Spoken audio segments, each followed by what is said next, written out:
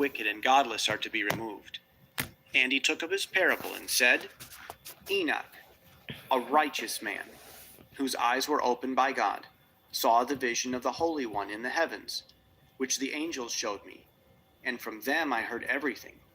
And from them I understood as I saw, but not for this generation, but for a remote one, which is for to come. Concerning the elect I said, and took up my parable concerning them, the Holy Great One will come forth from his dwelling, and the eternal God will tread upon the earth, even on Mount Sinai, and appear from his camp, and appear in the strength of his might from the heaven of heavens. And all shall be smitten with fear, and the watchers shall quake, and great fear and trembling shall seize them unto the ends of the earth. And the high mountains shall be shaken, and the high hills shall be made low, and all shall melt like wax before the flame. And the earth shall be wholly rent in sunder, and all that is upon the earth shall perish, and there shall be a judgment upon all men. But with the righteous he will make peace, and will protect the elect, and mercy shall be upon them, and they shall all belong to God, and they shall all be prospered, and they shall all be blessed. And he will help them all, and light shall appear unto them, and he will make peace with them. And behold, he cometh with 10,000s of his holy ones to execute judgment upon all, and to destroy all the ungodly, and to convict all flesh of all the works of their ungodliness which they have ungodly committed, and of all the hard things which ungodly sinners have spoken against him. Observe ye everything that takes place in the heaven, how they do not change their orbits, and the luminaries which are in heaven, how they all rise and set in order each in its season, and transgress not against their appointed order. Behold ye the earth, and give heed to the things which take place upon it from first to last, how steadfast they are, how none of the things upon earth change, but all the works of God appear to you. Behold the summer and the winter, how the whole earth is filled with water, and clouds and dew and rain lie upon it. Observe ye and see how, in the winter, all the trees seem as though they had withered, and shed all their leaves, except 14 trees, which do not lose their foliage, but retain the old foliage from 2 to 3 years till the new comes. And, again, observe ye the days of summer, how the sun is above the earth, over against it. And you seek shade and shelter by reason of the heat of the sun. And the earth also burns with glowing heat, and so you cannot tread on the earth, or on a rock by reason of its heat. Observe ye how the trees cover themselves with green leaves, and bear fruit. Wherefore give ye heed, and know with regard to all his works, and recognize how he that liveth for ever hath made them so. And all his works go on, thus from year to year forever, and all the tasks which they accomplish for him, and their tasks change not, but according as God hath ordained, so is it done.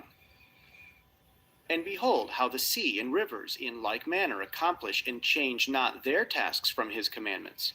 But ye have not been steadfast, and spoken proud and hard words with your impure mouths against his greatness. O ye hard-hearted, ye shall find no peace. Therefore ye shall execrate your days, and the years of your life shall perish, and the years of your destruction shall be multiplied in eternal execration, and ye shall find no mercy.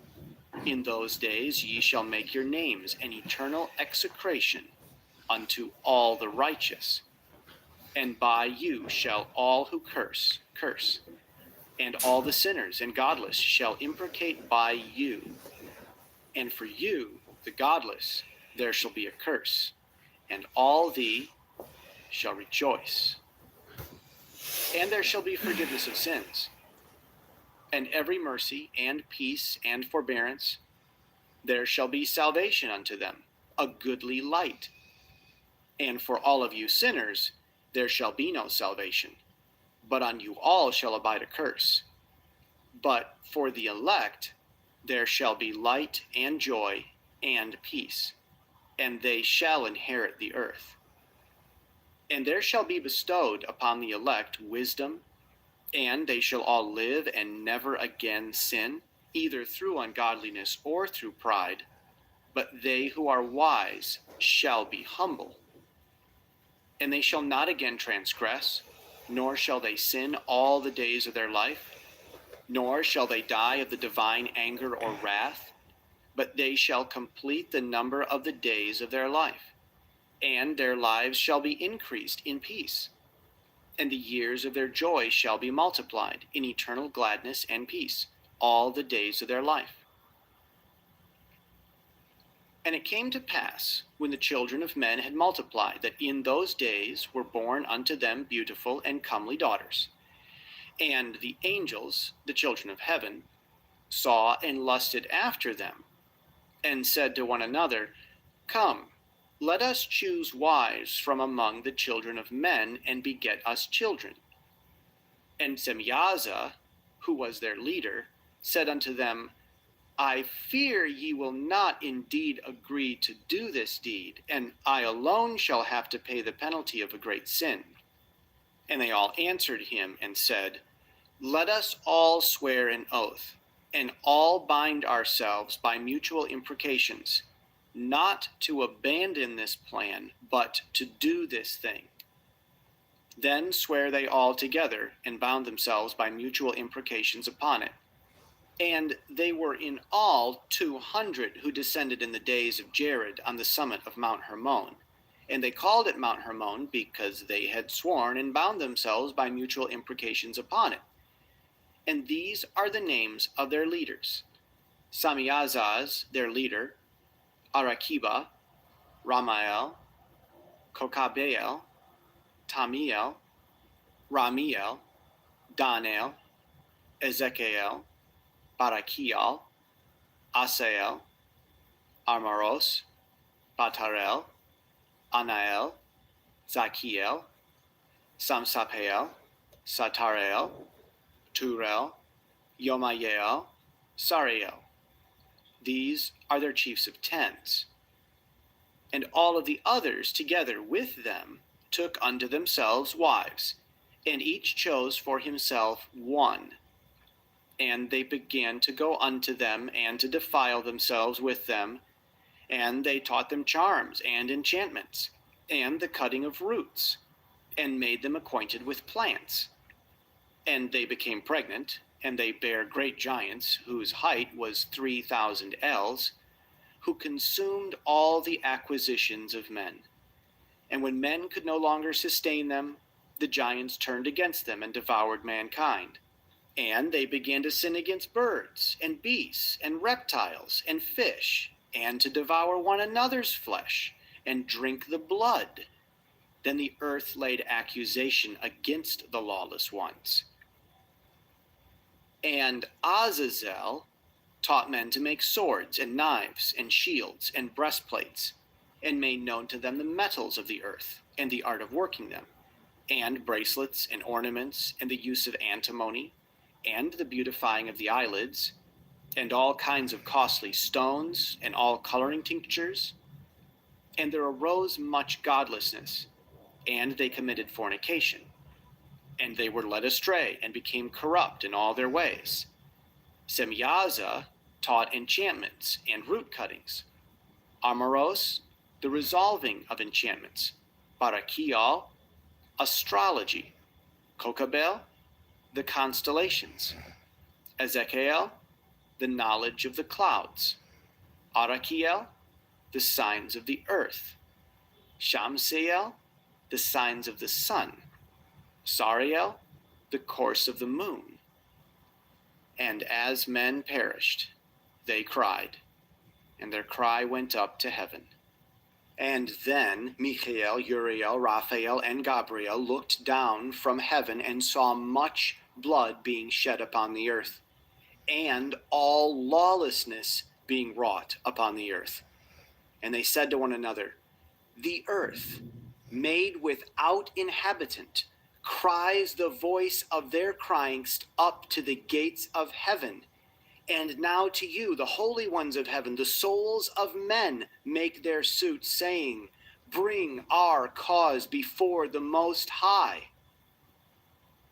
And they said to the Lord of the ages, "Lord of hosts, God of gods, King of kings, and God of the ages, the throne of thy glory standeth unto all the generations of the ages, and thy name holy and glorious and blessed unto all the ages.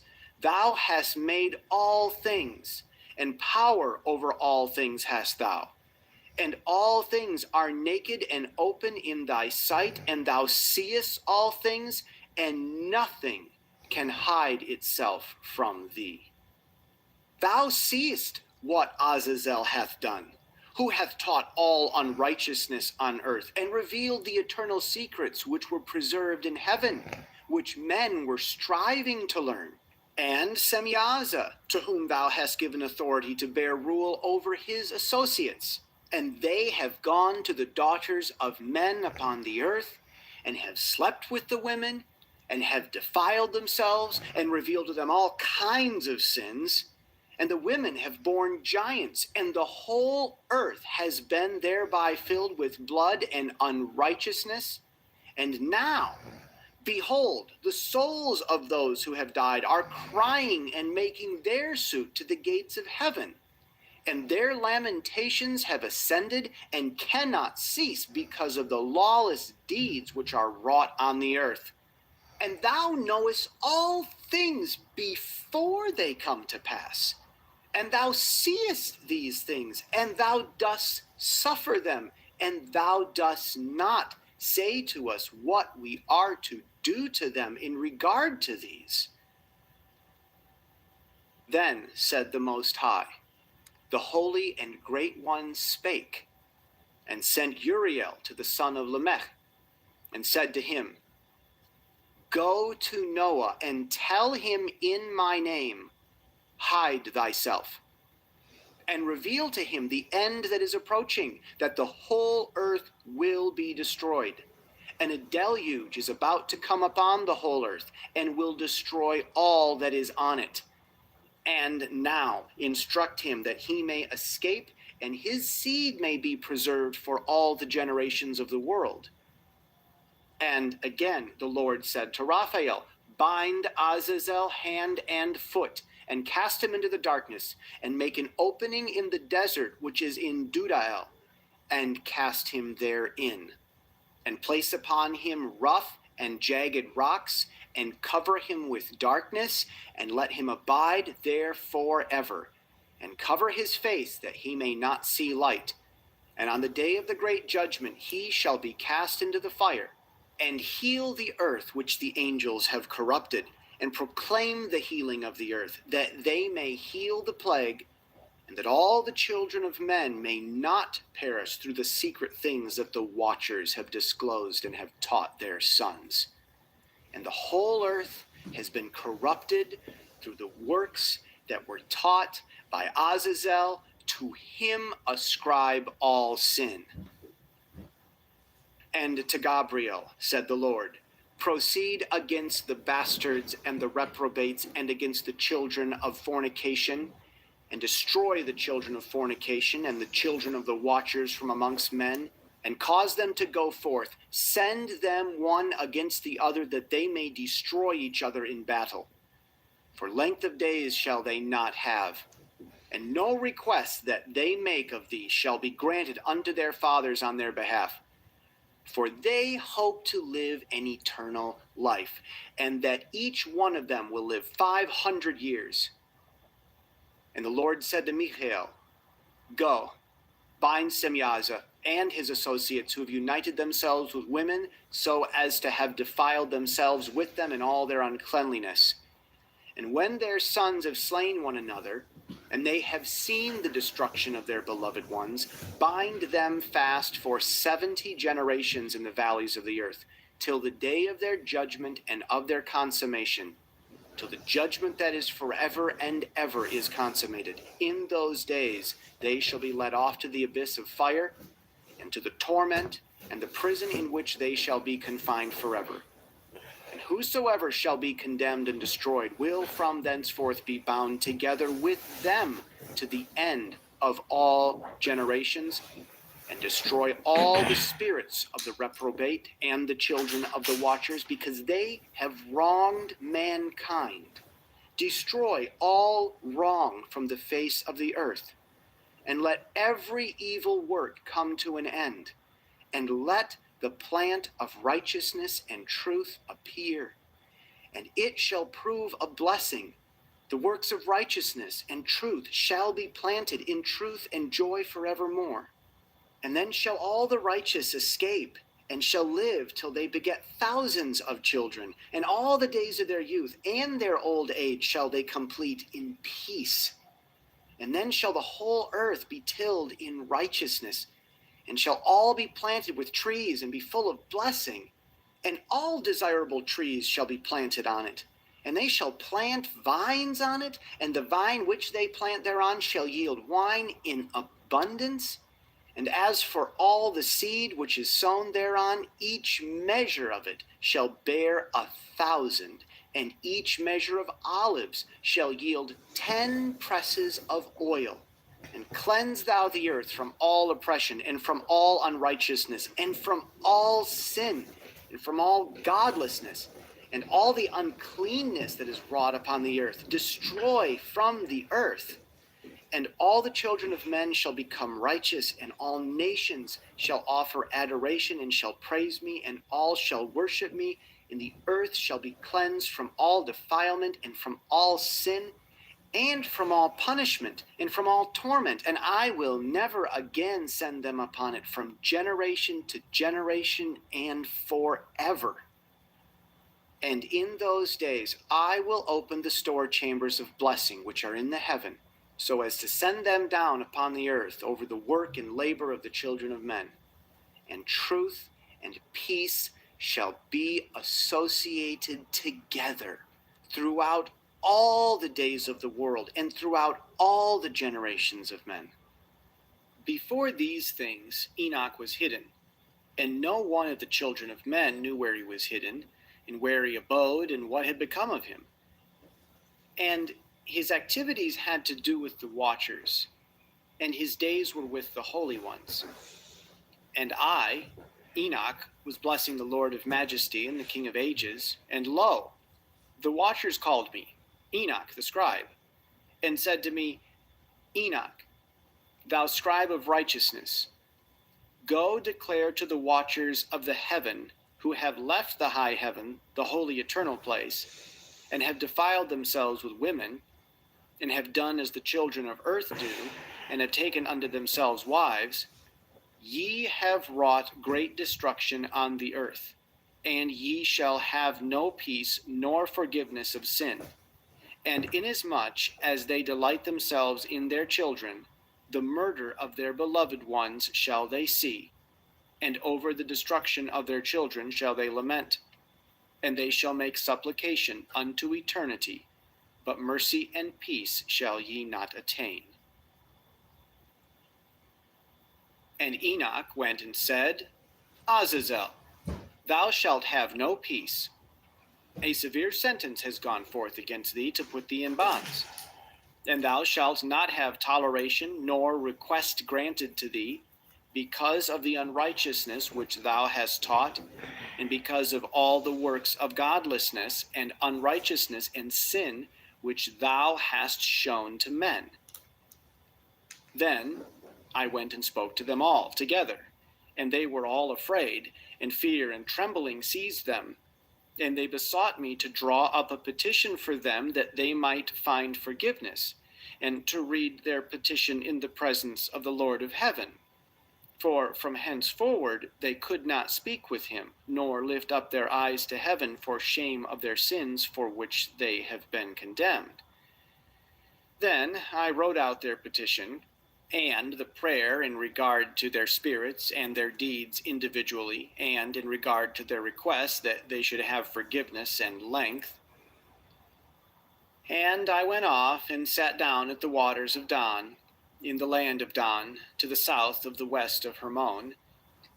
I read their petition till I fell asleep, and behold, a dream came to me, and visions fell down upon me, and I saw visions of chastisement, and a voice came bidding me to tell it to the sons of heaven and reprimand them. Then I awaked. I came unto them, and they were all sitting gathered together, weeping in Abel-Syail, which is between Lebanon and Senneser, with their faces covered. And I recounted before them all the visions which I had seen in sleep, and I began to speak the words of the righteousness, and to reprimand the heavenly watchers. The book of the words of righteousness, and of the reprimand of the eternal watchers, in accordance with the command of the Holy Great One in that vision. I saw in my sleep what I will now say with the tongue of flesh, and with the breath of my mouth, which the Great One has given to men to converse therewith, and understand with the heart. He has created and given to man the power of understanding the word of wisdom. So hath he created me also, and given me the power of reprimanding the watchers, the children of heaven. I wrote out your petition, and in my vision it appeared thus, that your petition will not be granted unto you throughout all the days of eternity, and that judgment has been finally passed upon you. Yea, your petition will not be granted unto you. And from henceforth you shall not ascend into heaven unto all eternity. And in bonds of the earth the decree has gone forth to bind you for all the days of the world.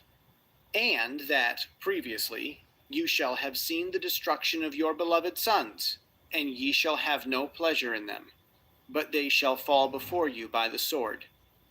And your petition on their behalf shall not be granted, nor yet on your own, even though you weep and pray and speak all the words contained in the writing which I have written. And the vision was shown to me thus. Behold, in the vision clouds invited me, and a mist summoned me. And the course of the stars and the lightning sped and hastened me. And the winds in the vision caused me to fly, and lifted me upward, and bore me into heaven. And I went in till I drew nigh to a wall, which is built of crystals, and surrounded by tongues of fire, and it began to affright me. And I went into the tongues of fire, and drew nigh to a large house, which was built of crystals, and the walls of the house were like a tessellated floor made of crystals, and its groundwork was of crystal. Its ceiling was like the path of the stars, and the lightnings, and between them were fiery cherubim, and their heaven was clear as water. A flaming fire surrounded the walls, and its portals blazed with fire. And I entered into that house, and it was hot as fire, and cold as ice. There were no delights of life therein. Fear covered me, and trembling gat hold upon me. And as I quaked and trembled, I fell upon my face. And I beheld a vision, and lo, there was a second house, greater than the former. And the entire portal stood open before me, and it was built of flames of fire. And in every respect, it so excelled in splendor and magnificence and extent that I cannot describe to you its splendor and its extent. And its floor was of fire, and above it were lightnings and the path of the stars, and its ceiling was also flaming fire. And I looked and saw therein a lofty throne. Its appearance was as crystal, and the wheels thereof as the shining sun. And there was the vision of cherubim. And from underneath the throne came streams of flaming fire, so that I could not look thereon. And the great glory sat thereon. And his raiment shone more brightly than the sun, and was whiter than any snow. None of the angels could enter and could go before his face by reason of the magnificence and glory, and no flesh could behold him. The flaming fire was round about him, and a great fire stood before him, and none around could draw nigh him. 10,000 times 10,000 stood before him, yet he needed no counselor. And the most holy ones who were nigh to him did not leave by night nor depart from him. And until then I had been prostrate on my face, trembling. And the Lord called me with his own mouth and said to me, Come hither, Enoch, and hear my word. And one of the holy ones came to me and waked me, and he made me rise up and approach the door, and I bowed my face downwards. And he answered and said to me, I hear his voice. Fear not, Enoch, thou righteous man and scribe of righteousness. Approach hither and hear my voice. And go, say to the watchers of heaven, who have sent thee to intercede for them, you should intercede for men, and not men for you. Wherefore have ye left the high, holy, and eternal heaven, and lain with women, and defiled yourselves with the daughters of men, and taken to yourselves wives, and done like the children of earth, and begotten giants as your sons? And though ye were holy, spiritual, living the eternal life, you have defiled yourselves with the blood of women, and have begotten children with the blood of flesh. And as the children of men have lusted after flesh and blood, as those who also do die and perish. Therefore have I given them wives, so that they might impregnate them and beget children by them, and that thus nothing might be wanting to them on the earth. But you were formerly spiritual, living the eternal life, and immortal for all generations of the world. And therefore I have not appointed wives for you. As for the spiritual ones of the heaven, in heaven is their dwelling. And now the giants who are produced from the spirits and flesh shall be called evil spirits upon the earth, and on the earth shall be their dwelling. Evil spirits have proceeded from their bodies, because they are born from men and from the holy watchers in their beginning and primal origin. And they shall be evil spirits on earth, and evil spirits shall they be called. As for the spirits of heaven, in heaven shall be their dwelling. But as for the spirits of the earth, which were born upon the earth shall be their dwelling. And the spirits of the giants afflict, oppress, destroy, attack, do battle, and work destruction on the earth, and cause trouble. They take no food, but nevertheless hunger and thirst, and cause offenses. And these spirits shall rise up against the children of men and against the women, because they have proceeded from them. From the days of the slaughter and destruction and death of the giants, from the souls of whose flesh the spirits, having gone forth, shall destroy without incurring judgment.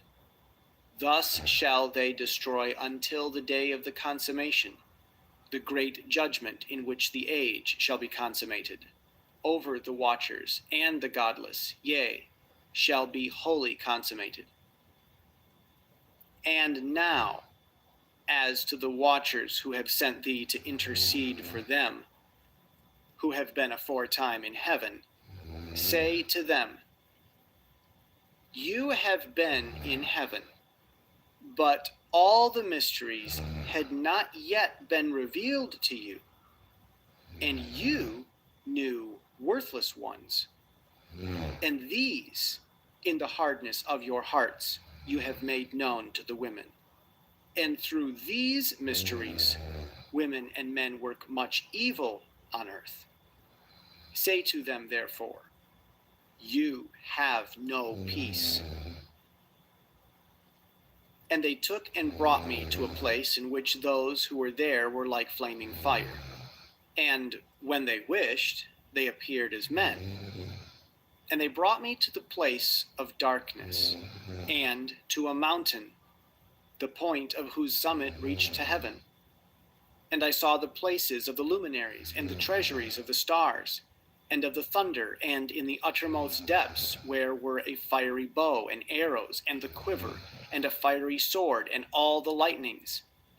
And they took me to the living waters, and to the fire of the west, which receives every setting of the sun.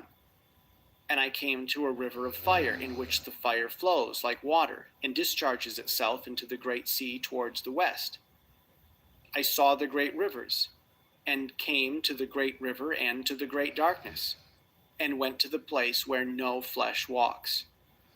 I saw the mountains of the darkness of winter, and the place whence all the waters of the deep flow. I saw the mouths of all the rivers of the earth, and the mouth of the deep. I saw the treasuries of all the winds. I saw how he had furnished with them the whole creation and the firm foundations of the earth. And I saw the cornerstone of the earth. I saw the four winds which bear the earth and the firmament of heaven.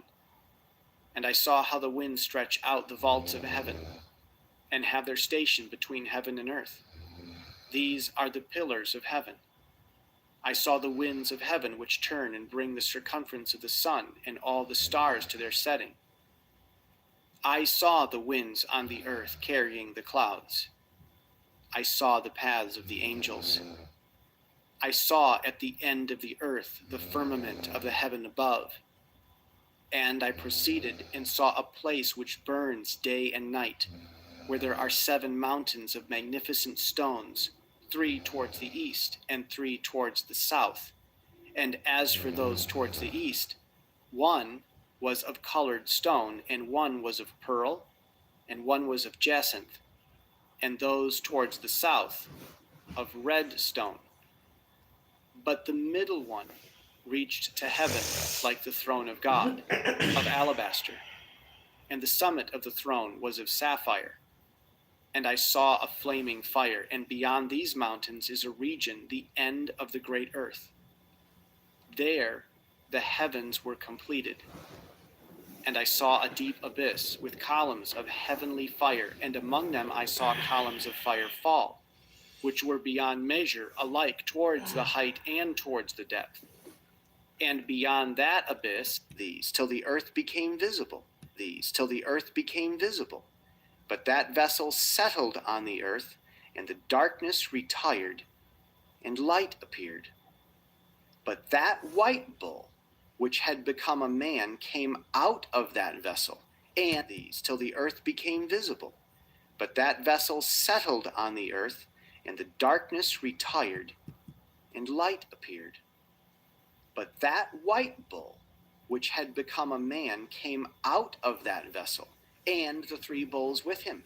And one of those 3 was white like that bull, and one of them was red as blood, and one black. And that white bull departed from them. And they began to bring forth beasts of the field and birds, so that there arose different genera: lions, tigers, wolves, dogs, hyenas, wild boars, foxes, squirrels, swine, falcons, vultures, kites, eagles, and ravens. And among them was born a white bull. And they began to fight one another. But that white bull which was born amongst them begat a wild ass, and a white bull with it. And the wild ass's which was born from him begat a black as men. And they brought me to the place of darkness, and to a mountain, the point of whose summit reached to heaven. And I saw the places of the luminaries, and the treasuries of the stars, and of the thunder, and in the uttermost depths, where were a fiery bow, and arrows, and the quiver, and a fiery sword, and all the lightnings. And they took me to the living waters, and to the fire of the west, which receives every setting of the sun. And I came to a river of fire, in which the fire flows like water, and discharges itself into the great sea towards the west. I saw the great rivers, and came to the great river and to the great darkness, and went to the place where no flesh walks. I saw the mountains of the darkness of winter, and the place whence all the waters of the deep flow. I saw the mouths of all the rivers of the earth, and the mouth of the deep. I saw the treasuries of all the winds. I saw how he had furnished with them the whole creation and the firm foundations of the earth. And I saw the cornerstone of the earth. I saw the 4 winds which bear the earth and the firmament of heaven. And I saw how the winds stretch out the vaults of heaven, and have their station between heaven and earth. These are the pillars of heaven. I saw the winds of heaven which turn and bring the circumference of the sun and all the stars to their setting. I saw the winds on the earth carrying the clouds. I saw the paths of the angels. I saw at the end of the earth the firmament of the heaven above. And I proceeded and saw a place which burns day and night, where there are 7 mountains of magnificent stones, 3 towards the east and 3 towards the south. And as for those towards the east, one was of colored stone, and one was of pearl, and one was of jacinth, and those towards the south of red stone. But the middle one reached to heaven like the throne of God, of alabaster, and the summit of the throne was of sapphire. And I saw a flaming fire, and beyond these mountains is a region, the end of the great earth. There the heavens were completed. And I saw a deep abyss with columns of heavenly fire, and among them I saw columns of fire fall, which were beyond measure, alike towards the height and towards the depth. And beyond that abyss I saw a place which had no firmament of the heaven above, and no firmly founded earth beneath it. There was no water upon it, and no birds, but it was a waste and horrible place. I saw there 7 stars like great burning mountains. And to me, when I inquired regarding them, the angel said, "This place is the end of heaven and earth. This has become a prison for the stars and the host of heaven. And the stars which roll over the fire are they which have transgressed the commandment of the Lord in the beginning of their rising, because they did not come forth at their appointed times. And he was wroth with them and bound them till the time when their guilt should be consummated, even for 10,000 years." And Uriel said to me, "Here shall stand the angels who have connected themselves with women, and their spirits, assuming many different forms, are defiling mankind, and shall lead them astray into sacrificing to demons as gods. Here shall they stand till the day of their great judgment, in which they shall be judged till they are made an end of. And the women also of the angels who went astray shall become sirens. And I, Enoch, alone saw the vision, the ends of all things, and no man shall see as I have seen. And these are the names of the holy angels who watch: Uriel, one of the holy angels, who is over the world and over Tartarus; Raphael, one of the holy angels, who is over the spirits of men; Raguel, one of the holy angels, who takes vengeance on the world of the luminaries; Michael, one of the holy angels, to wit, he that is set over the best part of mankind and over chaos; Sarachael, one of the holy angels, who is set over the spirits, who sin in the spirit; Gabriel, one of the holy angels, who is over paradise and the serpents and the cherubim; Remiel, one of the holy angels, whom God set over those who rise. And I proceeded to where things were chaotic, and I saw there something horrible. I saw neither heaven above nor a firmly founded earth, but a place chaotic and horrible. And there I saw 7 stars of the heaven bound together in it, like great mountains burning with fire. Then I said, "For what sin are they bound, and on what account have they been cast in hither?" Then said Uriel, one of the holy angels who was with me, and was chief over them, and said, "Enoch, why dost thou ask, and why art thou eager for the truth? These are of the number of the stars of heaven, which have transgressed the commandment of the Lord, and are bound here till 10,000 years, the time entailed by their sins, are consummated." And from thence I went to another place, which was still more horrible than the former. And I saw a horrible thing, a great fire there, which burned and blazed, and the place was cleft as far as the abyss. being full of great descending columns of fire. Neither its extent nor its magnitude could I see, nor could I conjecture. Then I said, how fearful is the place, and how terrible to look upon! Then Uriel answered me, one of the holy angels who was with me, and said unto me, Enoch, why hast thou such fear and affright? And I answered, because of this fearful place, and because of the spectacle of pain. And he said unto me, this place is the prison of the angels, and here they will be imprisoned forever. And thence I went to another place, and the mountain of hard rock, and there was in it 4 hollow places, deep and wide and very smooth. How smooth are the hollow places, and deep and dark to look at! Then Raphael answered, one of the holy angels who was with me, and said unto me, these hollow places have been created for this very purpose, that the spirits of the souls of the dead should assemble therein, yea, that all the souls of the children of men should assemble here. And these places have been made to receive them till the day of their judgment, and till their appointed period, till the period appointed, till the great judgment comes upon them. I saw the spirit of a dead man making suit, and his voice went forth to heaven and made suit. And I asked Raphael, the angel who was with me, and I said unto him, this spirit which maketh suit, whose is it? Whose voice goeth forth and maketh suit to heaven?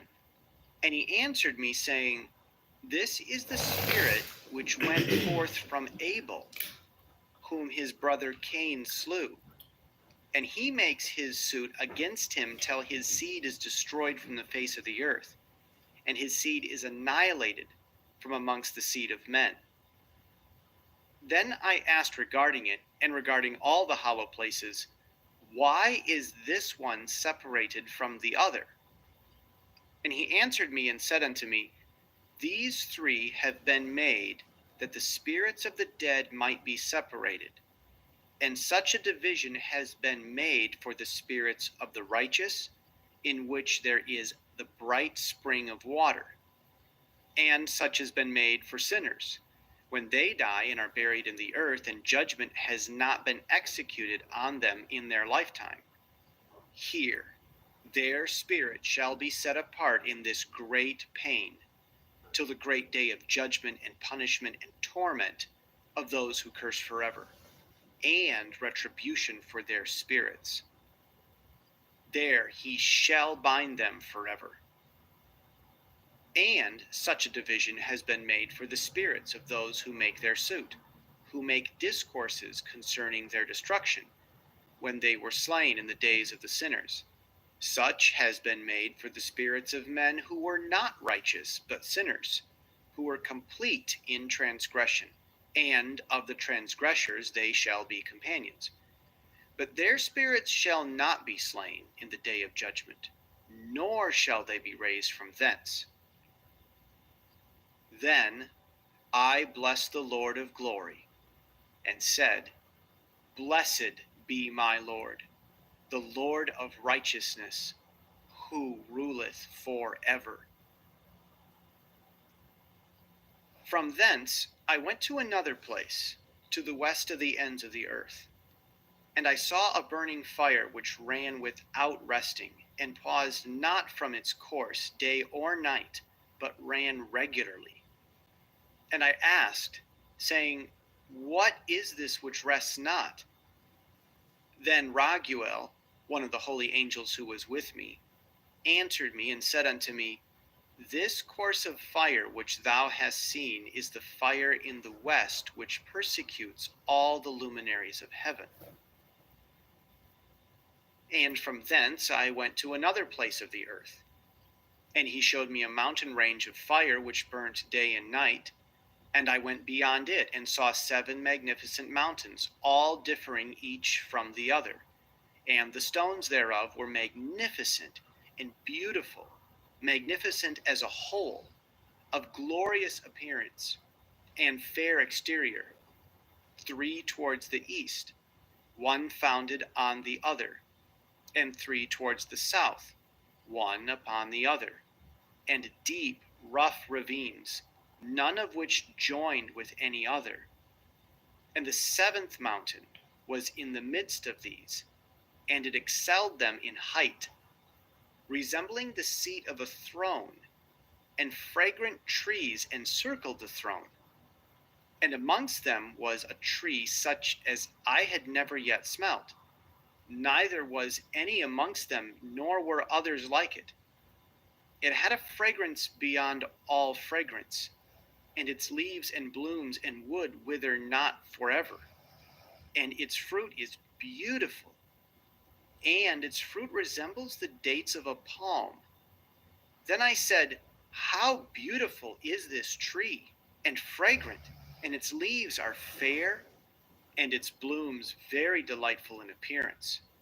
Then answered Michael, one of the holy and honored angels who was with me, and was their leader. And he said unto me, Enoch, why dost thou ask me regarding the fragrance of the tree? And why dost thou wish to learn the truth? Then I answered him, saying, I wish to know about everything, but especially about this tree. And he answered, saying, this high mountain which thou hast seen, whose summit is like the throne of God, is his throne, where the holy great one, the Lord of glory, the eternal King, will sit when he shall come down to visit the earth with goodness. And as for this fragrant tree, no mortal is permitted to touch it till the great judgment, when he shall take vengeance on all and bring everything to its consummation forever. It shall then be given to the righteous and holy. Its fruit shall be food to the elect. It shall be transplanted to the holy place, to the temple of the Lord, the eternal King. Then shall they rejoice with joy and be glad. And into the holy place shall they enter, and its fragrance shall be in their bones. And they shall live a long life on earth, such as thy fathers lived. And in their days shall no sorrow or plague or torment or calamity touch them. Then I blessed the God of glory, the eternal King, who hath prepared such things for the righteous, and hath created them, and promised to give to them. And I went from thence to the middle of the earth, and I saw a blessed place in which there were trees with branches abiding and blooming of a dismembered tree. And there I saw a holy mountain, and underneath the mountain to the east there was a stream, and it flowed towards the south.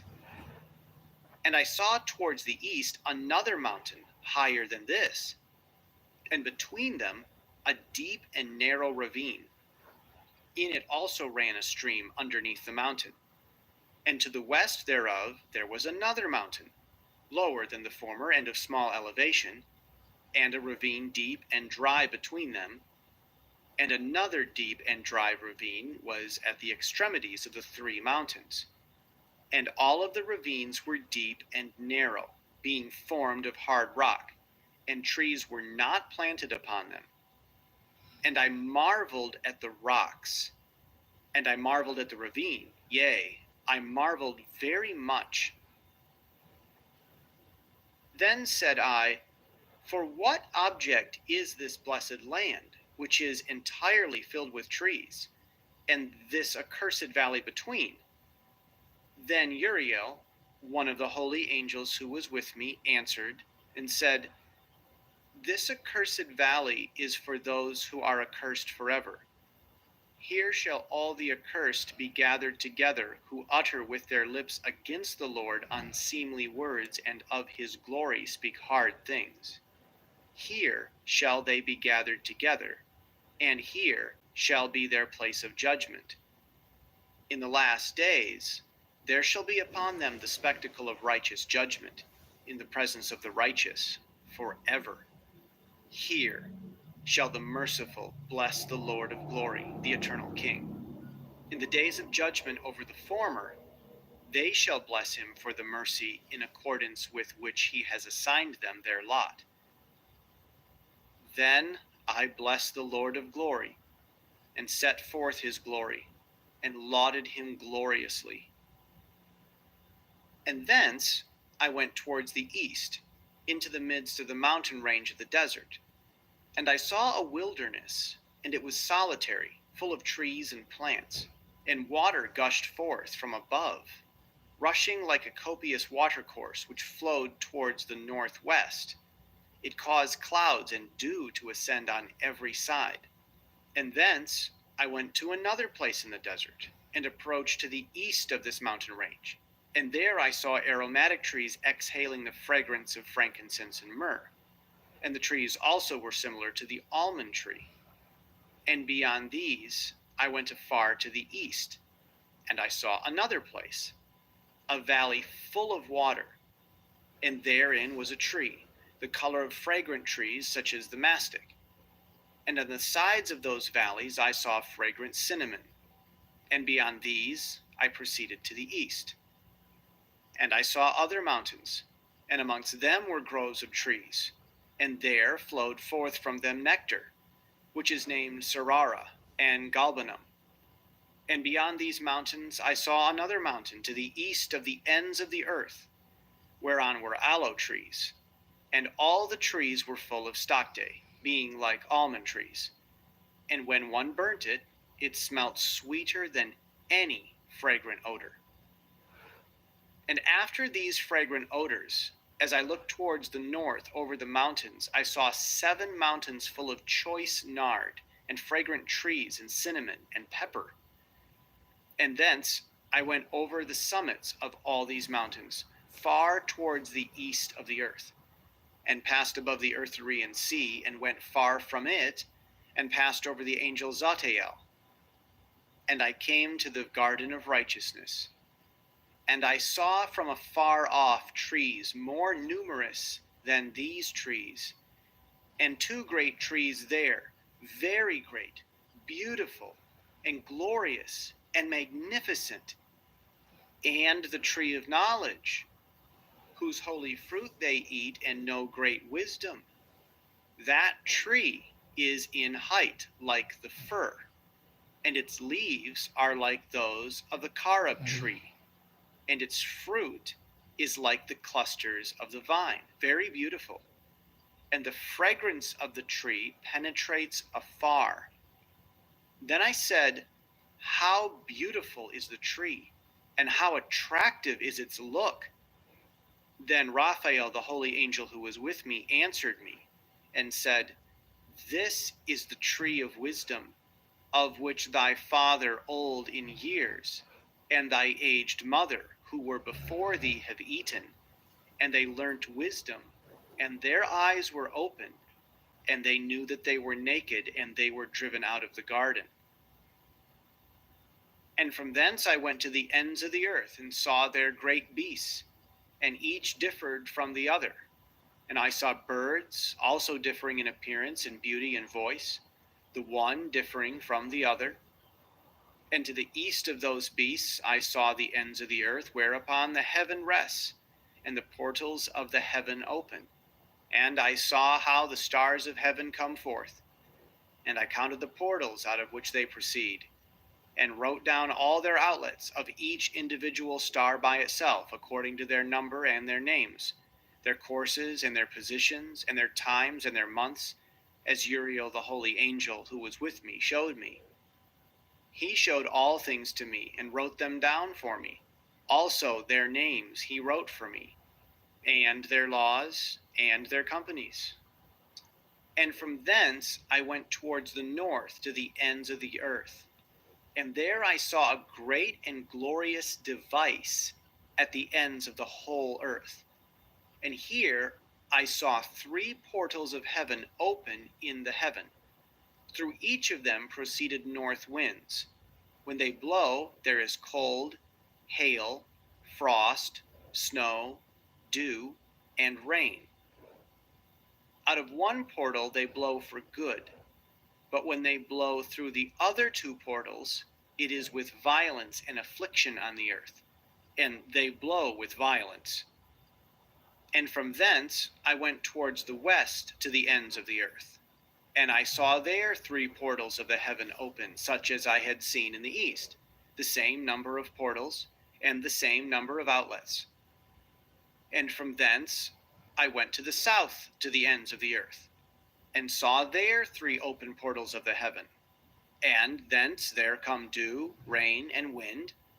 And from thence I went to the east to the ends of the heaven, and saw here the 3 eastern portals of the heaven open, and small portals above them.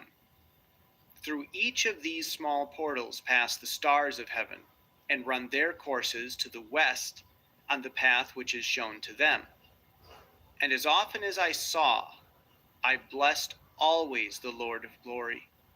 And I continued to bless the Lord of glory, who has wrought great and glorious wonders to show the greatness of his work to the angels and to spirits and to men, that they might praise his work and all his creation, that they might see the work of his might and praise the great work of his hands and bless him forever.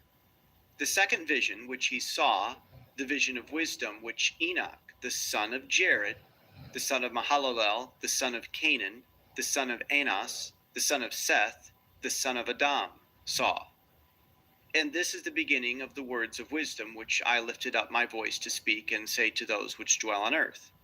Hear, ye men of old time, and see, ye that come after, the words of the Holy One which I will speak before the Lord of spirits.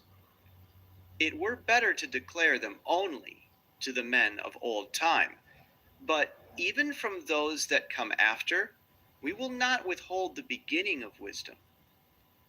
Till the present day, such wisdom has never been given by the Lord of spirits as I have received according to my insight, according to the good pleasure of the Lord of spirits, by whom the lot of eternal life has been given to me.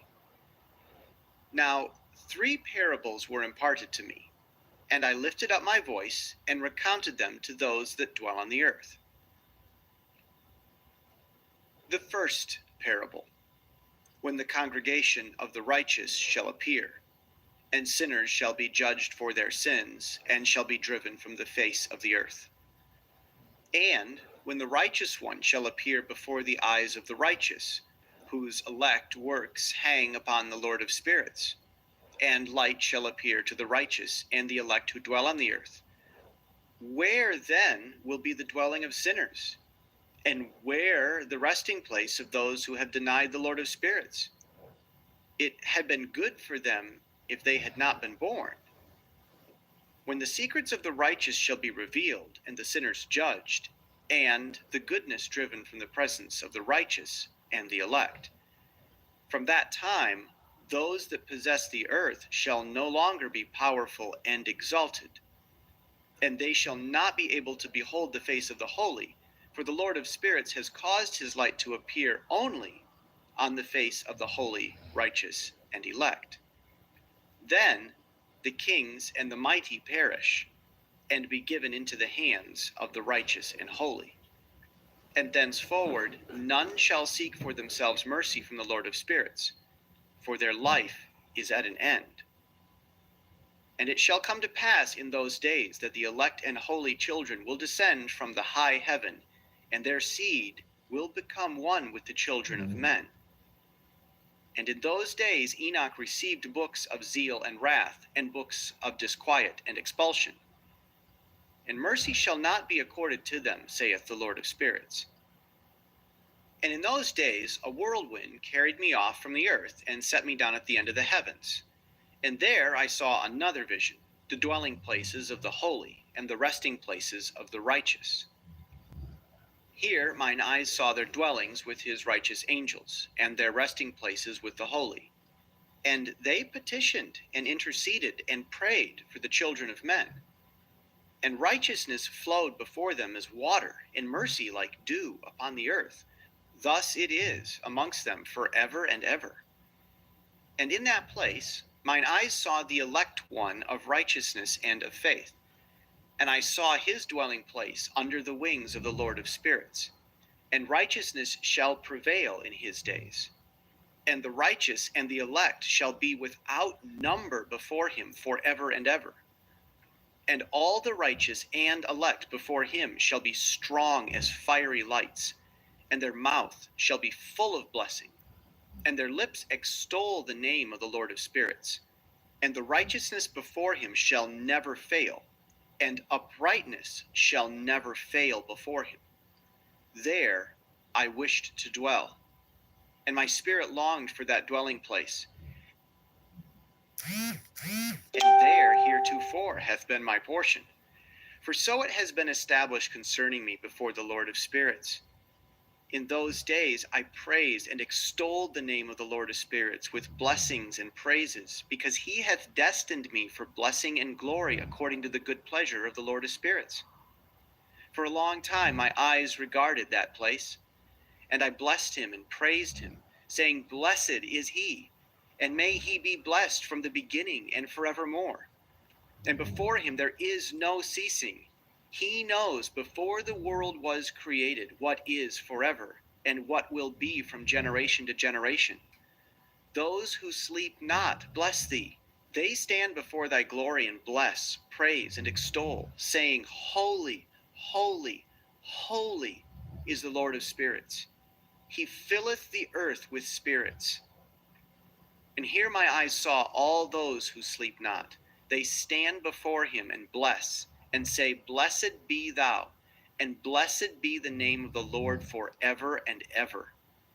And my face was changed, for I could no longer behold. And after that I saw thousands of thousands and 10,000 times 10,000. I saw a multitude beyond number and reckoning, who stood before the Lord of spirits. And on the four sides of the Lord of spirits I saw four presences, different from those that sleep not. And I learned their names.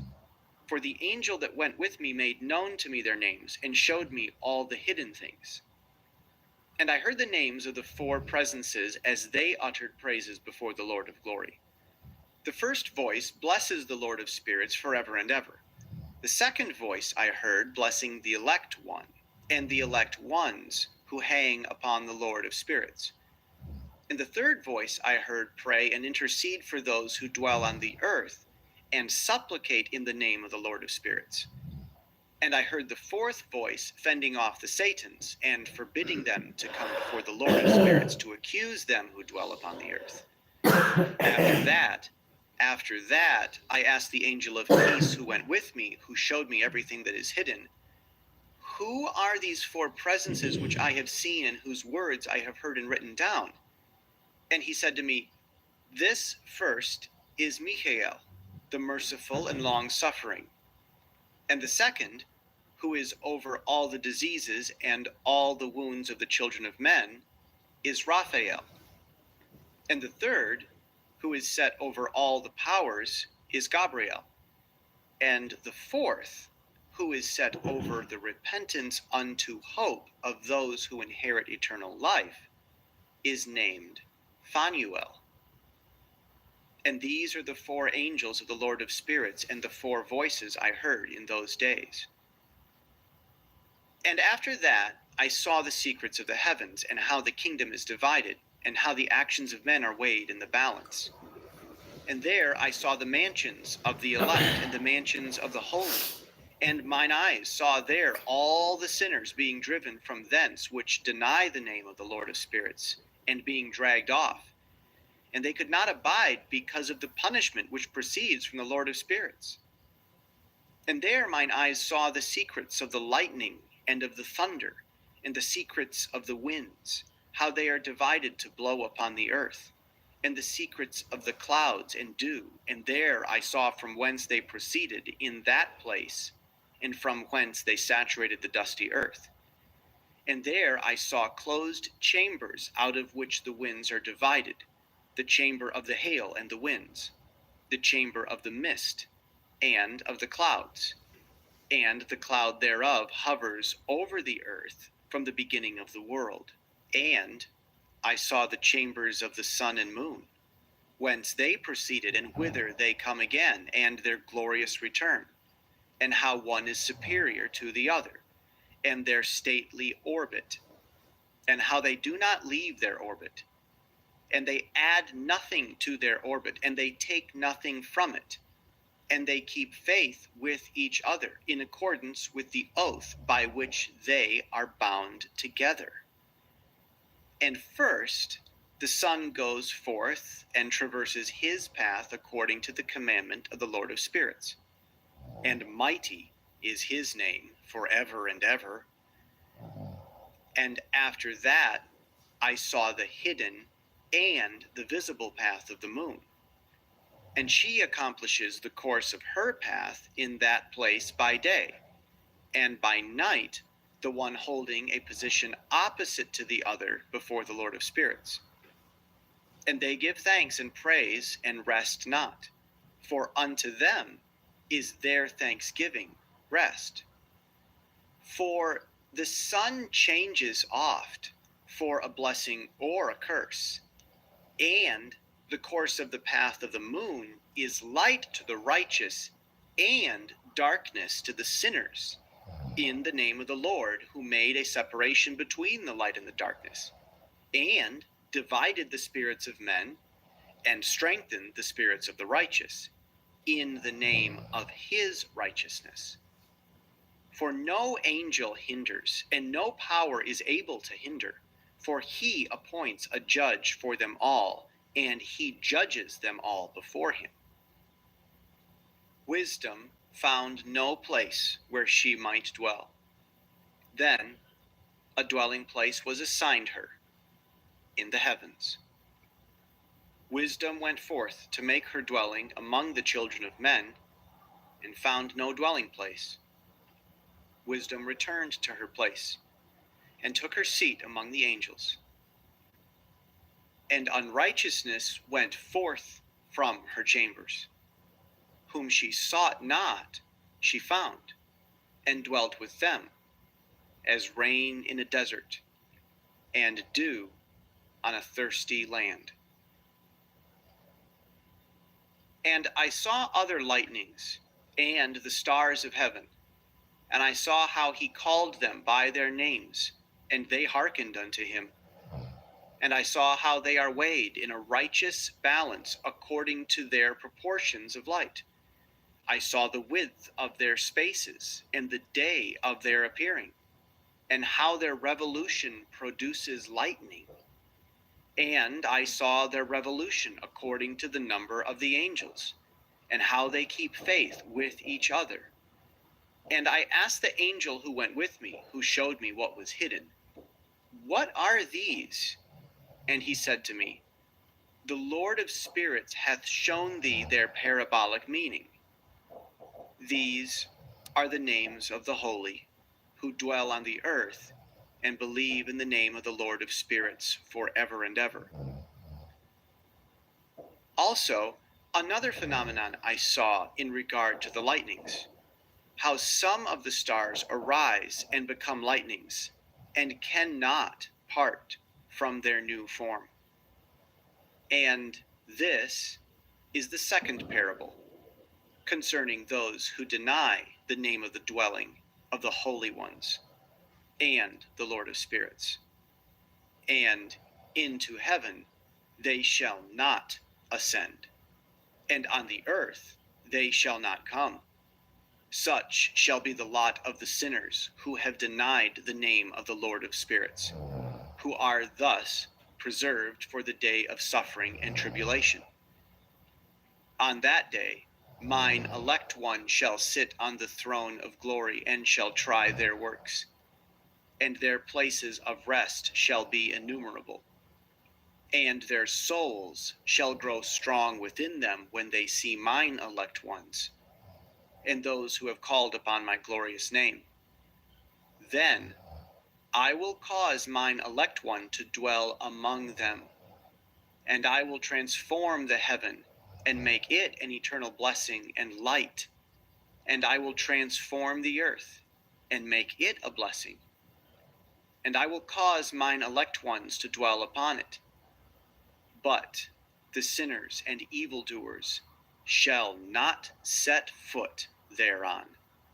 For I have provided and satisfied with peace my righteous ones, and have caused them to dwell before me. But for the sinners there is judgment impending with me, so that I shall destroy them from the face of the earth. And there I saw one who had a head of days, and his head was white like wool. And with him was another being, whose countenance had the appearance of a man, and his face was full of graciousness, like one of the holy angels. And I asked the angel who went with me and showed me all the hidden things, concerning that Son of Man, who he was, and whence he was, and why he went with the head of days. And he answered and said unto me, This is the Son of Man, who hath righteousness, with whom dwelleth righteousness, and who revealeth all the treasures of that which is hidden, because the Lord of spirits hath chosen him, and whose lot hath preeminence before the Lord of spirits in uprightness forever. And this Son of Man, whom thou hast seen, shall rise up the kings and the mighty from their seats, and the strong from their thrones, and shall loosen the reins of the strong, and break the teeth of the sinners. And he shall put down the kings from their thrones and kingdoms, because they do not extol and praise him, nor humbly acknowledge whence the kingdom was bestowed upon them. And he shall put down the countenance of the strong, and shall fill them with shame. And darkness shall be their dwelling, and worms shall be their bed. And they shall have no hope of rising from their beds, because they do not extol the name of the Lord of spirits. And these are they who judge the stars of heaven, and raise their hands against the Most High, and tread upon the earth and dwell upon it, and all their deeds manifest unrighteousness, and their power rests upon their riches, and their faith is in the gods which they have made with their hands.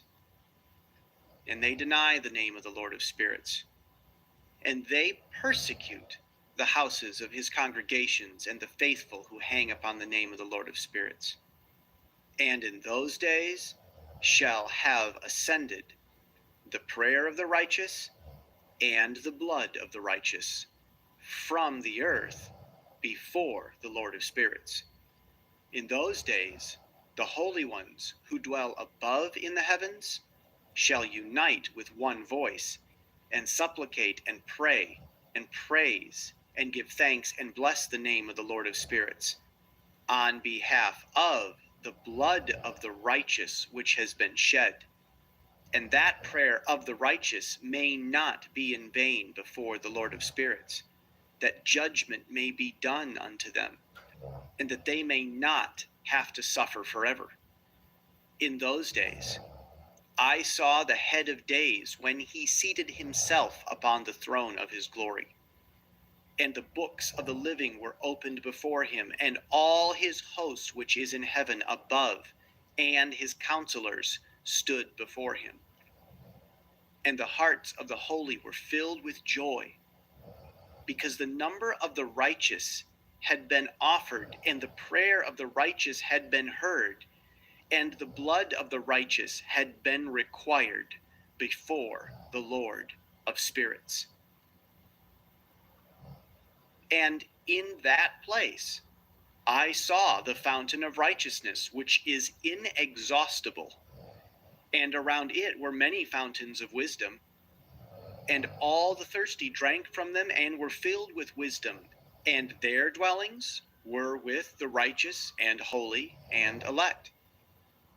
And at that hour the Son of Man was named in the presence of the Lord of spirits, and his name before the head of days.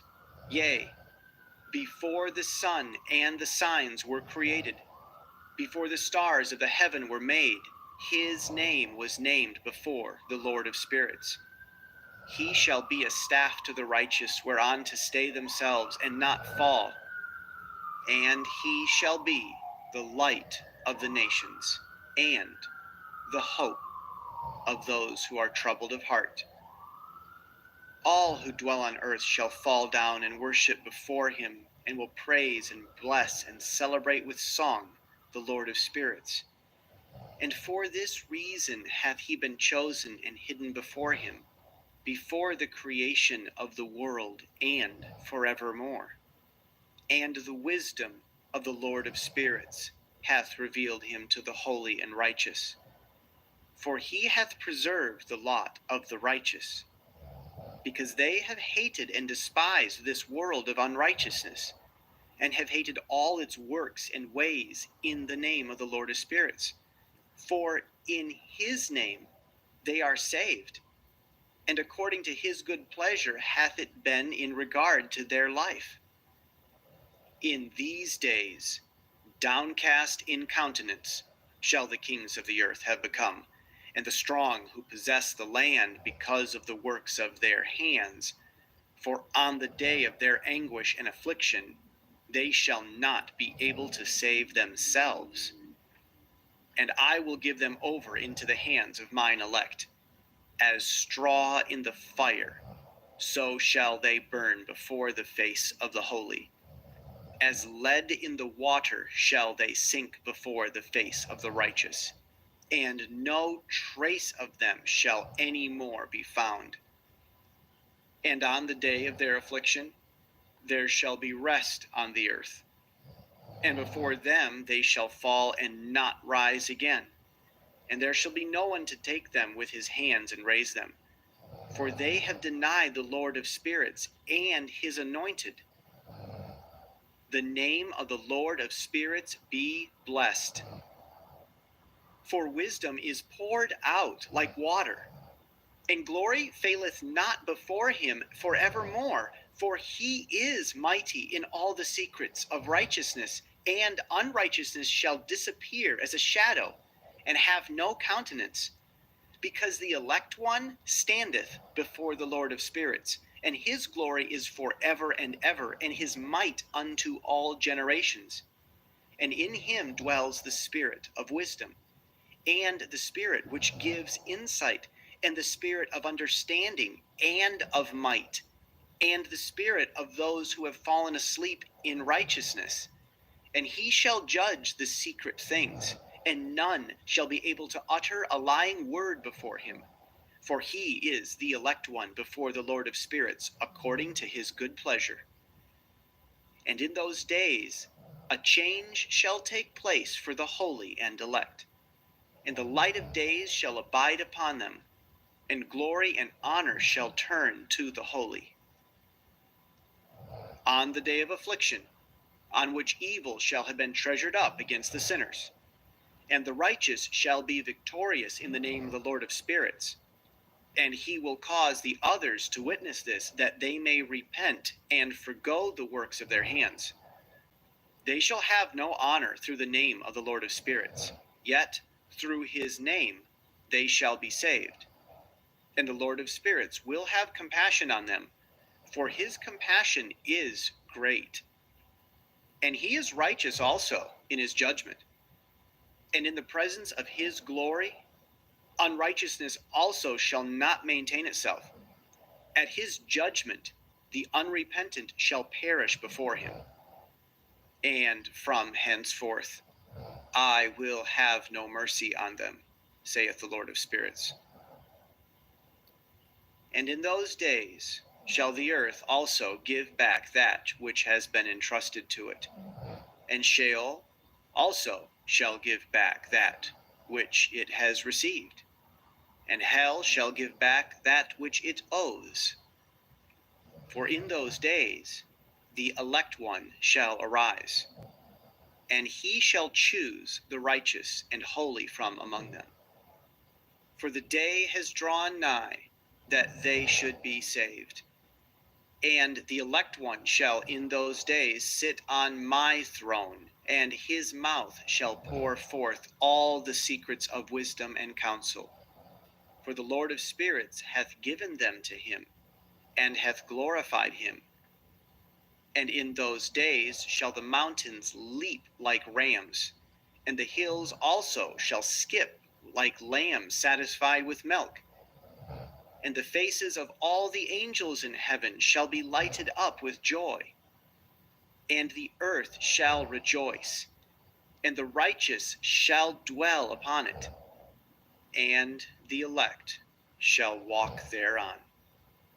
And after those days, in that place where I had seen all the visions of that which is hidden, I had been carried off in a whirlwind, and they had borne me towards the east.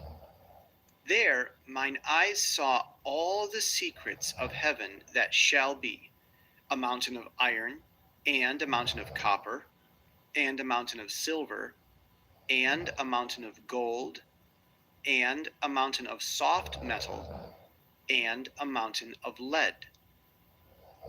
Then I asked the angel who went with me, saying, What things are these which I have seen in secret? And he said unto me, All these things which thou hast seen shall serve the dominion of his anointed, that he may be potent and mighty on the earth. And that angel of peace answered, saying unto me, Wait a little, and there shall be revealed unto thee all the secret things which surround the Lord of spirits. And these mountains which thine eyes have seen, the mountain of iron, and the mountain of copper, and the mountain of silver, and the mountain of gold, and the mountain of soft metal, and the mountain of lead, all these shall be in the presence of the elect one as wax before the fire. And like the water which streams down from above upon those mountains, and they shall become powerless before his feet.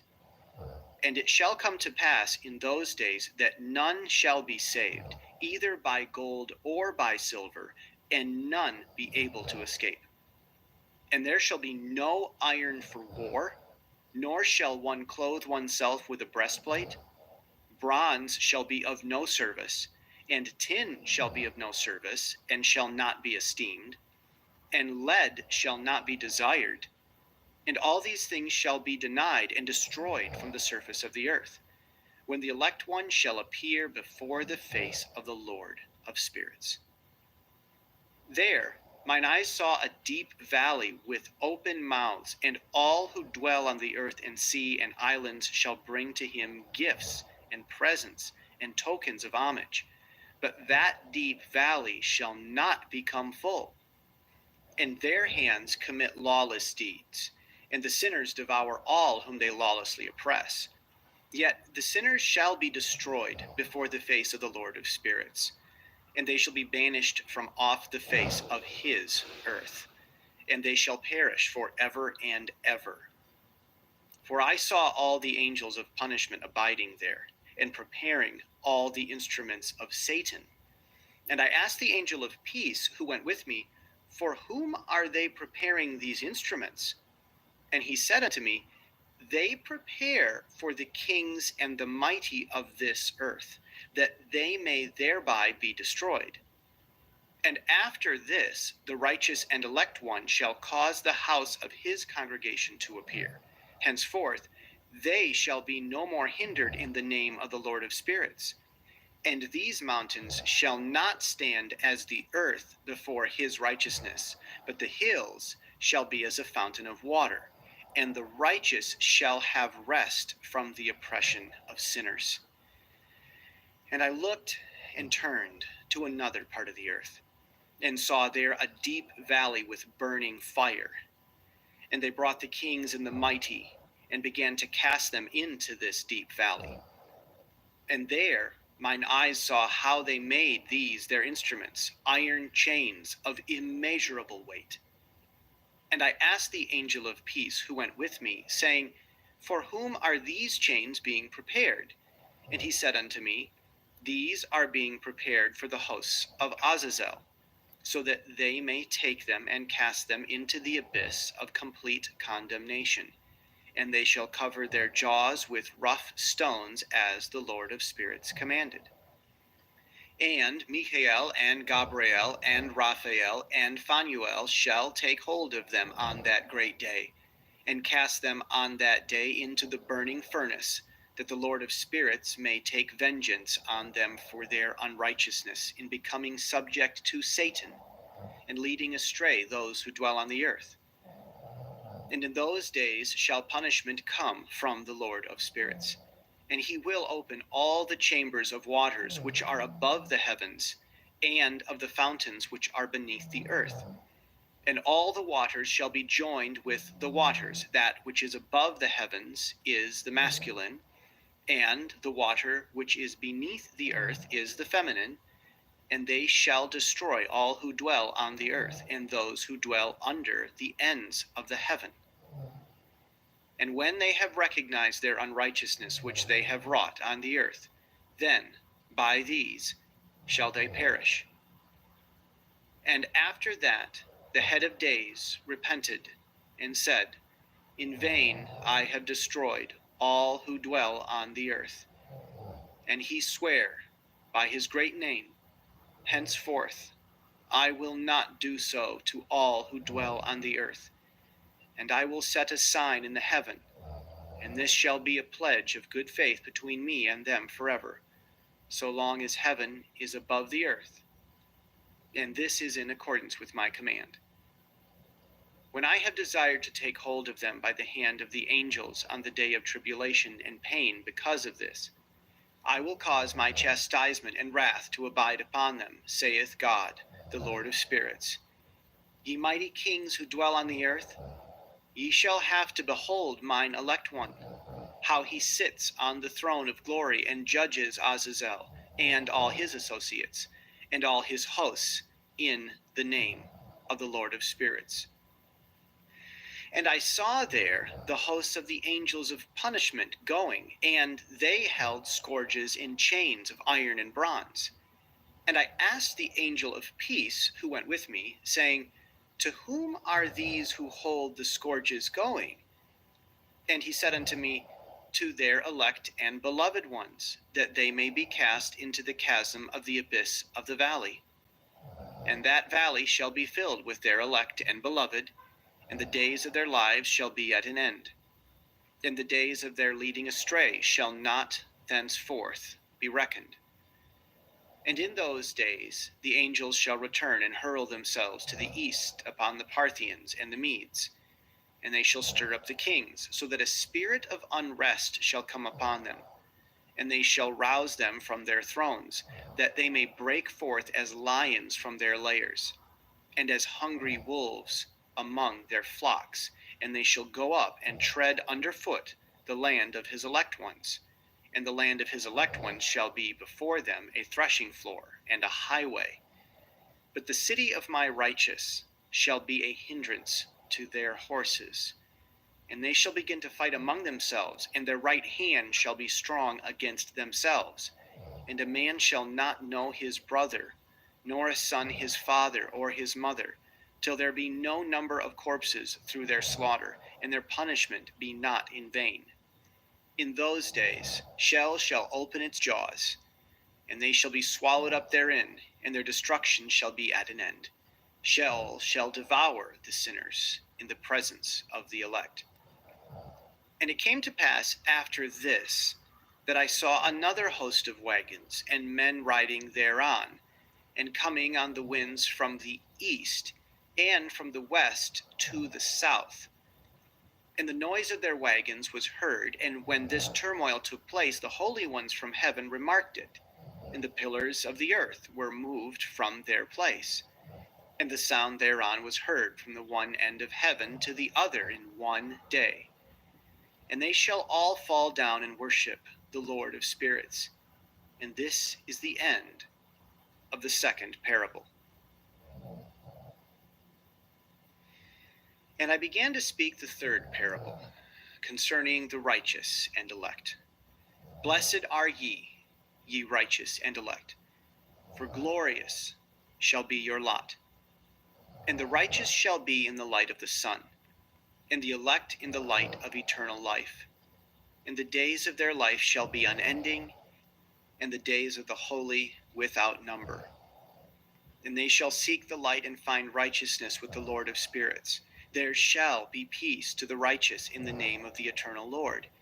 And after this it shall be said to the holy in heaven, that they should seek out the secrets of righteousness, the heritage of faith. For it has become bright as the sun upon the earth, and the darkness is past. And there shall be a light that never endeth, and to a number of days they shall not come. For the darkness shall first have been destroyed, and the light established before the Lord of spirits, and the light of uprightness established forever before the Lord of spirits. In those days mine eyes saw the secrets of the lightnings, and of the lights, and the judgments they execute. And they lighten for a blessing or curse, as the Lord of spirits willeth. And there I saw the secrets of the thunder, and how when it resounds above the heaven, and the sound thereof is heard, and he caused me to see the judgments executed on the earth, whether they be for well-being and blessing, or for a curse, according to the word of the Lord of spirits. And after that, all the secrets of the lights and lightnings were shown to me, and they lighten for blessing and for satisfying. In the year 500, in the 7th month, on the 14th day of the month, in the life of Enoch. In that parable I saw how a mighty quaking made the heaven of heavens to quake, and the host of the Most High, and the angels, 1,000 thousands and 10,000 times 10,000 were disquieted with a great disquiet. And the head of days sat on the throne of his glory, and the angels and the righteous stood around him. And a great trembling seized me, and fear took hold of me, and my loins gave way, and dissolved were my reins, and I fell upon my face. And Michael sent another angel from among the holy ones, and he raised me up. And when he had raised me up, my spirit returned. For I had not been able to endure the look of this host, and the commotion and the quaking of the heaven. And Michael said unto me, Why art thou disquieted with such a vision? Until this day lasted the day of his mercy. And he hath been merciful and long-suffering towards those who dwell on the earth. And when the day, and the power, and the punishment, and the judgment come, which the Lord of spirits hath prepared for those who worship not the righteous law, and for those who deny the righteous judgment, and for those who take his name in vain, that day is prepared. For the elect a covenant, but for sinners an inquisition. When the punishment of the Lord of spirits shall rest upon them, it shall rest in order that the punishment of the Lord of spirits may not come in vain. And it shall slay the children with their mothers, and the children with their fathers. Afterwards, the judgment shall take place according to his mercy and his patience. And on that day, there were 2 monsters parted, a female monster named Leviathan, to dwell in the abyss of the ocean over the fountains of the waters. But the male is named Behemoth, who occupied with his breast a waste wilderness named Dwaydain, on the east of the garden where the elect and righteous dwell, where my grandfather was taken up, the 7th from Adam, the first man whom the Lord of spirits created. And I besought the other angel that he should show me the might of those monsters, how they were parted on one day, and cast one into the abysses of the sea, and the other onto the dry land of the wilderness. And he said to me, Thou son of man, herein thou dost seek to know what is hidden. And the other angel who went with me and showed me what was hidden told me what is first and last in the heaven in the height, and beneath the earth in the depth, and at the ends of the heaven. and on the foundation of the heaven, and on the chambers of the winds, and how the winds are divided, and how they are weighed, and how the portals of the winds are reckoned, each according to the power of the wind, and the power of lights of the moon, and according to the power that is fitting, and the divisions of the stars according to their names, and how all the divisions are divided, and the thunders according to the places where they fall, and all the divisions that are made among the lightnings, that it may lighten, and their host, that they may at once obey. For the thunder has places of rest, which are assigned to it while it is waiting for its peal. And the thunder and lightning are inseparable. And although not one and undivided, they both go together through the Spirit and separate not. For when the lightning lightens, the thunder utters its voice, and the Spirit enforces a pause during the peal, and divides equally between them. For the treasury of their peals is like the sand, and each one of them as it peals is held in with a bridle, and turned back by the power of the Spirit, and pushed forward according to the many quarters of the earth. And the spirit of the sea is masculine and strong, and according to the might of his strength he draws it back with a rein, and in like manner it is driven forward and disperses amid all the mountains of the earth. And the spirit of the hoarfrost is his own angel, and the spirit of the hail is a good angel. And the spirit of the snow has forsaken his chambers on account of his strength. There is a special spirit therein, and that which ascends from it is like smoke, and its name is frost. And the spirit of the mist is not united with them in their chambers, but it has a special chamber, for its course is glorious, both in light and in darkness, and in winter and in summer, and its chamber is an angel.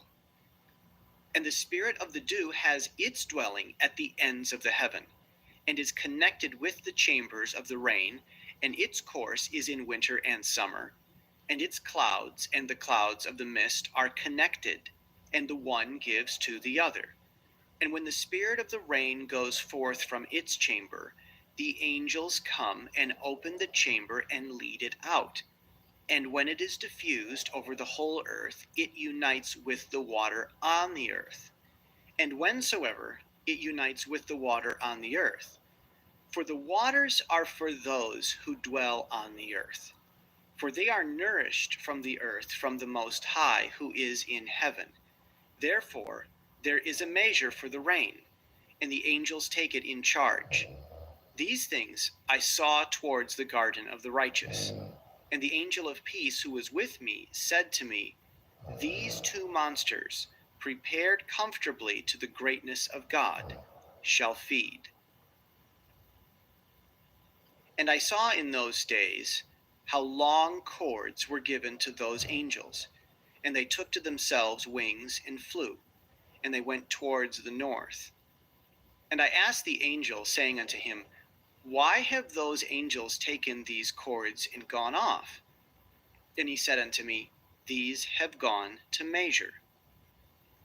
And the angel who went with me said unto me, these shall bring the measurements of the righteous, and the ropes of the righteous to the righteous, that they may stay themselves in the name of the Lord of spirits forever and ever. The elect shall begin to dwell with the elect. And those are the measurements which shall be given to faith, and which shall strengthen righteousness. And these measures shall reveal all the secrets of the depths of the earth, and those who have been destroyed by the desert, and those who have been devoured by the beasts, and those who have been devoured by the fish of the sea, that they may return and stay themselves on the day of the elect one. For none shall be destroyed before the Lord of spirits, and none can be destroyed. And all who dwell above in the heaven received a command and power and one voice and one light like unto fire. And that one, with their first words, they blessed, and extolled and lauded with wisdom. And they were wise in utterance and in the spirit of life. And the Lord of spirits placed the elect one on the throne of glory. And he shall judge all the works of the holy above in the heaven. And in the balance shall their deeds be weighed, and when he shall lift up his countenance to judge their secret ways according to the word of the name of the Lord of spirits, and their path according to the way of the righteous judgment of the Lord of spirits. And they shall all with one voice speak and bless and glorify and extol and sanctify the name of the Lord of spirits. And he will summon all of the hosts of the heavens, and all of the holy ones above, and the host of God, and the cherubic, and seraphim, and ophanim, and all the angels of power, and all the angels of principalities, and the elect one, and the other powers on the earth, and over the water. On that day shall rise one voice, and bless and glorify and exalt in the spirit of faith, and in the spirit of wisdom, and in the spirit of patience, and in the spirit of mercy, and in the spirit of judgment and of peace, and in the spirit of goodness, and shall all say with one voice, Blessed is he, and may the name of the Lord of spirits be blessed for ever and ever. All who sleep not above in heaven shall bless him. All the holy ones who are in heaven shall bless him, and all the elect who dwell in the garden of life, and every spirit of light who is able to bless and glorify and extol and hallow thy blessed name. And all flesh shall beyond measure glorify and bless thy name forever and ever. For great is the mercy of the Lord of spirits, and he is long-suffering, and all his works and all he has created he has revealed to the righteous and elect in the name of the Lord of spirits. And thus the Lord commanded the kings and the mighty and the exalted and those who dwell on the earth, and said, Open your eyes, and lift up your horns if ye are able to recognize the elect one. And the Lord of spirits seated him on the throne of his glory, and the spirit of righteousness was poured out upon him. And the word of his mouth slays all the sinners, and all the unrighteousness are destroyed from before his face.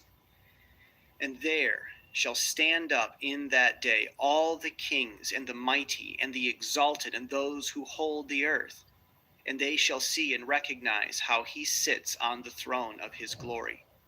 And righteousness is judged before him, and no lying word is spoken before him. Then shall pain come upon them as a woman in travail, and she has pain in bringing forth when her child enters the mouth of her womb, and she has pain in bringing forth. And one portion of them shall look on the other, and they shall be terrified, and they shall be downcast of countenance, and pain shall seize them, when they see that Son of Man sitting on the throne of his glory. And the kings and the mighty and all who possess the earth shall bless and glorify and extol him who rules over all, who was hidden. For from the beginning the Son of Man was hidden, and the Most High preserved him in the presence of his might, and revealed him to the elect. And the congregation of the elect and holy shall be sown, and all the elect shall stand before him on that day. And all the kings and the mighty and the exalted and those who rule the earth shall fall down before him on their faces and worship, and set their hope upon that Son of Man, and petition him and supplicate for mercy at his hands. Nevertheless, that Lord of spirits will so press them, that they shall hastily go forth from his presence, and their faces shall be filled with shame, and the darkness grow deeper on their faces. And he will deliver them to the angels for punishment, to execute vengeance on them, because they have oppressed his children and his elect. And they shall be a spectacle for the righteous and for his elect. They shall rejoice over them, because the wrath of the Lord of spirits resteth upon them. And his sword is drunk with their blood.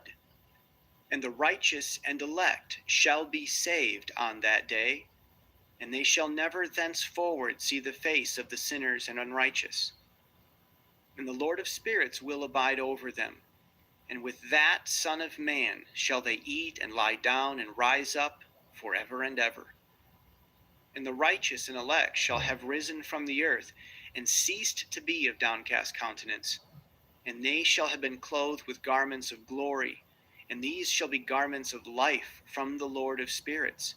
And your garments shall not grow old, nor your glory pass away before the Lord of spirits.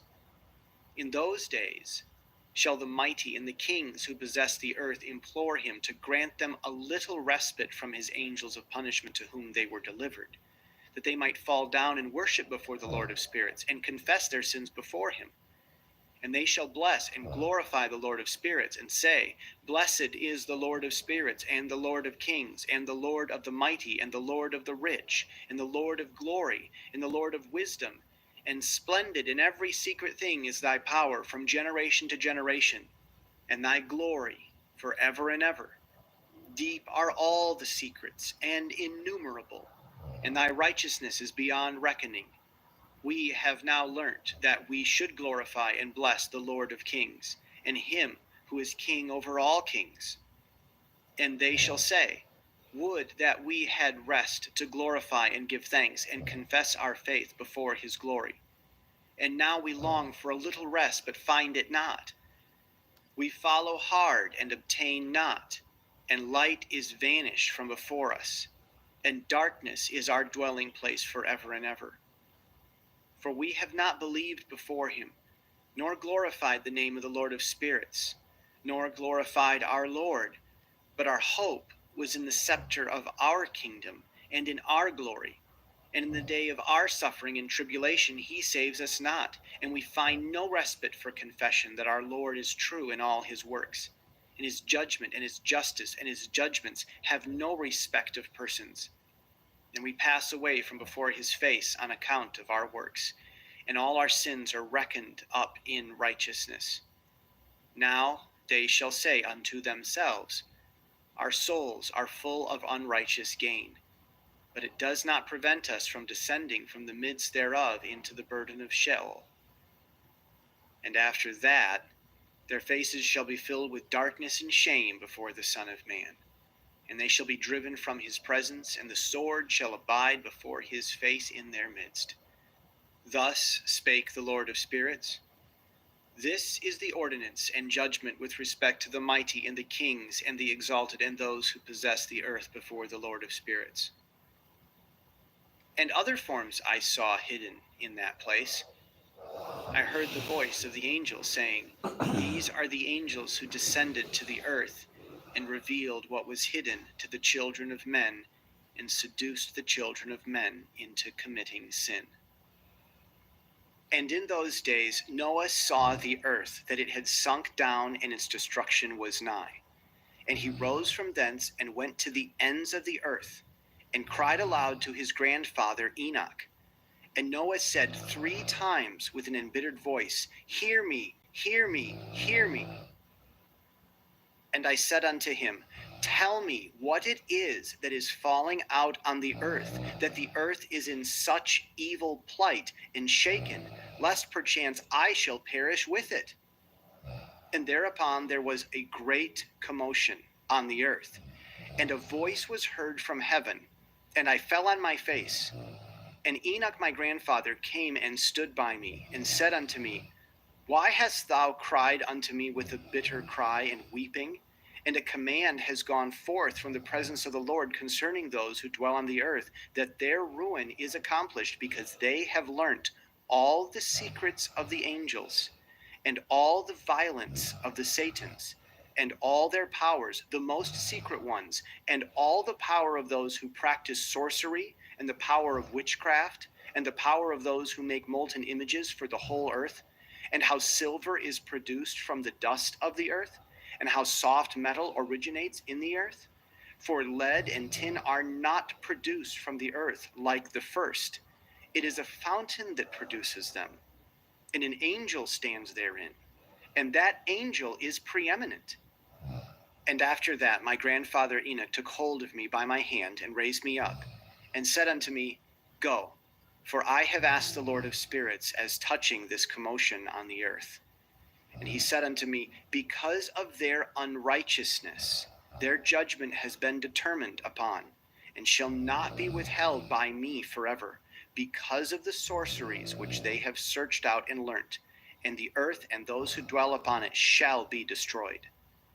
And these, they have no place of repentance forever, because they have shown them what was hidden, and they are the damned. But as for thee, my son, the Lord of spirits knows that thou art pure and guiltless of this reproach concerning the secrets. And he has destined thy name to be among the holy, and will preserve thee amongst those who dwell on the earth, and has destined thy righteous seed for both kingship and for great honors. And from thy seed shall produce a fountain of the righteous and holy without number forever. And after that he showed me the angels of punishment, who are prepared to come and let loose all the powers of the waters which are beneath in the earth, in order to bring judgment and destruction on all who abide and dwell on the earth. And the Lord of spirits gave commandment to the angels who were going forth, that they should not cause the waters to rise, but should hold them in check, for those angels were over the powers of the waters. And I went away from the presence of Enoch. And in those days the word of the Lord came unto me, and he said unto me, Noah, thy lot has come up before me, a lot without blame, a lot of love and uprightness. And now the angels are making a wooden building. And when they have completed that task, I will place my hand upon it and preserve it. And there shall come forth from it the seed of life, and a change shall set in, so that the earth will not remain without inhabitant. And I will make fast thy seed before me for ever and ever, and I will spread abroad those who dwell with thee. It shall not be unfruitful on the face of the earth, but it shall be blessed and multiply on the earth in the name of the Lord. And he will imprison those angels who have shown unrighteousness in that burning valley which my grandfather Enoch had formerly shown me in the west, among the mountains of gold and silver and iron and soft metal and tin.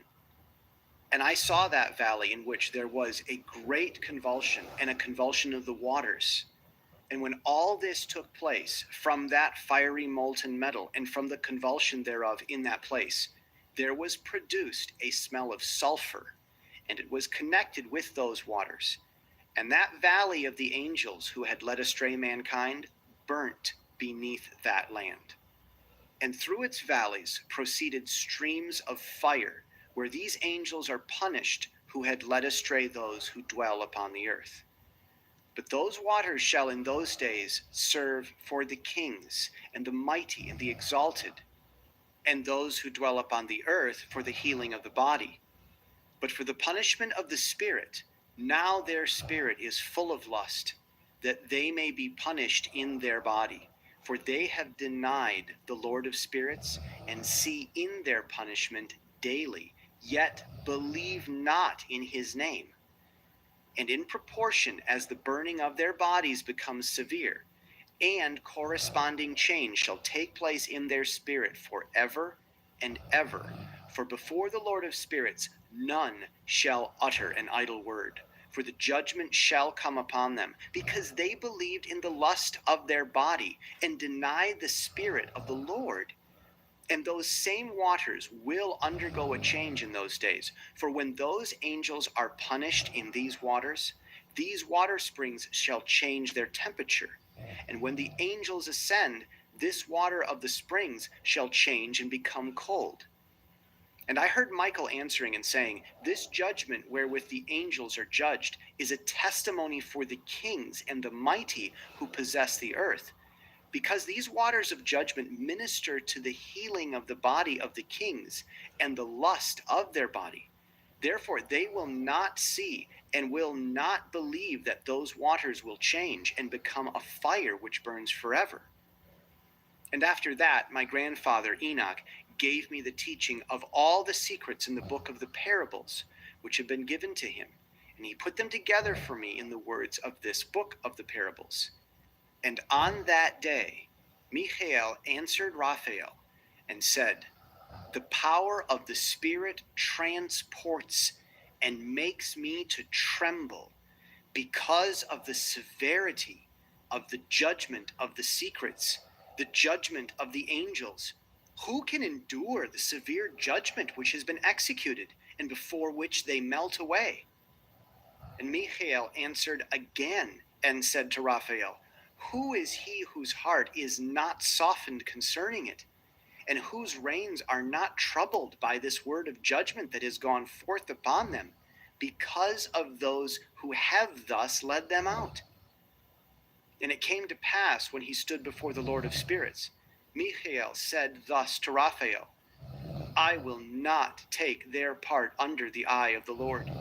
For the Lord of spirits has been angry with them, because they do as if they were the Lord. Therefore all that is hidden shall come upon them forever and ever, for neither angel nor man shall have his portion in it, but alone they have received their judgment forever and ever.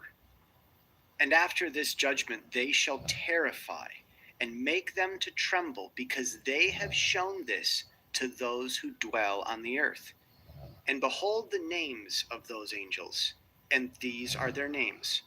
The first of them is Semyaza, the second Artekifa, the third Arman, the fourth Kokabel, the fifth Turael, the sixth Rumyal, the seventh Danyal, the eighth Nekael, the ninth Barakel, the 10th Azazel, the 11th Armaros, the 12th Batarial, the 13th Busaseal, the 14th Hananael, the 15th Turael, the 16th Simapasiel, the 17th Yetrel, the 18th Tumael, the 19th Turel, the 20th Rumael, the 21st Azazel. And these are the chiefs of their angels and their names, and their chief ones over hundreds, and over 50s, and over 10s. The name of the first, Yachan, that is the one who led astray all the sons of God and brought them down to the earth, and led them astray through the daughters of men. And the second was named Asbael. He imparted to the holy sons of God evil counsel, and led them astray, so that they defiled their bodies with the daughters of men. And the third was named Gadriel. He it is who showed the children of men all the blows of death, and he led astray Eve, and showed the weapons of death to the sons of men, the shield and the coat of mail, and the sword for battle, and all the weapons of death to the children of men. And from his hand they have proceeded against those who dwell on the earth from that day and forevermore. And the fourth was named Penemoe. He taught the children of men the bitter and the sweet, and he taught them all the secrets of their wisdom. And he instructed mankind in writing with ink and paper, and thereby many sinned from eternity to eternity and until this day.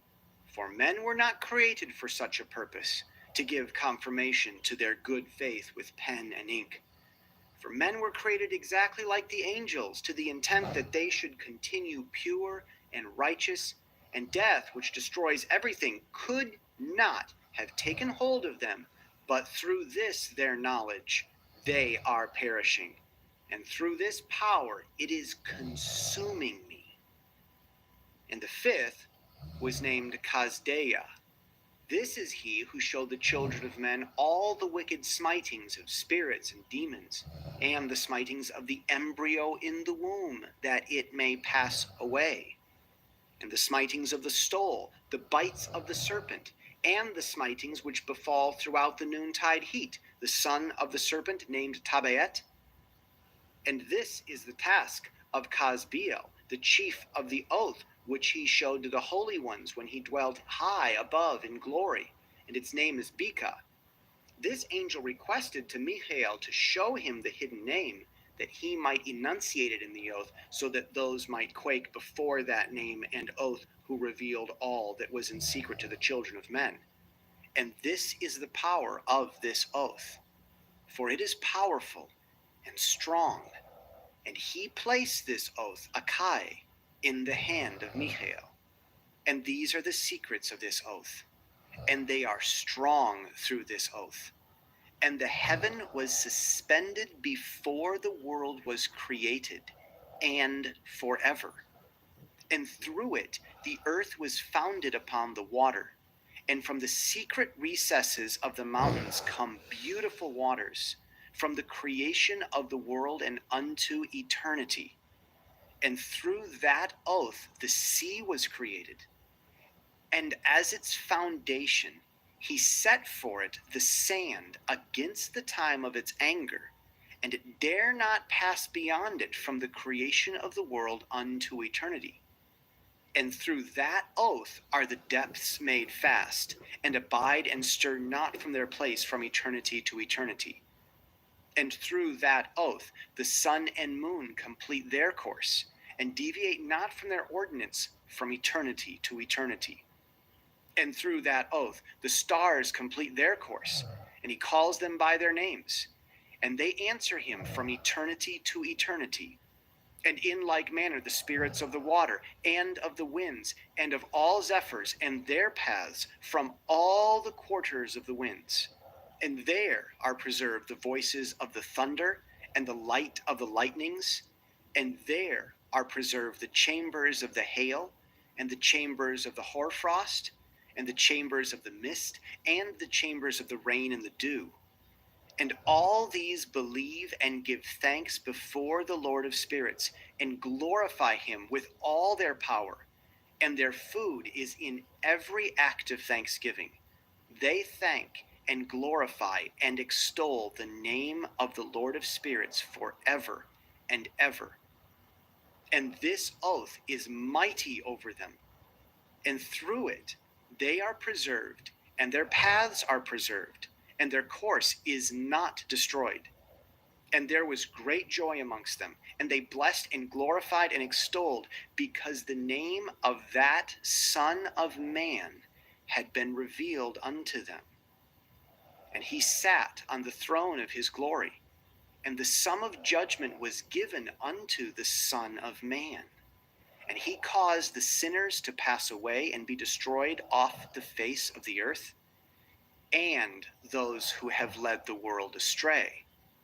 With chains they shall be bound, and in their assemblage place of destruction shall they be imprisoned. And all their works vanish from the face of the earth. And from henceforth there shall be nothing corruptible. For that Son of Man has appeared, and he has seated himself on the throne of his glory. And all evil shall pass away before his face. And the word of that Son of Man shall go forth and be strong before the Lord of spirits. This is the third parable of Enoch. And it came to pass after this, that his name during his lifetime was raised aloft to that Son of Man, and to the Lord of spirits from amongst those who dwell on the earth. And he was raised aloft on the chariots of that Spirit, and his name vanished among them. And from that day I was no longer numbered amongst them. And he set me between the two winds, between the north and the west, where the angels took the cords to measure for me the place for the elect and righteous. And there I saw the first fathers and the righteous, who from the beginning dwell in that place. And it came to pass after this, that my spirit was translated, and it ascended into the heavens, and I saw the holy sons of God. They were stepping on flames of fire. Their garments were white, and their raiment, and their faces shone like snow. And I saw two streams of fire, and the light of that fire shone like jacinth. And I fell on my face before the Lord of spirits. And the angel Michael, one of the archangels, seized me by my right hand, and lifted me up and led me forth into all the secrets. And he showed me all the secrets of righteousness. And he showed me all the secrets of the heaven, and all the chambers of all the stars and all the luminaries, whence they proceed before the face of the holy ones. And he translated my spirit into the heaven of heavens, and I saw there, as it were, a structure built of crystals, and between those crystals, tongues of living fire. And my spirit saw the girdle which girt that house of fire, and on its four sides were streams full of living fire, and they girt that house. And round about were seraphim, cherubic, and ophanim, and these are they who sleep not, and guard the throne of his glory. And I saw angels who could not be counted, 1,000 thousands, and 10,000 times 10,000, encircling that house. And Michael, and Raphael, and Gabriel, and Phanuel, and the holy angels who are above the heavens, go in and out of that house. And they came forth from that house. And Michael, and Gabriel, Raphael, and Phanuel, and many holy angels without number. And with them the head of days, his head white and pure as wool, and his raiment indescribable. And I fell on my face, and my whole body became relaxed, and my spirit was transfigured. And I cried with a loud voice, with the spirit of power, and blessed, and glorified, and extolled. And these blessings which went forth from my mouth were well pleasing before the head of days. And that head of days came with Michael, and Gabriel, Raphael, and Phanuel, thousands and 10,000s of angels without number. Lost passage wherein the Son of Man was described as accompanying the head of days, and Enoch asked one of the angels concerning the Son of Man as to who he was. And he came to me and greeted me with his voice, and said unto me, This is the Son of Man who is born unto righteousness, and righteousness abides over him, and the righteousness of the head of days forsakes him not. And he said unto me, He proclaims unto thee peace in the name of the world to come.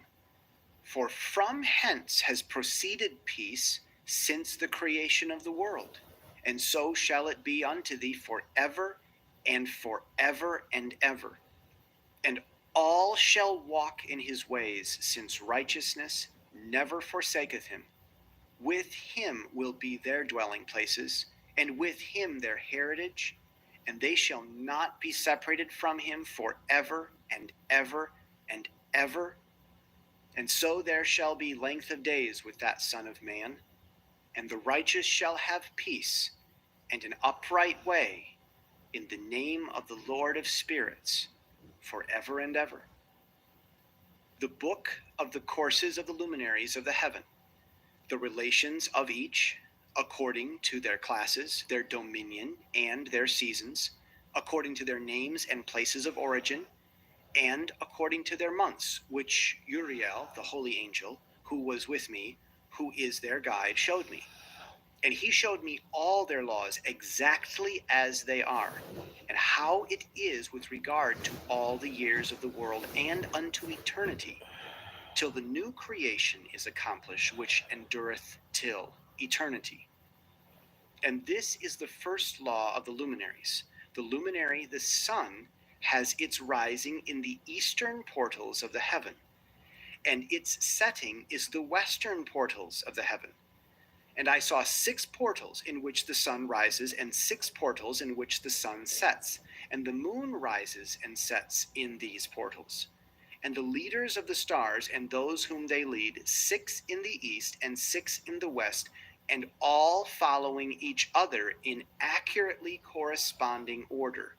Also many windows to the right and left of these portals.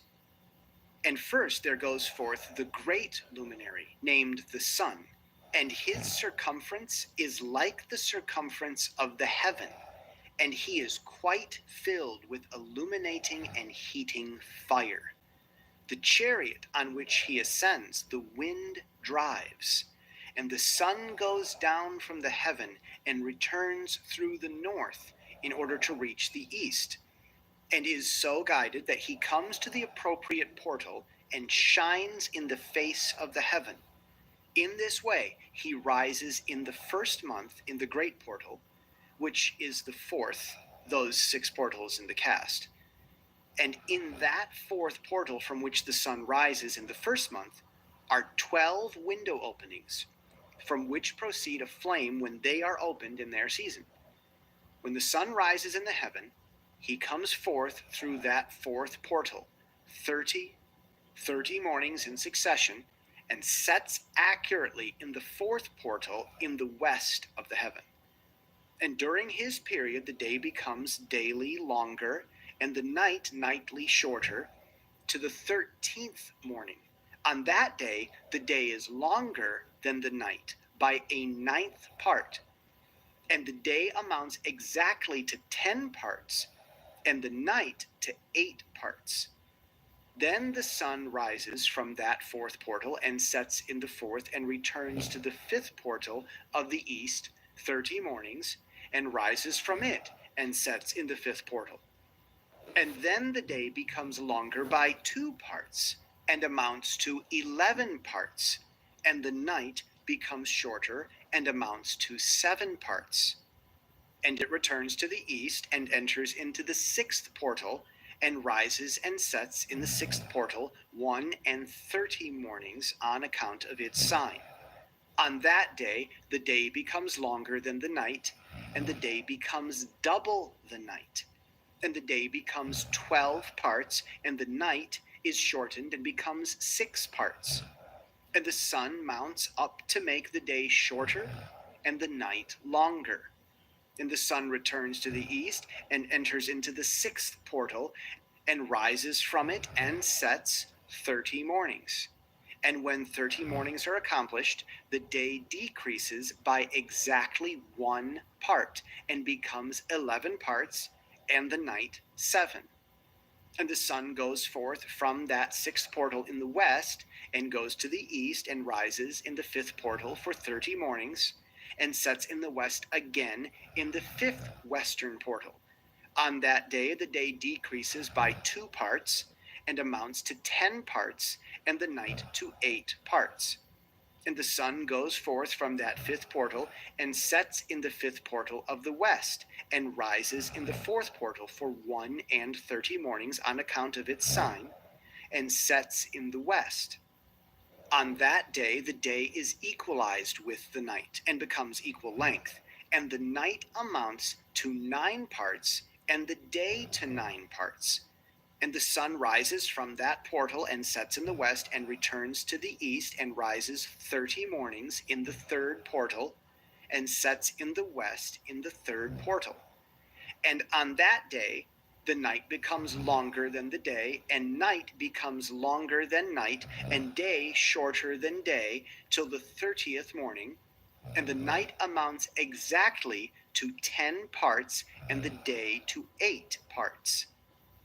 And the sun rises from that 3rd portal and sets in the 3rd portal in the west, and returns to the east, and for 30 mornings rises in the 2nd portal in the east, and in like manner sets in the 2nd portal in the west of the heaven. And on that day the night amounts to 11 parts, and the day to 7 parts. And the sun rises on that day from the 2nd portal and sets in the west in the 2nd portal, and returns to the east into the 1st portal for 1 and 30 mornings, and sets in the 1st portal in the west of the heaven. And on that day the night becomes longer and amounts to the double of the day, and the night amounts exactly to 12 parts, and the day to 6. And the sun has therewith traversed the divisions of his orbit, and turns again on those divisions of his orbit, and enters that portal 30 mornings, and sets also in the west opposite to it. And on that night has the night decreased in length by a 9th part, and the night has become 11 parts, and the day 7 parts. And the sun has returned and entered into the second portal in the east, and returns on those his divisions of his orbit for 30 mornings, rising and setting. And on that day the night decreases in length, and the night amounts to 10 parts, and the day to 8. And on that day the sun rises from that portal, and sets in the west, and returns to the east, and rises in the third portal for 1 and 30 mornings, and sets in the west of the heaven. On that day the night decreases and amounts to 9 parts, and the day to 9 parts, and the night is equal to the day, and the year is exactly as to its days 364. And the length of the day and of the night, and the shortness of the day and of the night, arise through the course of the sun. These distinctions are made. So it comes that its course becomes daily longer, and its course nightly shorter. And this is the law and the course of the sun. And his return, as often as he returns 60 times and rises, forever and ever. And that which thus rises is the great luminary, and is so named according to its appearance, according as the Lord commanded. As he rises, so he sets, and decreases not, and rests not, but runs day and night, and his light is 7-fold brighter than that of the moon. But as regards size, they are both equal. And after this I saw another law leading with the smaller luminary, which is named the moon. And her circumference is like the circumference of the heaven, and her chariot in which she rides is driven by the wind, and light is given to her in definite measure. And her rising and setting change every month, and her days are like the days of the sun. And when her light is uniform, it amounts to the 7th part of the light of the sun. And thus she rises. And her first phase in the east comes forth on the 30th morning. And on that day she becomes visible, and constitutes for you the first phase of the moon on the 30th day, together with the sun in the portal where the sun rises. And the 1/2 of her goes forth by a 7th part, and her whole circumference is empty, without light, with the exception of 1/7 part of it, and the 14th part of her light. And when she receives 1/7 part of the half of her light amounts to 1/7 part and the half thereof. And she sets with the sun, and when the sun rises, the moon rises with him, and receives the half of 1 part of light. And in the night, in the beginning of her morning, in the commencement of the lunar day, the moon sets with the sun, and is invisible that night with the 14 parts and the half of 1 of them. And she rises on that day with exactly a 7th part, and comes forth and recedes from the rising of the sun, and in her remaining days she becomes bright in the remaining 13 parts. And I saw another course, a law for her, and how according to that law she performs her monthly revolution. And all these Uriel, the holy angel, who is the leader of them all, showed to me, and their positions. And I wrote down their positions as he showed them to me, and I wrote down their months as they were, and the appearance of their lights, till 15 days were accomplished. In single 7th parts she accomplishes all her light in the east, and in single 7th parts she accomplishes all her darkness in the west. And in certain months she alters her settings, and in certain months she pursues her own peculiar course. In 2 months the moon sets with the sun, in those 2 middle parts, the 3rd and the 4th. She goes forth for 7 days, and turns about and returns again through the portal where the sun rises, and accomplishes all her light, and she recedes from the sun, and in 8 days enters the 6th portal from which the sun goes forth. And whenever the sun goes forth from the 4th portal, she goes forth 7 days until she goes forth from the 5th, and turns back again in 7 days into the 4th portal, and accomplishes all her light, and she recedes and enters into the 1st portal in 8 days. And she returns again in 7 days into the 4th portal from which the sun goes forth. Thus I saw their position, how the moons rose and the sun set in those days. And if 5 years are added together, the sun has an overplus of 30 days.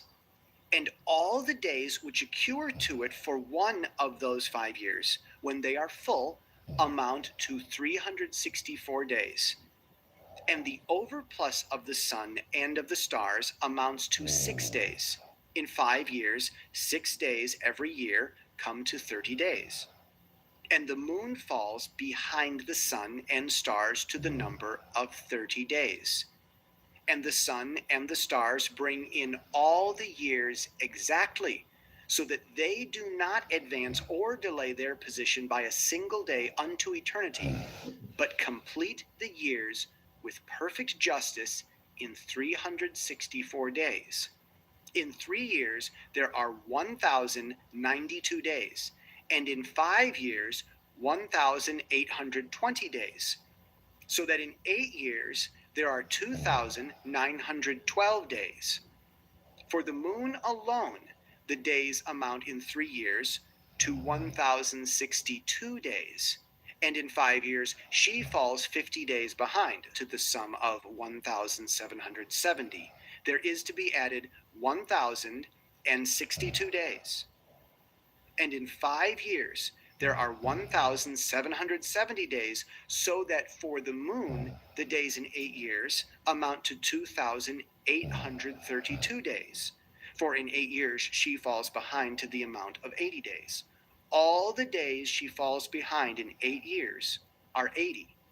And the year is accurately completed in conformity with their world stations, and the stations of the sun, which rise from the portals through which it, the sun, rises and sets 30 days. And the leaders of the heads of the thousands, who are placed over the whole creation and over all the stars, have also to do with the 4 intercalary days, being inseparable from their office according to the reckoning of the year. And these render service on the 4 days which are not reckoned in the reckoning of the year, and owing to them men go wrong therein. For those luminaries truly render service on the world stations, one in the 1st portal, one in the 3rd portal of the heaven, one in the 4th portal, and one in the 6th portal, and the exactness of the year is accomplished through its separate 364 stations. For the signs and the times and the years and the days the angel Uriel showed to me, whom the Lord of glory hath set forever over all the luminaries of the heaven, in the heaven and in the world, that they should rule on the face of the heaven, and be seen on the earth, and be leaders for the day and the night, the sun, moon, and stars, and all the ministering creatures which make their revolution in all the chariots of the heaven. In like manner 12 doors Uriel showed me, open in the circumference of the sun's chariot in the heaven, through which the rays of the sun break forth, and from them is warmth diffused over the earth. And when they are opened at their appointed seasons, and for the winds and the spirit of the dew when they are open, standing open in the heavens at the ends. As for the 12 portals in the heaven, at the ends of the earth, out of which go forth the sun, moon, and stars, and all the works of the heaven in the east and in the west, there are many windows open to the left and right of them, and one window at its appointed season produces warmth, corresponding as these do to those doors from which the stars come forth, according as he has commanded them. and wherein they sat corresponding to their number. And I saw chariots in the heaven running in the world above those portals in which revolve the stars that never set. And one is larger than all the rest, and it is that makes its course through the entire world. And at the ends of the earth, I saw 12 portals open to all the quarters of the heaven from which the winds go forth and blow over the earth. 3 of them are open on the face, and 3 in the west, and 3 on the right, and 3 on the left, and the 3 first are those of the east, and 3 are of the north, and 3 after those on the left of the south, and 3 of the west. Through 4 of these come winds of blessing and prosperity, and from those 8 come hurtful winds. When they are sent, they bring destruction on all the earth, and on the water upon it, and on all who dwell thereon, and on everything which is in the water and on the land. And the first wind from those portals, called the east wind, comes forth through the first portal, which is in the east, inclining towards the south. From it come forth desolation, drought, heat, and destruction. And through the second portal in the middle comes what is fitting. And from it there come rain and fruitfulness and prosperity and dew. And through the third portal, which lies toward the north, come cold and drought. And after these come forth the south winds through 3 portals. Through the first portal of them, inclining to the east, comes forth a hot wind.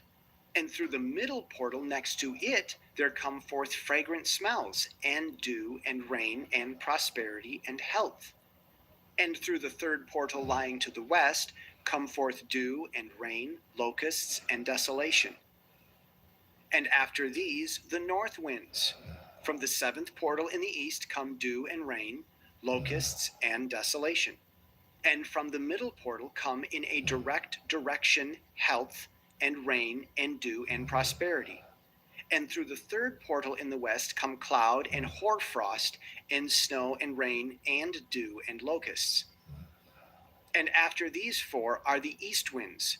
Through the first portal adjoining the north come forth dew, and hoarfrost, and cold, and snow, and frost.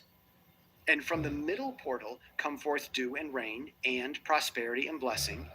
And through the last portal, which adjoins the south, come forth drought and desolation, and burning and destruction.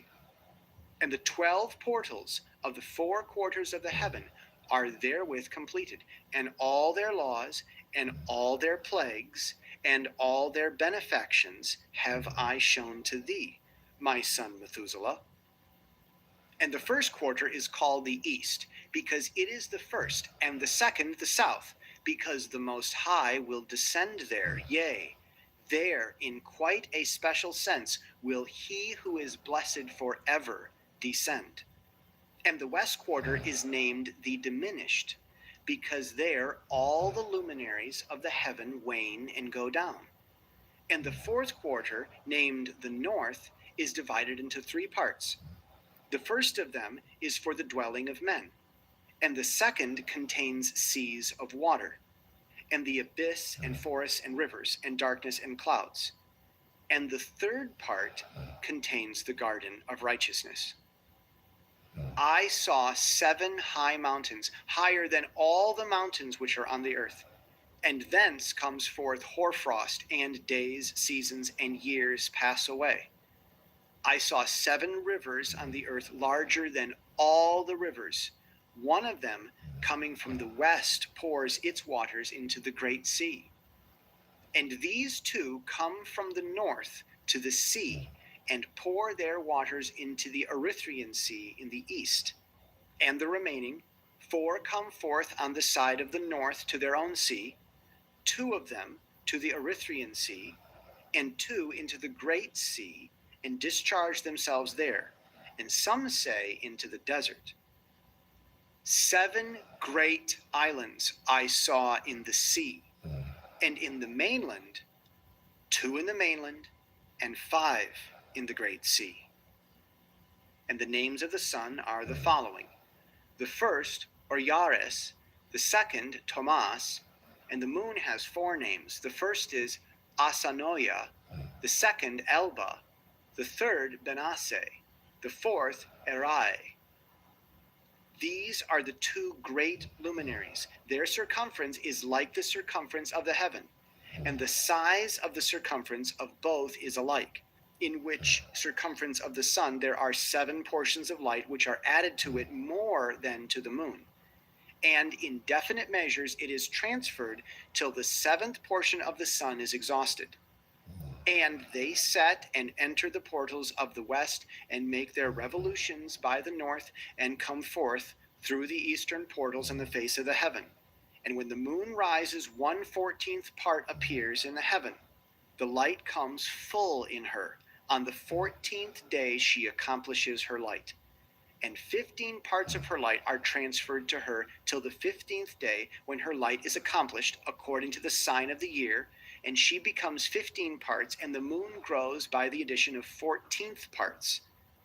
And in her waning, the moon decreases on the 5th day to 14 parts of her light, on the 2nd to 13 parts of the light, on the 3rd to 12, on the 4th to 11, on the 5th to 10, on the 6th to 9, on the 7th to 8, on the 8th to 7, on the 9th to 6, on the 10th to 5, on the 11th to 4, on the 12th to 3, on the 13th to 2, on the 14th to the half of a 7, and all her remaining light disappears wholly on the 15th.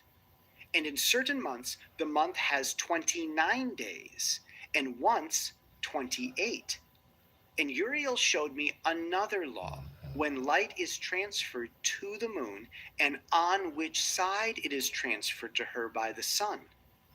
During all the period during which the moon is growing in her light, she is transferring it to herself when opposite to the sun during 14 days. Her light is accomplished in the heaven, and when she is illuminated throughout, her light is accomplished full in the heaven. And on the first day she is called the new moon, for on that day the light rises upon her. She becomes full moon exactly on the day when the sun sets in the west, and from the east she rises at night, and the moon shines the whole night through till the sun rises over against her, and the moon is seen over against the sun. On the side whence the light of the moon comes forth, there again she wanes till all the light vanishes, and all the days of the month are at an end, and her circumference is empty, void of light. And 3 months she makes of 30 days. And at her time she makes 3 months of 29 days each, in which she accomplishes her waning in the first period of time, and in the first portal for 177 days. And in the time of her going out, she appears for 3 months of 30 days each, and for 3 months she appears of 29 each. At night she appears like a man for 20 days each time, and by day she appears like the heaven, and there is nothing else in her save her light. And now, my son, I have shown thee everything, and the law of all the stars of the heaven is completed. And he showed to me all the laws of these for every day, and for every season of bearing rule, and for every year, and for its going forth, and for the order prescribed to it every month and every week, and the waning of the moon which takes place in the 6th portal. For in this 6th portal her light is accomplished, and after that there is the beginning of the waning, and the waning which takes place in the 1st portal in its season, till 177 days are accomplished, reckoned according to weeks, 25 weeks and 2 days. She falls behind the sun in the order of the stars exactly 5 days in the course of one period, and when this place which thou seest has been traversed. Such is the picture and sketch of every luminary which Uriel the archangel, who is their leader, showed unto me. And in those days the angel Uriel answered and said to me, Behold, I have shown thee everything, Enoch, and I have revealed everything to thee that thou shouldst see this sun and this moon, and the leaders of the stars of the heaven, and all those who turn them, their tasks and times and departures. And in the days of the sinners the years shall be shortened, and their seed shall be tardy on the lands and fields, and all things on the earth shall alter, and shall not appear in their time, and the rain shall be kept back, and the heaven shall withhold it. And in those times the fruits of the earth shall be backward, and shall not grow in their time, and the fruits of the trees shall be withheld in their time, and the moon shall alter her order, and not appear at her time. And in those days the sun shall be seen, and he shall journey in the evening on the extremity of the great chariot in the west, and shall shine more brightly than accords with the order of light. And many chiefs of the stars shall transgress the order prescribed, and these shall alter their orbits and tasks, and not appear at the seasons prescribed to them. And the whole order of the stars shall be concealed from the sinners. And the thoughts of those on the earth shall err concerning them, and they shall be altered from all their ways. Yea, they shall err, and take them to be gods. And evil shall be multiplied upon them, and punishment shall come upon them, so as to destroy all. And he said unto me, Observe, Enoch, these heavenly tablets, and read what is written thereon, and mark every individual fact. And I observed the heavenly tablets, and read everything which was written thereon, and understood everything, and read the book of all the deeds of mankind, and of all the children of flesh that shall be upon the earth to the remotest generations. And forthwith I blessed the great Lord, the King of glory forever, in that he has made all the works of the world. And I extolled the Lord because of his patience, and I blessed him because of the children of men. And after that, I said, Blessed is the man who dies in righteousness and goodness, concerning whom there is no book of unrighteousness written, and against whom no day of judgment shall be found. And those 7 holy ones brought me and placed me on the earth before the door of my house, and said to me, Declare everything to thy son Methuselah, and show to all thy children that no flesh is righteous in the sight of the Lord, for he is their creator.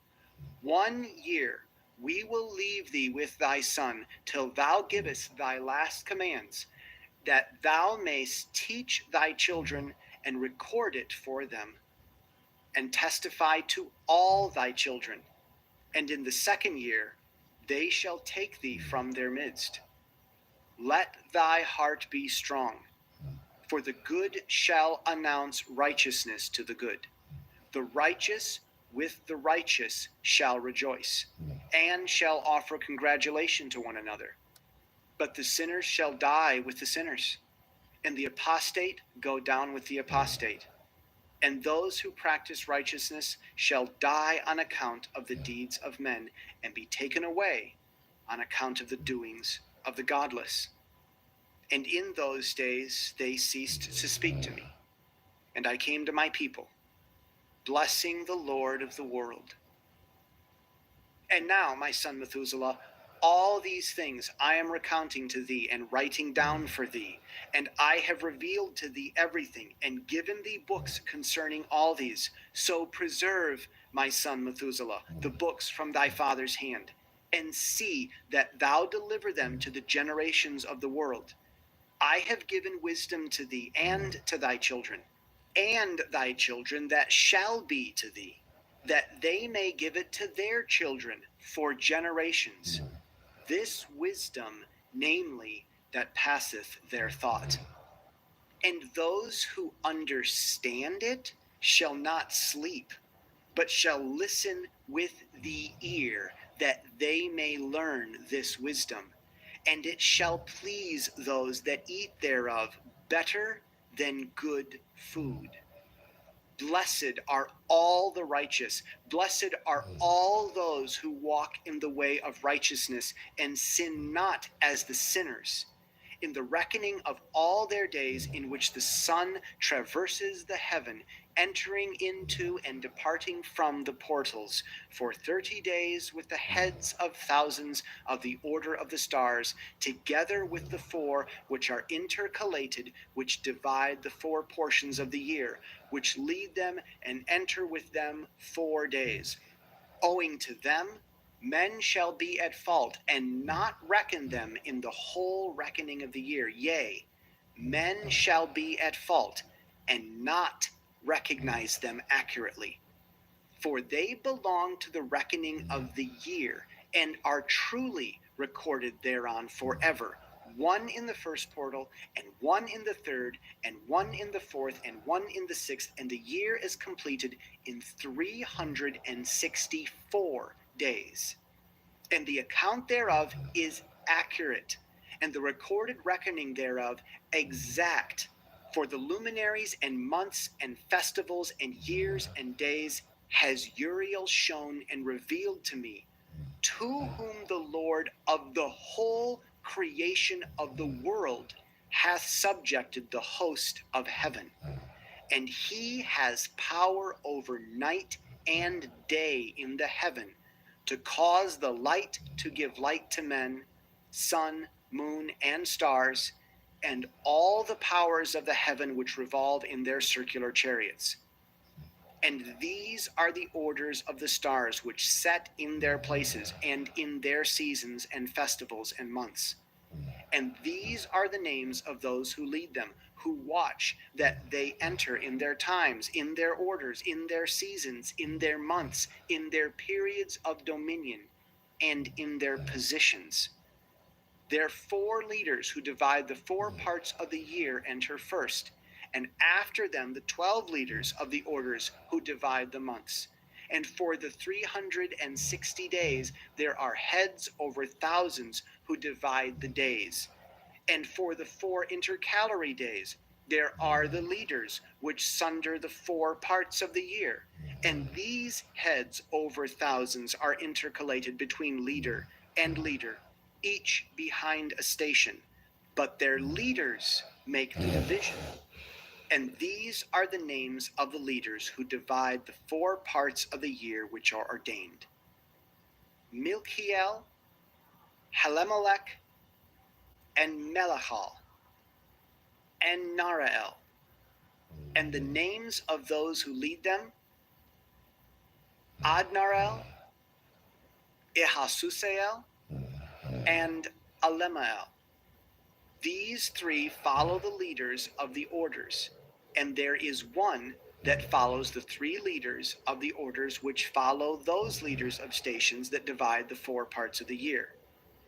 In the beginning of the year, Melchahal rises first and rules, who is named Tamaini, and son, and all the days of his dominion whilst he bears rule are 91 days. And these are the signs of the days which are to be seen on earth in the days of his dominion: sweat and heat and calms, and all the trees bear fruit, and leaves are produced on all the trees, and the harvest of wheat, and the rose flowers, and all the flowers which come forth in the field, but the trees of the winter season become withered. And these are the names of the leaders which are under them: Berkael, Zelabsel, and another who is added at a head of 1,000, called Hiluhaseph. And the days of the dominion of this leader are at an end. The next leader of his is Helemelech, whom one names the shining sun, and all the days of his light are 91 days. And these are the signs of his day on the earth: glowing heat and dryness, And the trees ripen their fruits and produce all their fruits ripe and ready. And the sheep pair and become pregnant, and all the fruits of the earth are gathered in, and everything that is in the fields and the winepress, these things take place in the days of his dominion.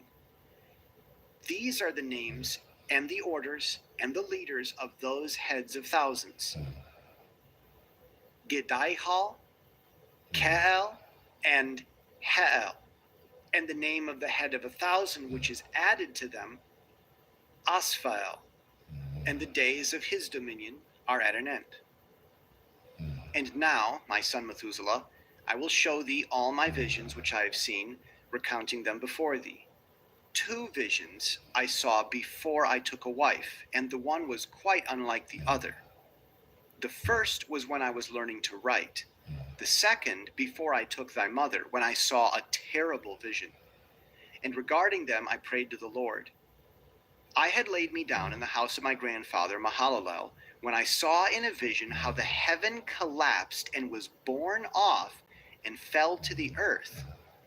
And when it fell to the earth, I saw how the earth was swallowed up in a great abyss, and mountains were suspended on mountains, and hills sank down on hills, and high trees were rent from their stems and hurled down and sunk into the abyss.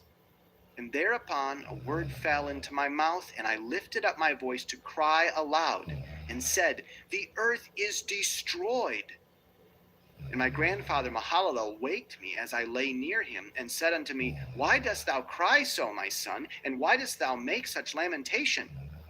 And I recounted to him the whole vision which I had seen. And he said unto me, A terrible thing thou hast seen, my son, and of grave moment is thy dream vision as to the secrets of all the sin of the earth. It must sink into the abyss and be destroyed with a great destruction. And now, my son, arise and make petition to the Lord of glory, since thou art a believer, that a remnant may remain on the earth, and that he may not destroy the whole earth.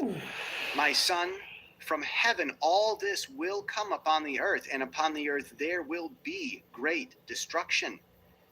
After that I arose and prayed and implored and besought and wrote down my prayer for the generations of the world.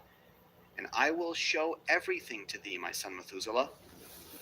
And when I had gone forth below and seen the heaven, and the sun rising in the east, and the moon setting in the west, and a few stars, and the whole earth, and everything as he had known it in the beginning, then I blessed the Lord of judgment, and extolled him, because he had made the sun to go forth from the windows of the east,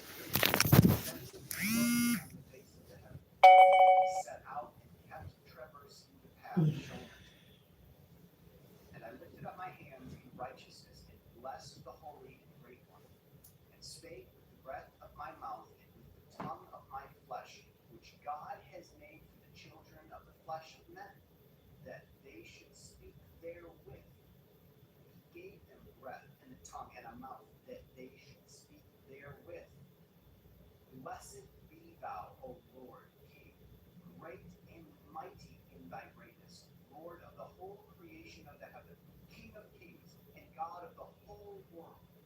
And thy power and kingship and greatness abide forever and ever, and throughout all generations thy dominion.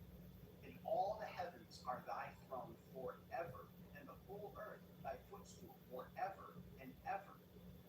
For thou hast made, and thou rulest all things, and nothing is too hard for thee. Wisdom departs not from the place of thy throne, nor turns away from thy presence. And thou knowest and seest and hearest everything, and there is nothing hidden from thee, for thou seest everything.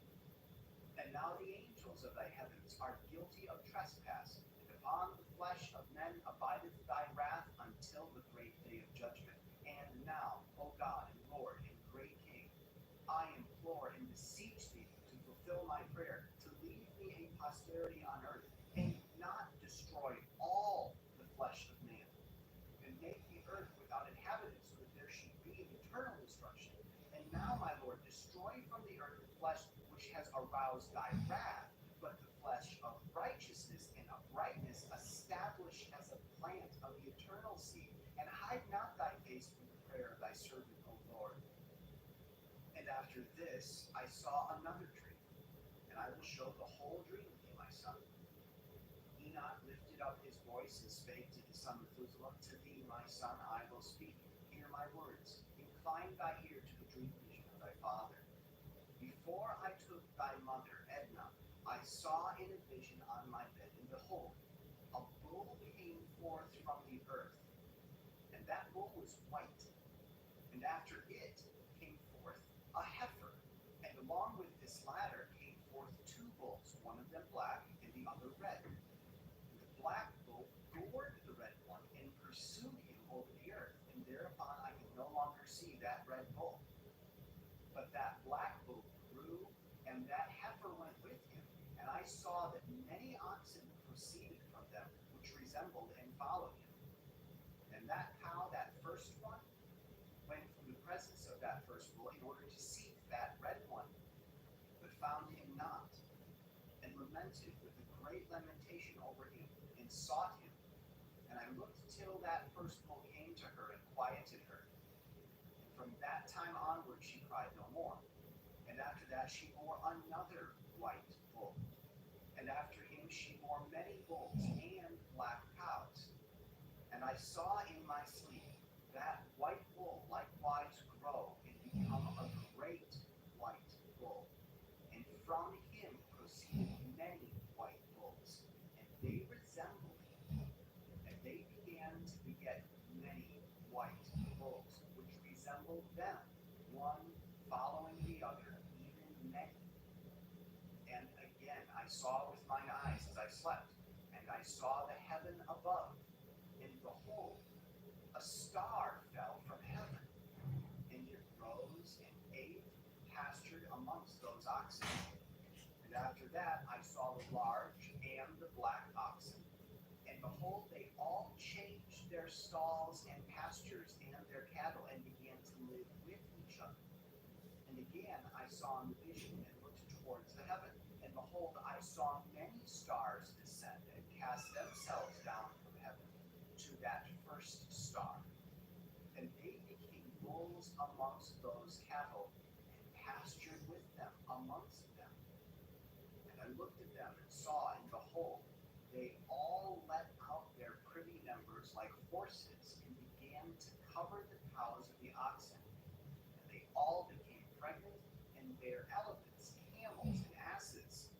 And all the oxen feared them, and were affrighted at them, and began to bite with their teeth, and to devour, and to gore with their horns. And they began, moreover, to devour those oxen. And behold, all the children of the earth began to tremble and quake before them, and to flee from them.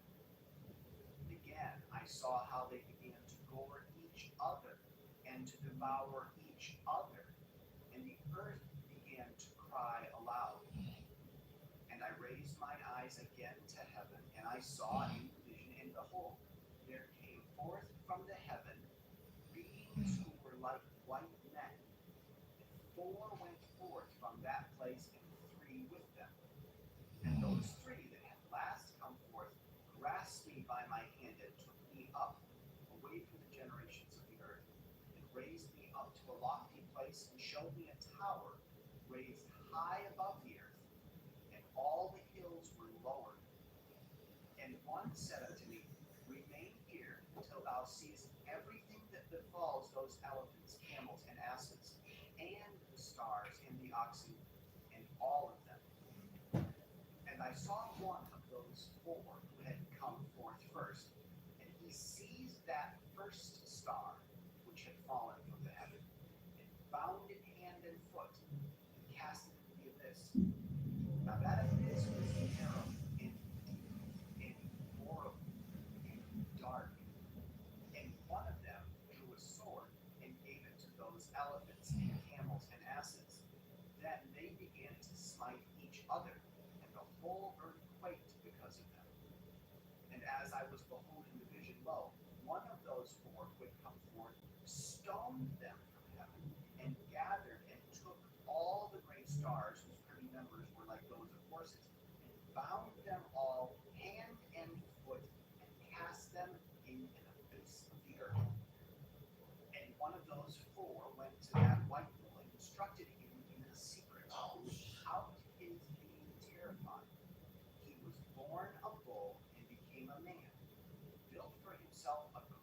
vessel and dwelt thereon. And 3 wolves dwelt with him in that vessel, and they were covered in it. And again I raised mine eyes towards heaven, and saw a lofty roof, with 7 water torrents thereon, and those torrents flowed with much water into an enclosure. And I saw again, and behold, fountains were opened on the surface of that great enclosure, and that water began to swell and rise upon the surface. And I saw that enclosure till all its surface was covered with water. And the water, the darkness, and mist increased upon it. And as I looked at the height of that water had risen above the height of that enclosure, and was streaming over that enclosure, and it stood upon the earth. And all the cattle of that enclosure were gathered together, until I saw how they sank and were swallowed up and perished in that water. But that vessel floated on the water, while all the oxen and elephants and camels and asses sank to the bottom with the animals, so that I could no longer see them, and they were not able to escape, but perished and sank into the depths. And again I saw in the vision till those water torrents were removed from that high roof, and the chasms of earth were leveled up, and other abysses were opened. Then the water began to run down into these, till the earth became visible. But that vessel settled on the earth, and the darkness retired, and light appeared. But that white bull, which had become a man, came out of that vessel, and the 3 bulls with him. And one of those 3 was white like that bull, and one of them was red as blood, and one black. And that white bull departed from them.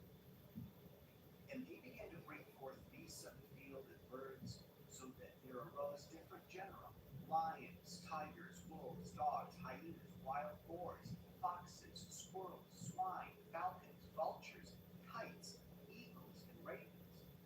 And among them was born a white bull. And they began to fight one another. But that white bull which was born amongst them begat a wild ass, and a white bull with it. The wild asses multiplied, but that bull which was born from him begat a black wild boar, and a white sheep. And the former begat many boars, but that sheep begat 12 sheep. And when those 12 sheep had grown, they gave up one of them to the asses, and those asses gave again up that sheep to the wolves. And that sheep grew up among the wolves. And the Lord brought the 11 sheep to live with it, and to pasture with it among the wolves. And they multiplied, and became many flocks of sheep. And the wolves began to fear them, and they oppressed them until they destroyed their little ones, and they cast their young into a river of much water. But those sheep began to cry aloud on account of their little ones, and to complain unto their Lord. And the sheep which had been saved from the wolves fled, and escaped to the wild asses. And I saw the sheep, how they lamented and cried, and besought their Lord with all their might, till that Lord of the sheep descended at the voice of the sheep from a lofty abode, and came to them and pastured them. And he called that sheep which had escaped the wolves, and spake with it concerning the wolves, that it should admonish them not to touch the sheep. And the sheep went to the wolves according to the word of the Lord. And another sheep met with it, and went with it. And the 2 went and entered together into the assembly of those wolves, and spake with them, and admonished them not to touch the sheep from henceforth. And thereupon I saw the wolves, and how they oppressed the sheep exceedingly with all their power. And the sheep cried aloud. And the Lord came to the sheep, and they began to smite those wolves. And the wolves began to make lamentation, but the sheep became quiet, and forthwith ceased to cry out. And I saw the sheep till they departed from amongst the wolves. But the eyes of the wolves were blinded, Those wolves departed in pursuit of the sheep with all their power. And the Lord of the sheep went with them as their leader.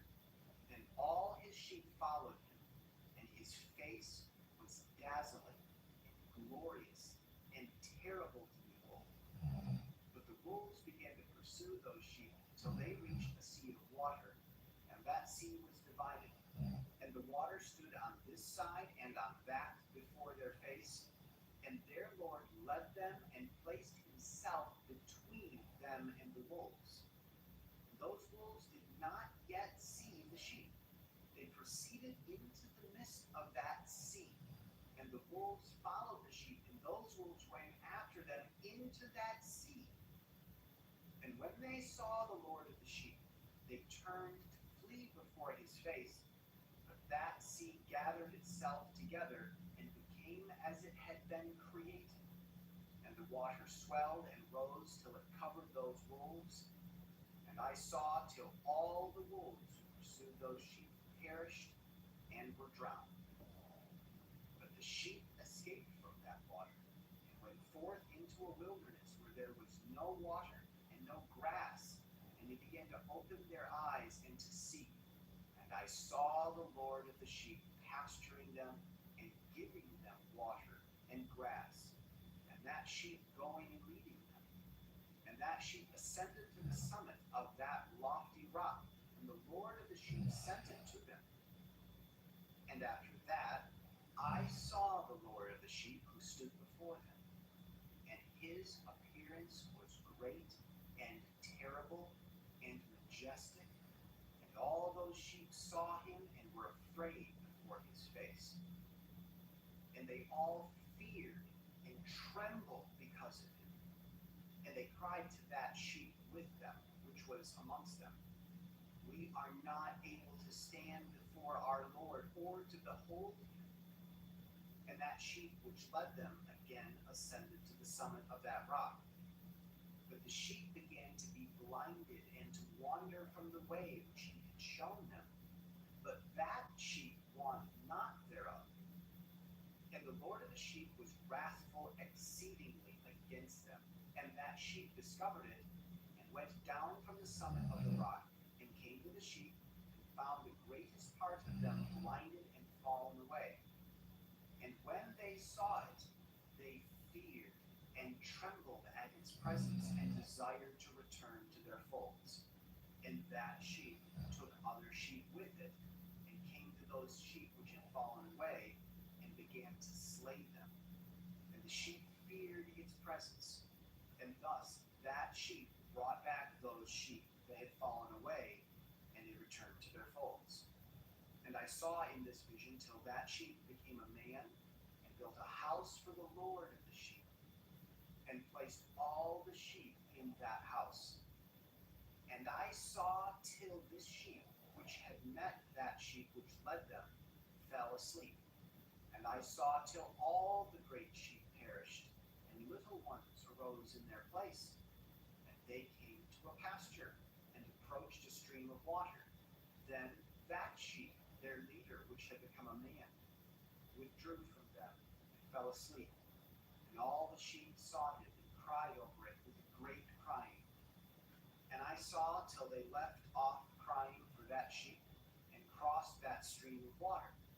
And there arose the two sheep as leaders in the place of those which had led them and fallen asleep. And I saw till the sheep came to a goodly place, and a pleasant and glorious land.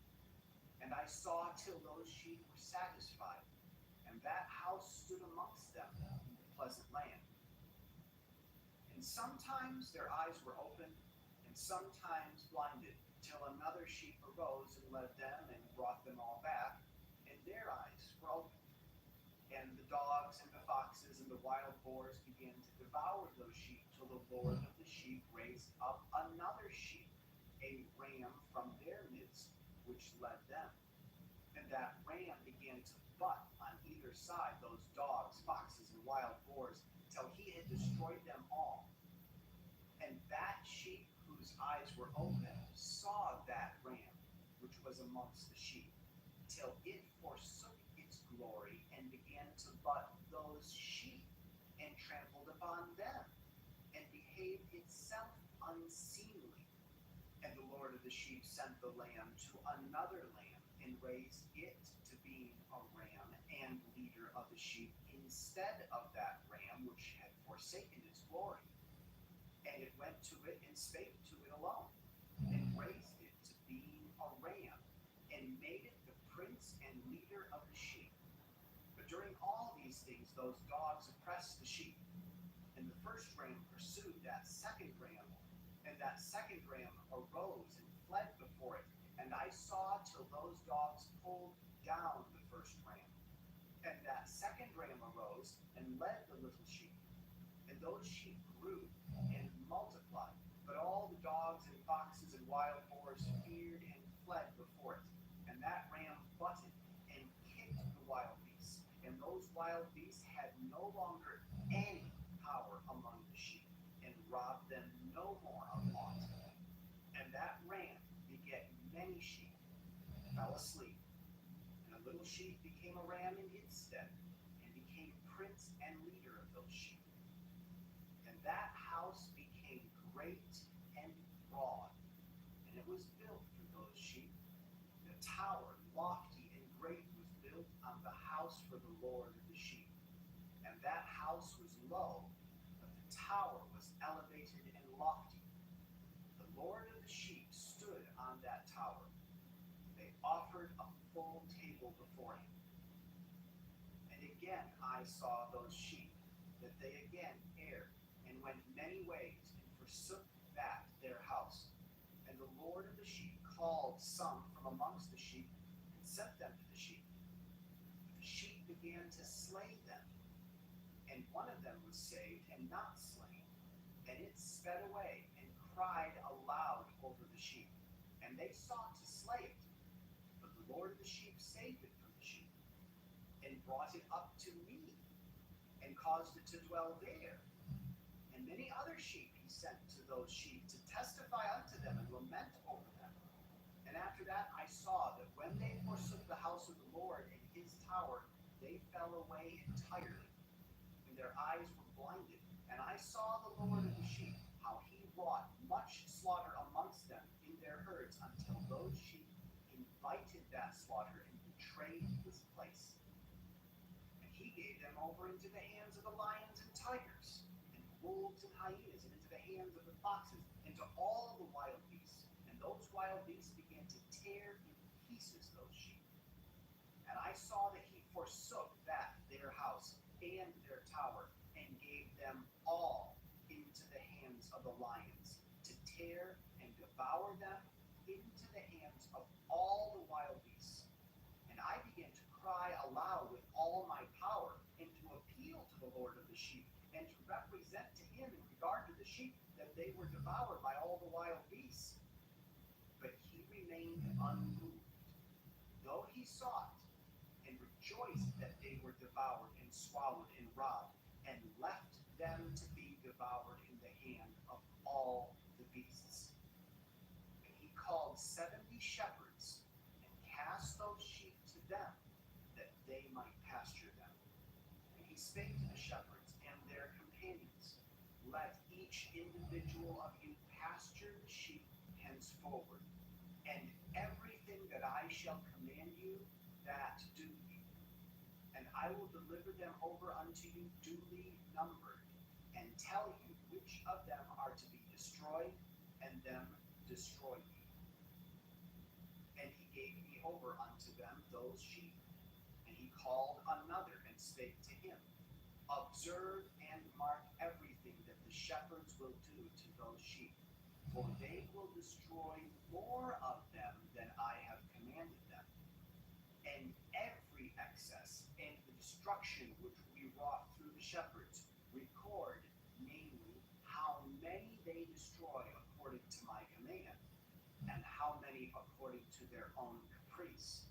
Record against every individual shepherd all the destruction he effects, and read out before me by number how many they destroy, and how many they deliver over for destruction, that I may have this as a testimony against them, and know every deed of the shepherds, that I may comprehend and see what they do, whether or not they abide by my command which I have commanded them. But they shall not know it, and thou shalt not declare it to them, nor admonish them, but only record against each individual all destruction which the shepherds effect, each in his time, and lay it all before me. And I saw till those shepherds pastured in their season, and they began to slay and to destroy more than they were bidden. And they delivered those sheep into the hand of the lions, and the lions and tigers eat and devoured the great part of those sheep, and the wild boars ate along with them. And they burnt that tower and demolished that house. And I became exceedingly sorrowful over that tower, because that house of the sheep was demolished. And afterwards I was unable to see if those sheep entered that house. And the shepherds and their associates delivered over those sheep to all the wild beasts to devour them. And each one of them received in his time a definite number. It was written by the other in a book how many each one of them destroyed them. And each one slew and destroyed many more than was prescribed. And I began to weep and lament on account of those sheep. And thus, in the vision, I saw that one who wrote, how he wrote down every one that was destroyed by those shepherds, day by day, and carried up and laid down and showed actually the whole book to the Lord of the sheep, even everything that they had done, and all that each one of them had made away with, and all that they had given over to destruction. And the book was read before the Lord of the sheep, and he took the book from his hand, and read it, and sealed it, and laid it down. And forthwith I saw how the shepherds pastured for 12 hours, and behold, 3 of those sheep turned back, and came and entered and began to build up all that had fallen down of that house. But the wild boars tried to hinder them, but they were not able. And they began again to build as before, and they reared up that tower, and it was named the High Tower. And they began again to place a table before the tower, but all the bread on it was polluted and not pure. And as touching all this, the eyes of those sheep were blinded, so that they saw not, and the eyes of their shepherds likewise. And they delivered them in large numbers to their shepherds for destruction. And they trampled the sheep with their feet and devoured them, and the Lord of the sheep remained unmoved, till all the sheep were dispersed over the field and mingled with them, and they did not save them out of the hand of the beast. And this one who wrote the book carried it up, and showed it, and read it before the Lord of the sheep, and implored him on their account, and besought him on their account, as he showed him all the doings of the shepherds, and gave testimony before him against all the shepherds. And he took the actual book, and laid it down beside him, and departed. And I saw till that, in this manner, 35 shepherds undertook the pasturing of the sheep, and they severely completed their duties as did the first. And others received them into their hands, to pasture them for their period, each shepherd in his own period. And after that I saw in my vision all the birds of the heaven coming, the eagles, the vultures, the kites, the ravens. But the eagles led all the birds, and they began to devour those sheep, and to pick out their eyes, and devour their flesh. And the sheep cried out, because their flesh was being devoured by the birds. And as for me, I looked and lamented in my sleep over that shepherd who pastured the sheep. And I saw until those sheep were devoured by the dogs and eagles and kites. And they left neither flesh nor skin nor sin remaining on them, till only their bones stood there. And their bones too fell to the earth, and the sheep became few. And I saw until that 23 had undertaken the pasturing and completed their several periods 58 times. But, behold, lambs were born by those white sheep, and they began to open their eyes and to see and to cry to the sheep. Yea, cried to them, but they did not hearken to what they said to them, but were exceedingly deaf, and their eyes were very exceedingly blinded. And I saw in the vision how the ravens flew upon those lambs and took one of those lambs and dashed the sheep in pieces and devoured them. And I saw till horns grew upon those lambs, and the ravens cast down their horns.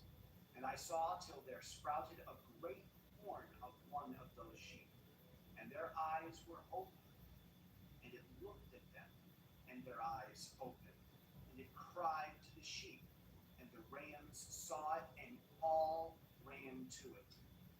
And notwithstanding all this, those eagles and vultures and ravens and kites still kept tearing the sheep and swooping down upon them and devouring them.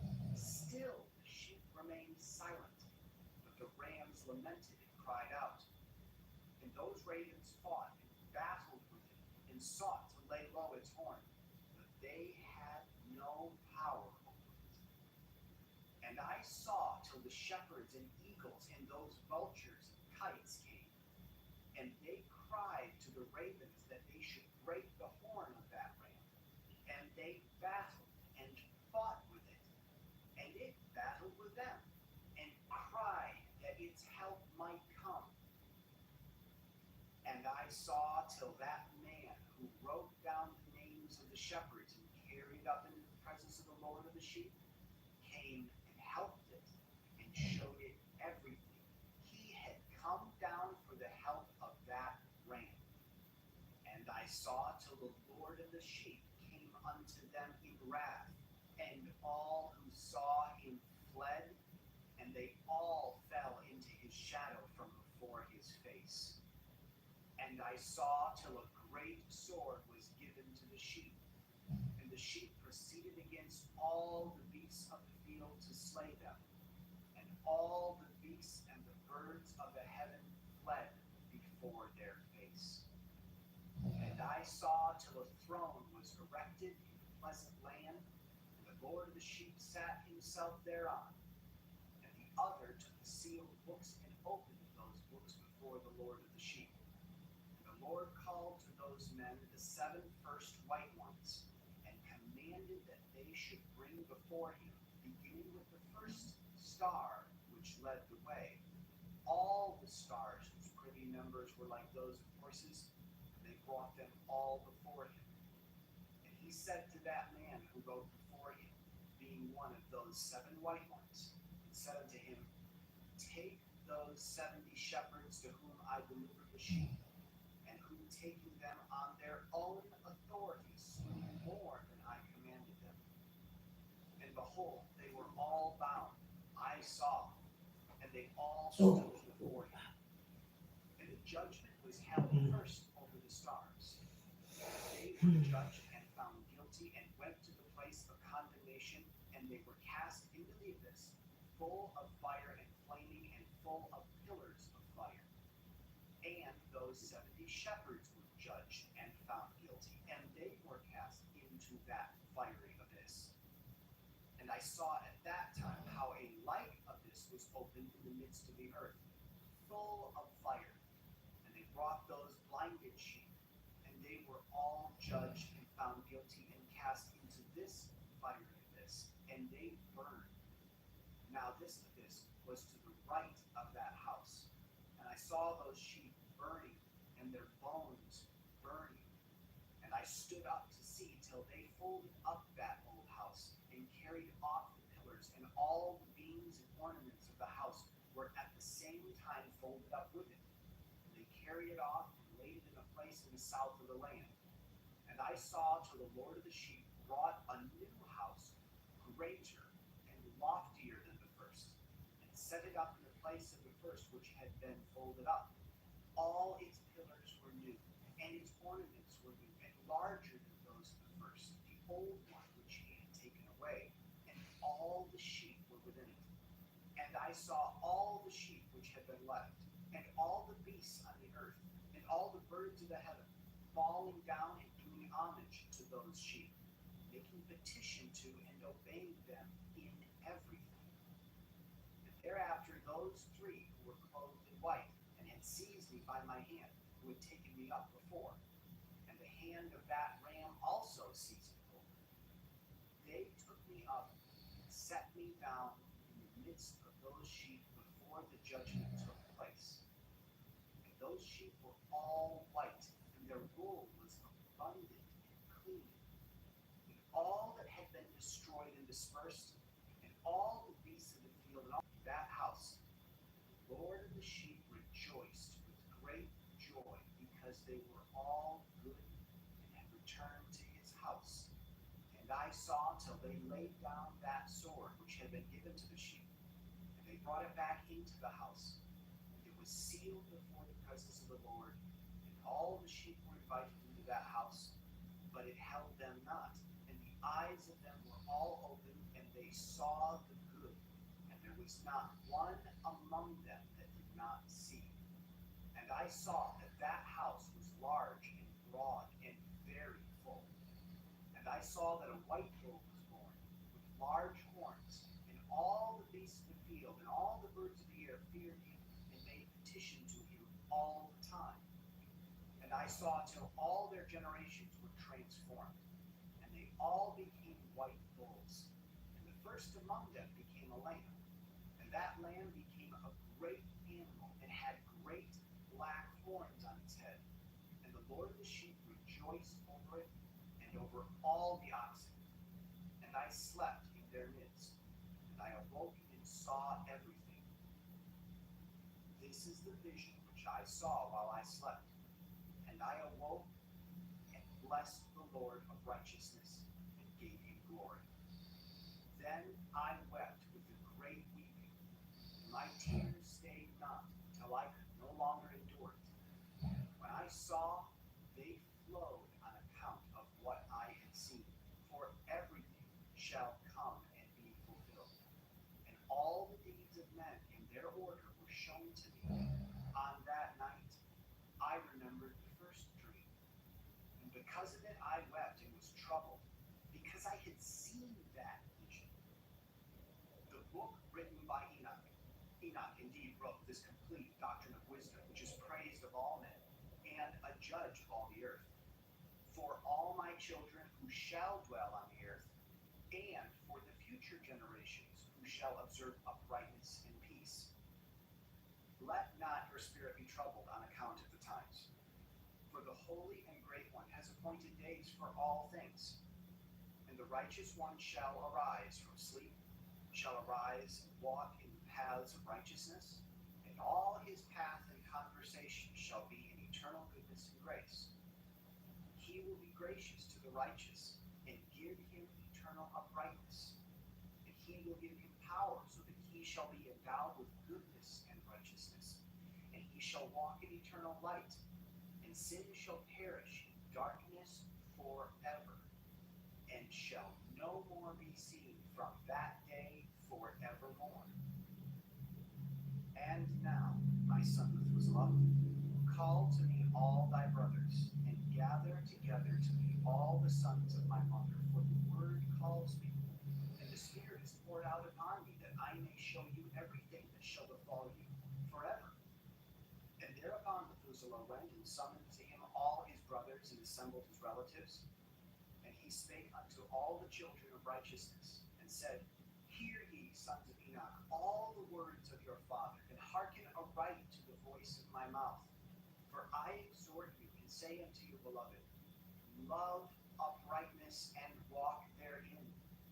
And draw not nigh to uprightness with a double heart, and associate not with those of a double heart, but walk in righteousness, my sons. And it shall guide you on good paths, and righteousness shall be your companion. For I know that violence must increase on the earth, and great chastisement be executed on the earth, and all unrighteousness come to an end. Yea, it shall be cut off from its roots, and its whole structure be destroyed. And unrighteousness shall again be consummated on the earth, and all the deeds of unrighteousness and of violence and transgression shall prevail in a twofold degree. And And when sin and unrighteousness and blasphemy and violence and all kinds of deeds increase, and apostasy and transgression and uncleanness increase, a great chastisement shall come from heaven upon all these, and the Holy Lord will come forth with wrath and chastisement to execute judgment on earth. In those days, violence shall be cut off from its roots, and the roots of unrighteousness together with deceit, and they shall be destroyed from under heaven. And all the idols of the heathen shall be abandoned, and the temples burned with fire, and they shall be removed from the whole earth, and they shall be cast into the judgment of fire, and shall perish in wrath and in grievous judgment forever. And the righteous shall arise from their sleep, wisdom shall arise and be given unto them. And after that, the roots of unrighteousness shall be cut off, and the sinners shall be destroyed by the sword, shall be cut off from the blasphemers in every place. And those who plan violence and those who commit blasphemy shall perish by the sword. And now I tell you, my sons, and show you the paths of righteousness and the paths of violence. Yea, I will show them to you again, that ye may know what will come to pass. And now hearken unto me, my sons, and walk in the paths of righteousness, and walk not in the paths of violence. For all who walk in the paths of unrighteousness shall perish forever. And after that, Enoch both gave and began to recount from books.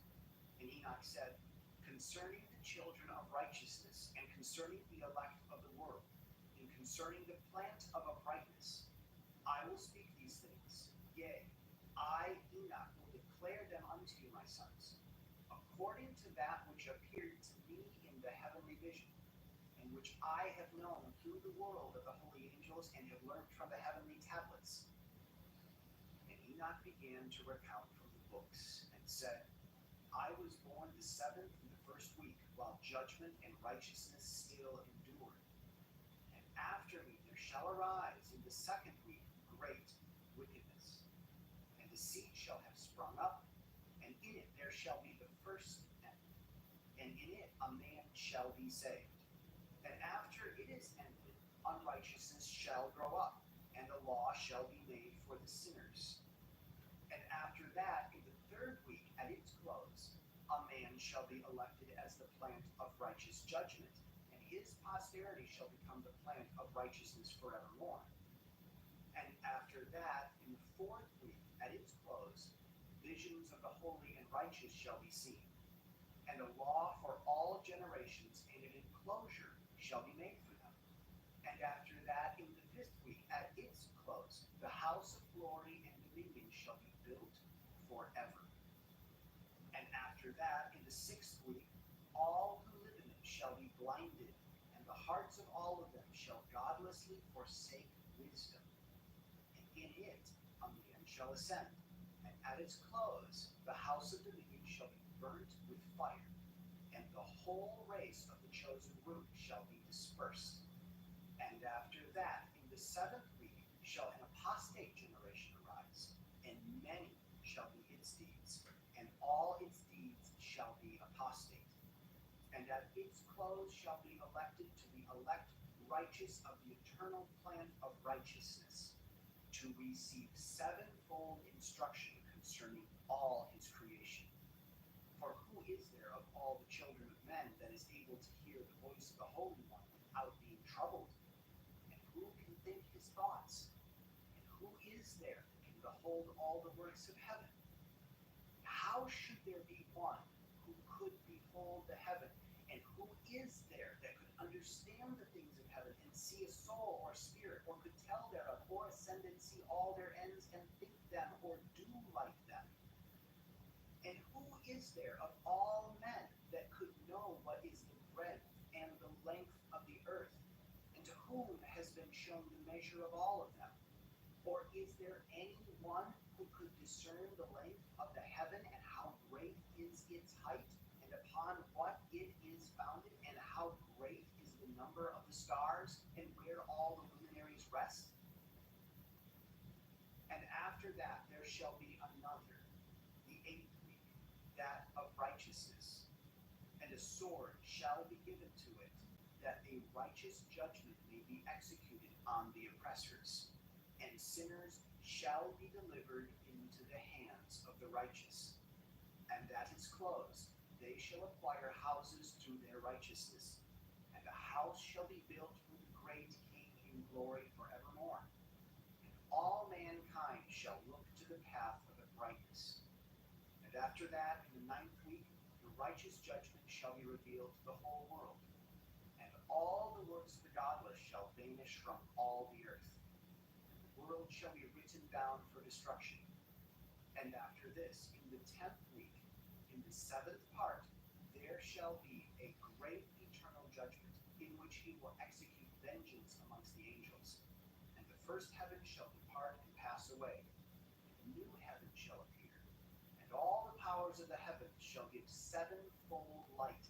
And after that there will be many weeks without number forever, and all shall be in goodness and righteousness, and sin shall no more be mentioned forever. And now I say unto you, my sons, love righteousness, and walk therein. For the paths of righteousness are worthy of acceptation, but the paths of unrighteousness shall suddenly be destroyed and vanish. And to certain men of a generation shall the paths of violence and death be revealed, and they shall hold themselves afar from them, and shall not follow them.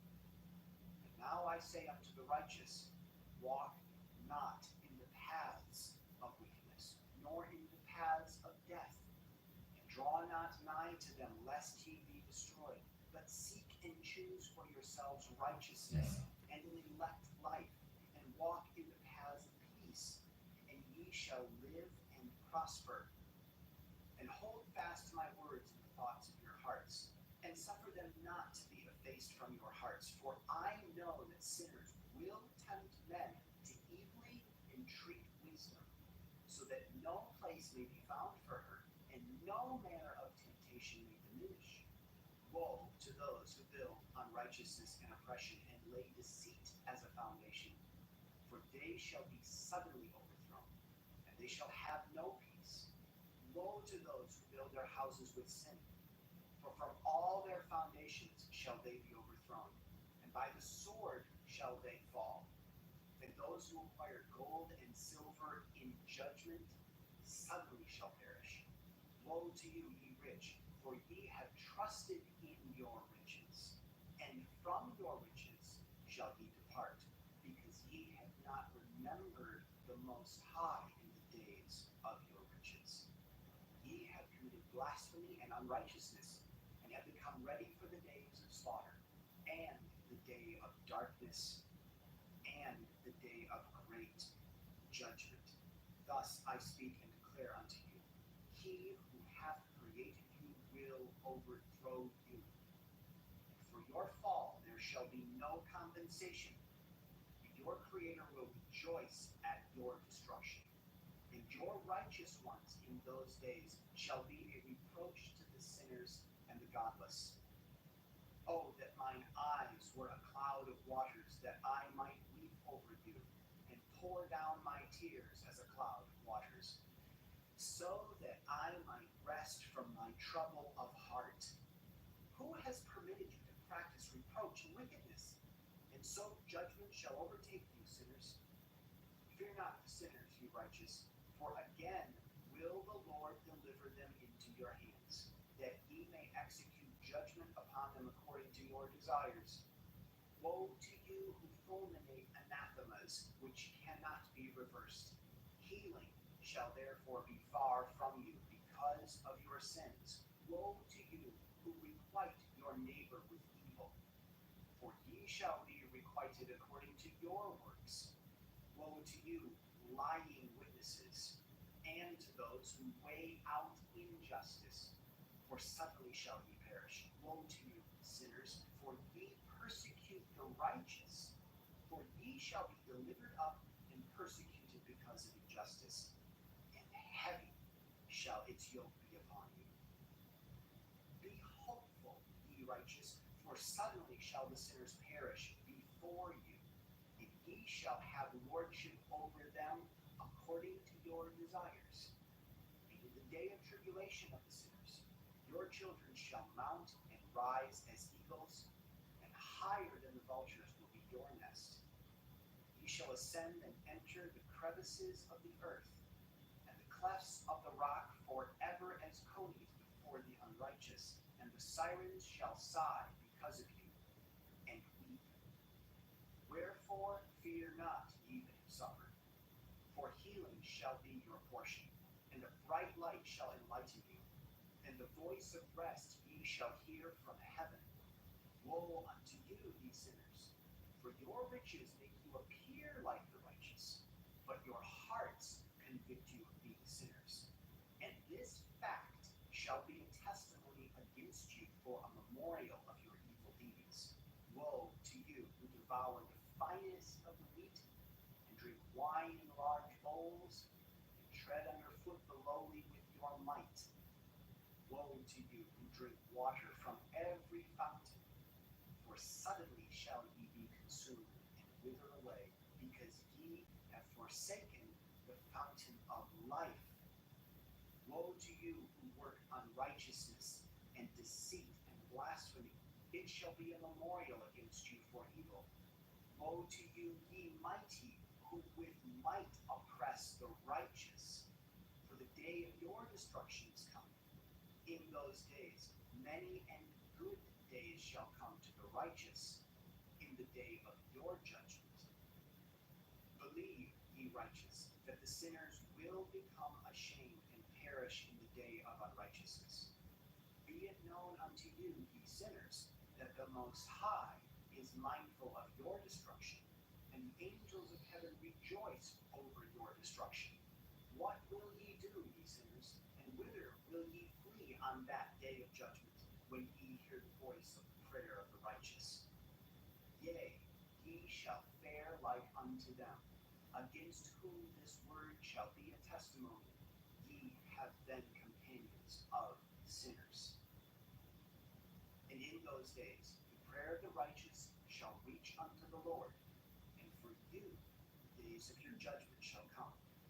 And all the words of your unrighteousness shall be read out before the great Holy One, and your faces shall be covered with shame, and he will reject every work which is grounded on unrighteousness. Woe to you, ye sinners, who live on the mid-ocean and on the dry land, whose remembrance is evil against you. Woe to you who acquire silver and gold in unrighteousness, and say, we have become rich with riches, and have possessions, and have acquired everything we have desired. And now let us do what we purposed, for we have gathered silver, and many are the husbandmen in our horses, and our granaries are brim, full as with water. Yea, and like water your lives shall flow away, for your riches shall not abide, but speedily ascend from you. For ye have acquired it in all unrighteousness, and ye shall be given over to a great curse. And now I swear unto you, to the wise and to the foolish, for ye have manifold experiences on the earth. For ye men shall put on more adornments than a woman, and color garments more than a virgin, in royalty and in grandeur and in power and in silver and in gold and in purple and in splendor and in food. They shall be poured out as water. Therefore they shall be wanting in doctrine and wisdom.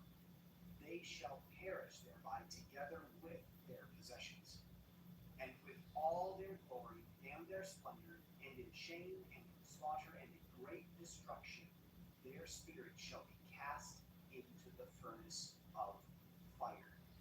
I have sworn unto you, ye sinners, as a mountain has not become a slave, and a hill does not become the handmaid of a woman, even so sin has not been sent upon the earth, but man himself has created it. And under a great curse shall they fall who commit it. And barrenness has not been given to the woman, but on account of the deeds of her own hands she dies without children.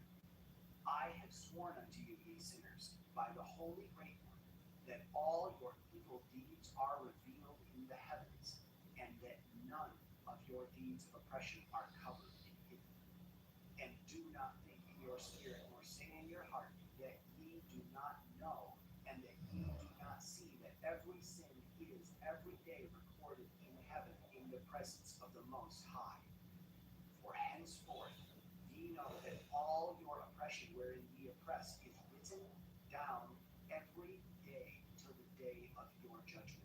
Woe to you, ye fools! For through your folly shall ye perish, and ye transgress against the wise, and so good hap shall not be your portion. And now know ye that ye are prepared for the day of destruction. Wherefore do not hope to live, ye sinners, but ye shall depart and die. For ye know no ransom. For ye are prepared for the day of the great judgment, for the day of tribulation and great shame for your spirits. Woe to you, ye obstinate of heart, who work wickedness and eat blood. Whence have ye good things to eat and to drink and to be filled? From all the good things which the Lord Most High has placed in abundance on the earth. Therefore ye shall have no peace. Woe to you who love the deeds of unrighteousness. Wherefore do ye hope for good hap unto yourselves? Know that ye shall be delivered into the hands of the righteous, and they shall cut off your necks and slay you, and have no mercy upon you. Woe to you who rejoice in the tribulation of the righteous, for no grave shall be dug for you. Woe to you who set at naught the words of the righteous, for ye shall have no hope of life. Woe to you who write down lying and godless words, for they write down their lies, that men may hear them and act godlessly towards their neighbor. Therefore they shall have no peace, but die a sudden death. Woe to you who work godlessness, and glory in lying, and extol them. Ye shall perish, and no happy life shall be yours. Woe to them who pervert the words of uprightness, and transgress the eternal law, and transform themselves into what they were not, into sinners. They shall be trodden under foot upon the earth. In those days make ready, ye righteous, to raise your prayers as a memorial, and place them as a testimony before the angels, that they may place the sin of the sinners for a memorial before the Most High. In those days the nations shall be stirred up, and the families of the nations shall arise on the day of destruction. And in those days the destitute shall go forth and carry off their children, and they shall abandon them, so that their children shall perish through them. Yea, they shall abandon their children that are still sucklings, and not return to them, and shall have no pity on their beloved ones. And again, I swear to you, ye sinners, that sin is prepared for a day of unceasing bloodshed. And they who worship stones and grave images of gold and silver and wood and stone and clay, and those who worship impure spirits and demons, and all kinds of idols not according to knowledge, shall get no manner of help from them. They shall become godless by reason of their folly of their hearts, and their eyes shall be blinded through the fear of their hearts and through the visions in their dreams. For these they shall become godless and fearful, for they shall have wrought all their work in a lie. They shall have worshipped a stone. Therefore in an instant shall they perish. But in those days blessed are all they who accept the words of wisdom, and understand them, and observe the paths of the Most High, and walk in the path of his righteousness. Become not godless with the godless, for they shall be saved. Woe to you who spread evil to your neighbors, for you shall be slain in Sheol. Woe to you who make deceitful and false measures, and to them who cause bitterness on the earth, for they shall thereby be utterly consumed. Woe to you who build your houses through grievous toil of others, and all their building materials are the bricks and stones of sin. I tell you, ye shall have no peace. Woe to them who reject the measure and eternal heritage of their fathers, whose souls follow after idols, for they shall have no rest. Woe to them who work unrighteousness and help oppression, and slay their neighbors until the day of the great judgment. For he shall cast down your glory, and bring affliction on your hearts, and shall arouse his fierce indignation, and destroy you all with the sword. And all the holy and righteous shall remember your sins. And in those days, in one place the fathers together with their sons shall be smitten, and brothers one with another shall fall in death, till the streams flow with their blood. For a man shall not withhold his hand from slaying his sons and his sons' sons. And the sinner shall not withhold his hand from his honored brother. From dawn till sunset they shall slay one another. And the horse shall walk up to the breast in the blood of sinners, and the chariot shall be submerged to its height. In those days the angels shall descend into the secret places, and gather together into one place all those who brought down sin. And the Most High will arise on that day of judgment to execute great judgment among sinners. And over all the righteous and holy he will appoint guardians from amongst the holy angels, to guard them as the apple of an eye, until he makes an end of all wickedness and all sin. Though the righteous sleep a long sleep, they have naught to fear.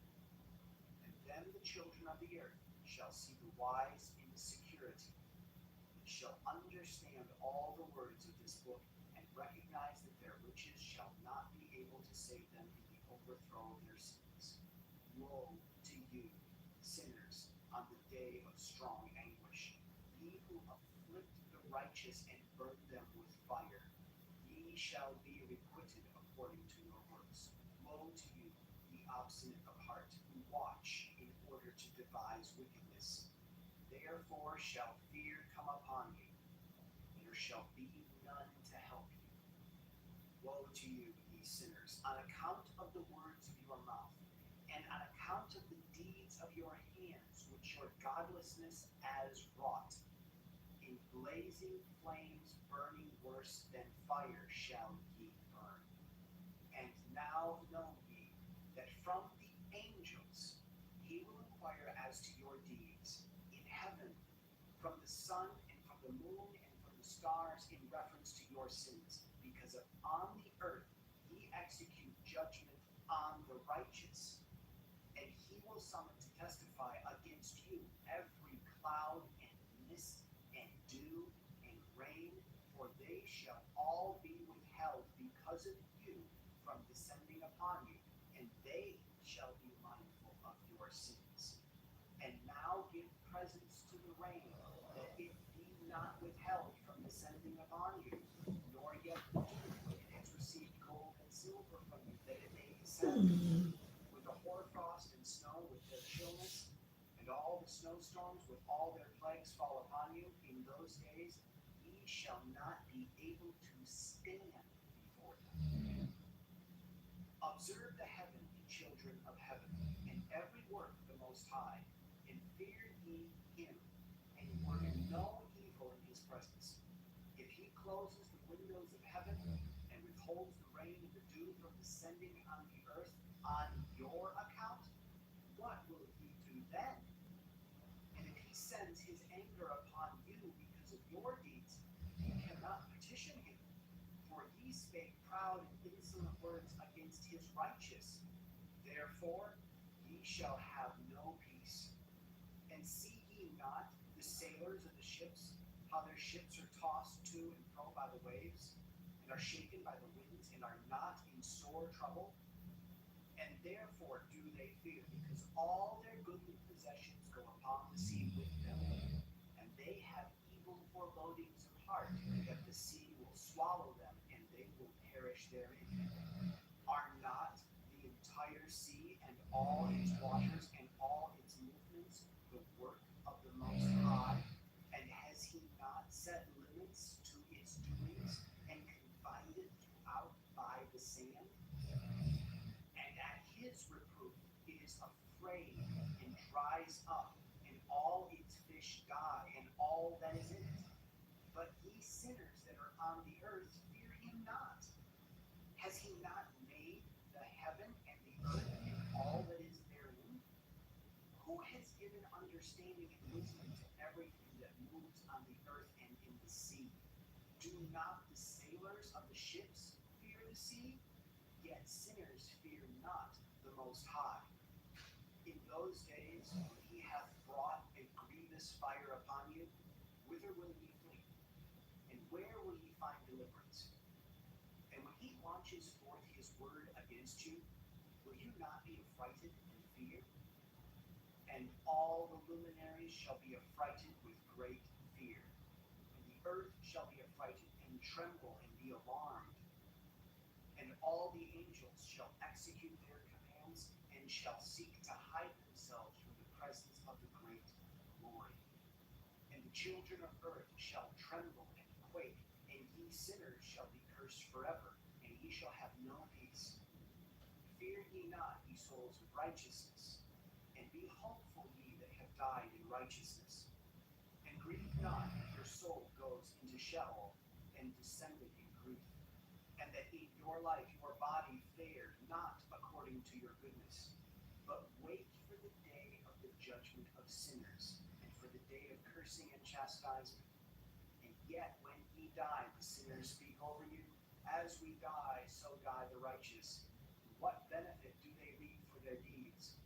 Behold, even as we, so do they die in grief and darkness. And what have they more than we? For henceforth we are equal. And what will they receive? And what will they see forever? Behold, they too have died, and henceforth forever shall they see no light. I tell you, ye sinners, ye are content to eat and drink, and rob, and sin, and strip men naked, and acquire wealth, and see good days. Have ye seen the righteous, how their end falls out, that no manner of violence is found in them till their death? Nevertheless, they perish, and became as though they had not been, and their spirits descended into Sheol in tribulation. Now, therefore I swear to you, the righteous, by the glory of the great and honored and mighty one in dominion, and by his greatness I swear to you. I know a mystery. I have read the heavenly tablets, and have seen the holy books, and have found written therein and inscribed regarding them, that all goodness and joy and glory are prepared for them, and written down for the spirits of those who have died in righteousness, and that manifold good shall be given to you in recompense for your labors, and that your lot is abundantly beyond the lot of the living. And the spirits of you who have died in righteousness shall live and rejoice, and their spirits shall not perish, nor their memorial from before the face of the Great One unto all the generations of the world. Wherefore, no longer fear their contumely. Woe to you, ye sinners, when ye have died! If ye die in the wealth of your sins, and those who are like you say regarding you, blessed are the sinners. They have seen all their days, and how they have died in prosperity, and have not seen tribulation or murder in their life. And they have died in honor, and judgment has not been executed on them during their life. Know ye that their souls will be made to descend into Sheol, and they shall be wretched in their great tribulation, and into darkness and chains and a burning flame, where there is grievous judgment. shall your spirits enter. And the great judgment shall be for all the generations of the world. Woe to you, for ye shall have no peace. Say not in regard to the righteous and good who are in life. In our troubled days we have toiled laboriously and experienced every trouble and met with much evil and been consumed, and have become few and our spirits small. And we have been destroyed and have not found any to help us, even with the word. We have been tortured and destroyed and not hoped to see life from day to day. We hoped to be the head and have become the tail. We have toiled laboriously and had no satisfaction in our toil. And we have become the food of the sinners and the unrighteous, and they have laid their yoke heavily upon us. They have had dominion over us that hated us and smote us, and to those that hated us, we have bowed our necks, but they hated us. We desired to get away from them, that we might be at rest, but found no place whereunto we should flee and be safe from them. And are complained to the rulers in our tribulation, and cried against those who devoured us. But they did not attend to our cries, and would not hearken to our voice. They helped those who robbed us and devoured us, and those who made us few. And they concealed their oppression, and they did not remove us from the yoke of those that devoured us and dispersed us and murdered us. And they concealed their murder and remembered not that they had lifted up their hands against us. I swear unto you that in heaven the angels remember you for good before the glory of the Great One, and your names are written before the glory of the Great One. Be hopeful, for aforetime ye were put to shame through ill and affliction, but now ye shall shine as the lights of heaven. Ye shall shine, and ye shall be seen, and the portals of the heaven shall be opened to you, and in your cry for judgment, and it shall appear to you. For all your tribulation shall be visited on the rulers, and on all who helped those who plundered you. Be hopeful, and cast not away your hope, for ye shall have great joy as the angels of heaven. What shall ye be obliged to do? Ye shall not have to hide on the day of the great judgment, and ye shall not be found as sinners, and the eternal judgment shall be far from you for all the generations of the world. And now fear not, ye righteous, when ye see the sinners growing strong and prospering in their ways. Be not companions with them, but keep afar from their violence. For ye shall become companions of the hosts of heaven. And although ye sinners say, all our sins shall not be searched out and written down, nevertheless they shall write down all your sins every day. And now I show unto you that light and darkness, day and night. See all your sins. Be not godless in your hearts, and lie not, and alter not the words of uprightness, nor change with your lying the words of the Holy Great One, nor take account of your idols. For all your lying and all your godlessness issue not in righteousness, but in great sin. And now I know this mystery, that sinners will alter and pervert the words of righteousness in many ways, and will speak wicked words, and lie, and practice great deceits, and write books concerning their words.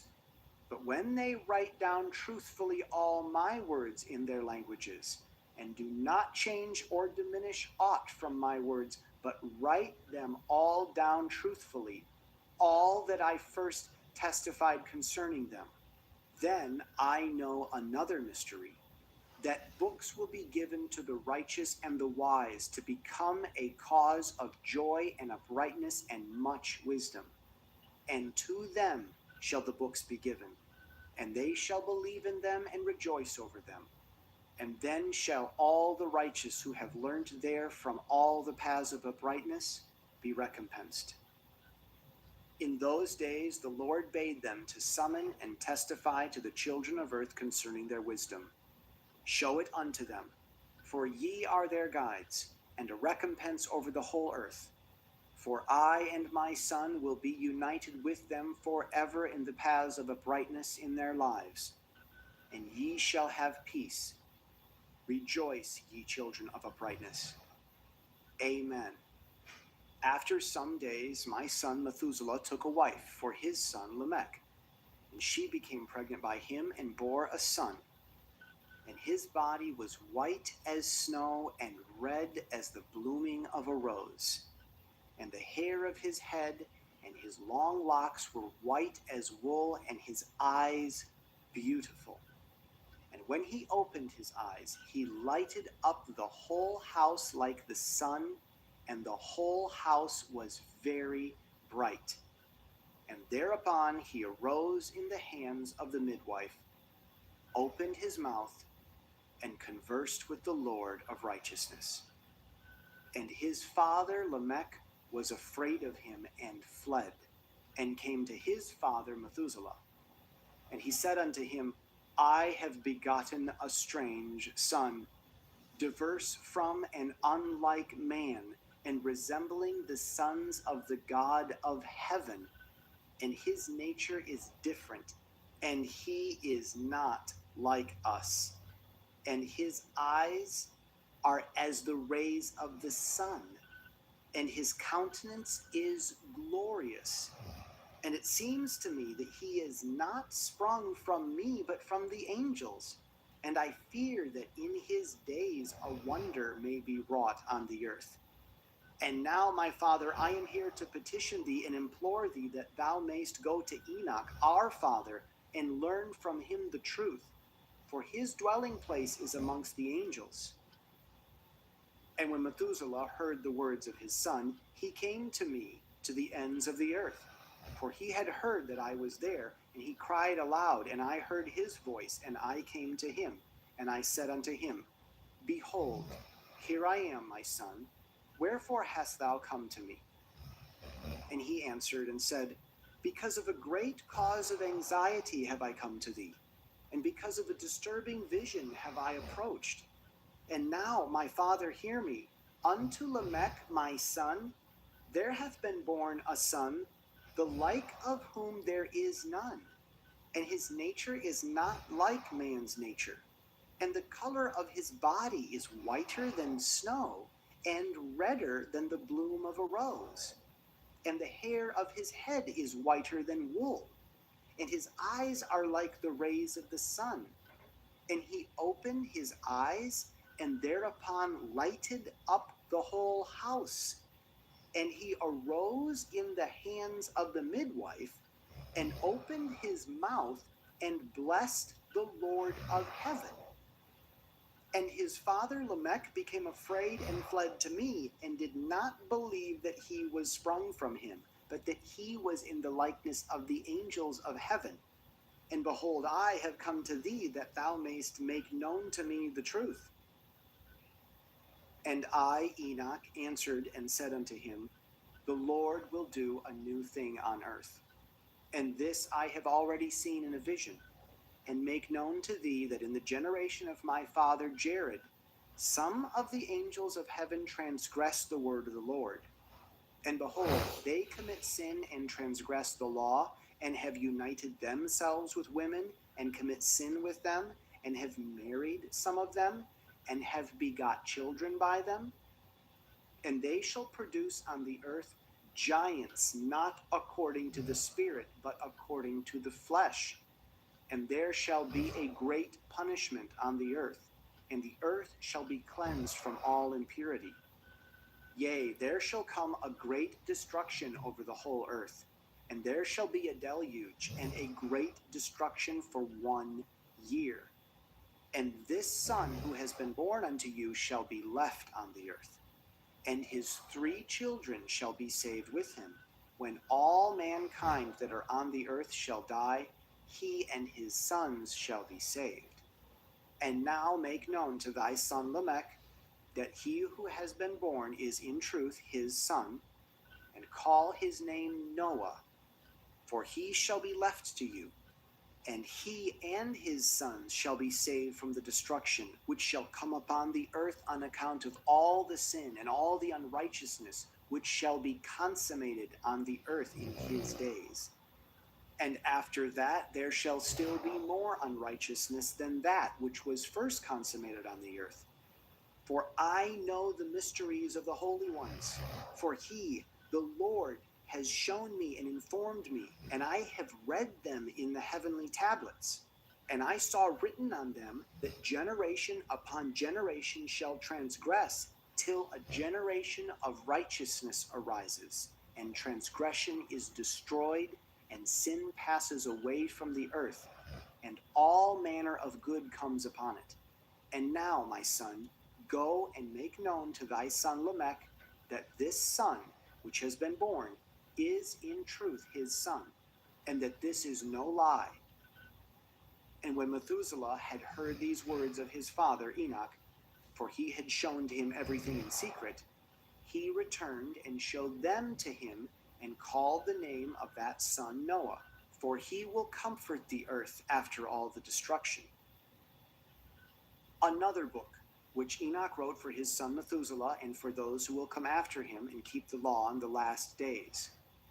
Ye who have done good shall wait for those days till an end is made of those who work evil, and an end of the might of the transgressors.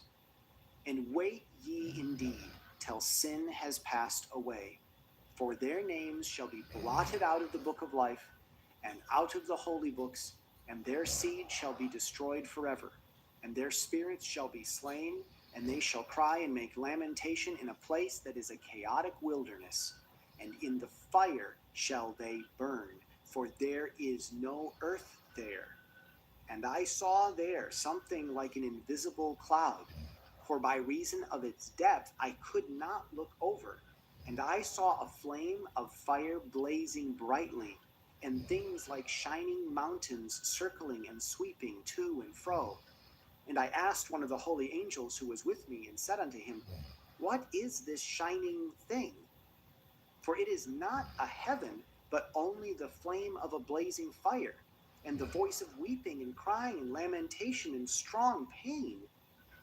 And he said unto me, This place which thou seest, here are cast the spirits of sinners and blasphemers, and of those who work wickedness, and of those who pervert everything that the Lord hath spoken through the mouth of the prophets, even the things that shall be.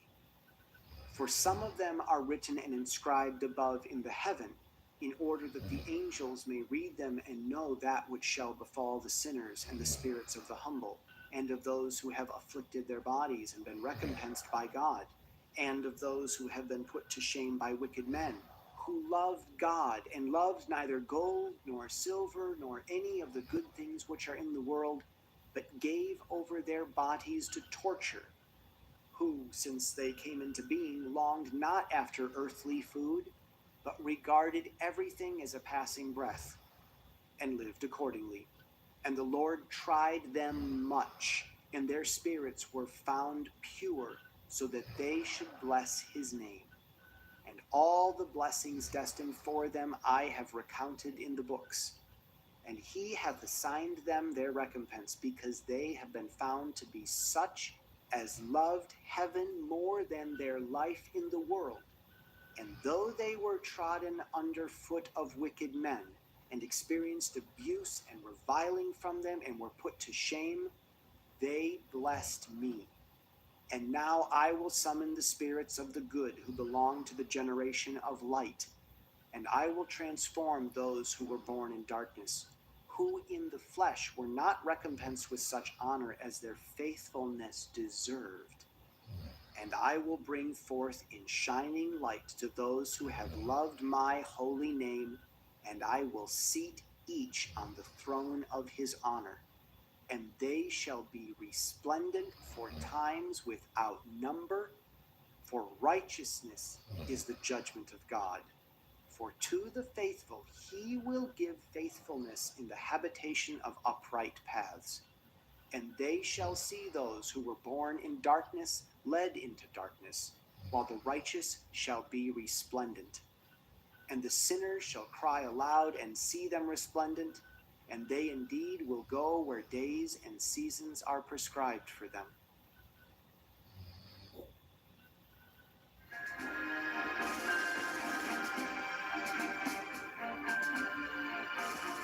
Genesis. Genesis 1. In the beginning, God created the heavens and the earth. The earth was barren with no form of life. It was under a roaring ocean covered with darkness, but the Spirit of God was moving over the water. God said, I command light to shine. And light started shining. God looked at the light and saw that it was good. He separated light from darkness and named the light day and the darkness night. Evening came and then morning. That was the first day. God said, I command a dome to separate the water above it from the water below it. And that's what happened. God made the dome and named it sky. Evening came and then morning. That was the second day. God said, I command the water under the sky to come together in one place, so there will be dry ground. And that's what happened. God named the dry ground land, and he named the water ocean. God looked at what he had done and saw that it was good. God said, I command the earth to produce all kinds of plants, including fruit trees and grain. And that's what happened. The earth produced all kinds of vegetation. God looked at what he had done, and it was good. Evening came, and then morning. That was the third day. God said, I command lights to appear in the sky and to separate day from night, and to show the time for seasons, special days, and years. I command them to shine on the earth. And that's what happened. God made two powerful lights, the brighter one to rule the day and the other to rule the night. He also made the stars. Then God put these lights in the sky to shine on the earth, to rule day and night, and to separate light from darkness. God looked at what he had done, and it was good. Evening came, and then morning. That was the fourth day. God said, I command the ocean to be full of living creatures, and I command birds to fly above the earth. So God made the giant sea monsters and all the living creatures that swim in the ocean. He also made every kind of bird. God looked at what he had done, and it was good. Then he gave the living creatures his blessing. He told the ocean creatures to live everywhere in the ocean, and the birds to live everywhere on earth. Evening came, and then morning. That was the fifth day. God said, I command the earth to give life to all kinds of tame animals, wild animals, and reptiles. And that's what happened. God made every one of them. Then he looked at what he had done, and it was good. God said, Now we will make humans, and they will be like us. We will let them rule the fish, the birds, and all other living creatures. So God created humans to be like himself. He made men and women. God gave them his blessing and said, Have a lot of children. Fill the earth with people, and bring it under your control. Rule over the fish in the ocean, the birds in the sky, and every animal on the earth. I have provided all kinds of fruit and grain for you to eat, and I have given the green plants as food for everything else that breathes. These will be food for animals, both wild and tame, and for birds. God looked at what he had done. All of it was very good. Evening came, and then morning. That was the sixth day. Genesis 2. So the heavens and the earth and everything else were created. By the seventh day, God had finished his work, and so he rested. God blessed the seventh day and made it special because on that day he rested from his work. That's how God created the heavens and the earth. When the Lord God made the heavens and the earth, no grass or plants were growing anywhere. God had not yet sent any rain, and there was no one to work the land. But streams came up from the ground and watered the earth. The Lord God took a handful of soil and made a man. God breathed life into the man, and the man started breathing. The Lord made a garden in a place called Eden, which was in the east, and he put the man there. The Lord God placed all kinds of beautiful trees and fruit trees in the garden. 2 other trees were in the middle of the garden. One of the trees gave life. The other gave the power to know the difference between right and wrong. From Eden, a river flowed out to water the garden. Then it divided into 4 rivers. The first one is the Pishon River that flows through the land of Havilah, where pure gold, rare perfumes, and precious stones are found. The second is the Gihon River that winds through Ethiopia. The Tigris River that flows east of Assyria is the third, and the fourth is the Euphrates River. The Lord God put the man in the Garden of Eden to take care of it and to look after it. But the Lord told him, You may eat fruit from any tree in the garden, except the one that has the power to let you know the difference between right and wrong. If you eat any fruit from that tree, you will die before the day is over. The Lord God said, It isn't good for the man to live alone. I need to make a suitable partner for him. So the Lord took some soil and made animals and birds. He brought them to the man to see what names he would give each of them. Then the man named the tame animals and the birds and the wild animals. That's how they got their names. None of these was the right kind of partner for the man. So the Lord God made him fall into a deep sleep, and he took out one of the man's ribs. Then, after closing the man's side, the Lord made a woman out of the rib. The Lord God brought her to the man, and the man exclaimed, Here is someone like me. She's part of my body, my own flesh and bones. She came from me, a man, so I will name her woman. That's why a man will leave his own father and mother. He marries a woman, and the 2 of them become like one person. Although the man and his wife were both naked, they were not ashamed. Genesis 3. The snake was sneakier than any of the other wild animals that the Lord God had made. One day, it came to the woman and asked, Did God tell you not to eat fruit from any tree in the garden? The woman answered, God said we could eat fruit from any tree in the garden, except the one in the middle. He told us not to eat fruit from that tree or even to touch it. If we do, we will die. No, you won't. the snake replied. God understands what will happen on the day you eat fruit from that tree. You will see what you have done, and you will know the difference between right and wrong, just as God does. The woman stared at the fruit. It looked beautiful and tasty. She wanted the wisdom that it would give her, and she ate some of the fruit. Her husband was there with her, so she gave some to him, and he ate it too. Right away, they saw what they had done, and they realized they were naked. Then they sewed fig leaves together to make something to cover themselves. Late in the afternoon, a breeze began to blow, and the man and woman heard the Lord God walking in the garden. They were frightened and hid behind some trees. The Lord called out to the man and asked, Where are you? The man answered, I was naked, and when I heard you walking through the garden, I was frightened and hid. How did you know you were naked? God asked. Did you eat any fruit from that tree in the middle of the garden? It was the woman you put here with me. The man said. She gave me some of the fruit and I ate it. The Lord God then asked the woman, What have you done? The snake tricked me, she answered.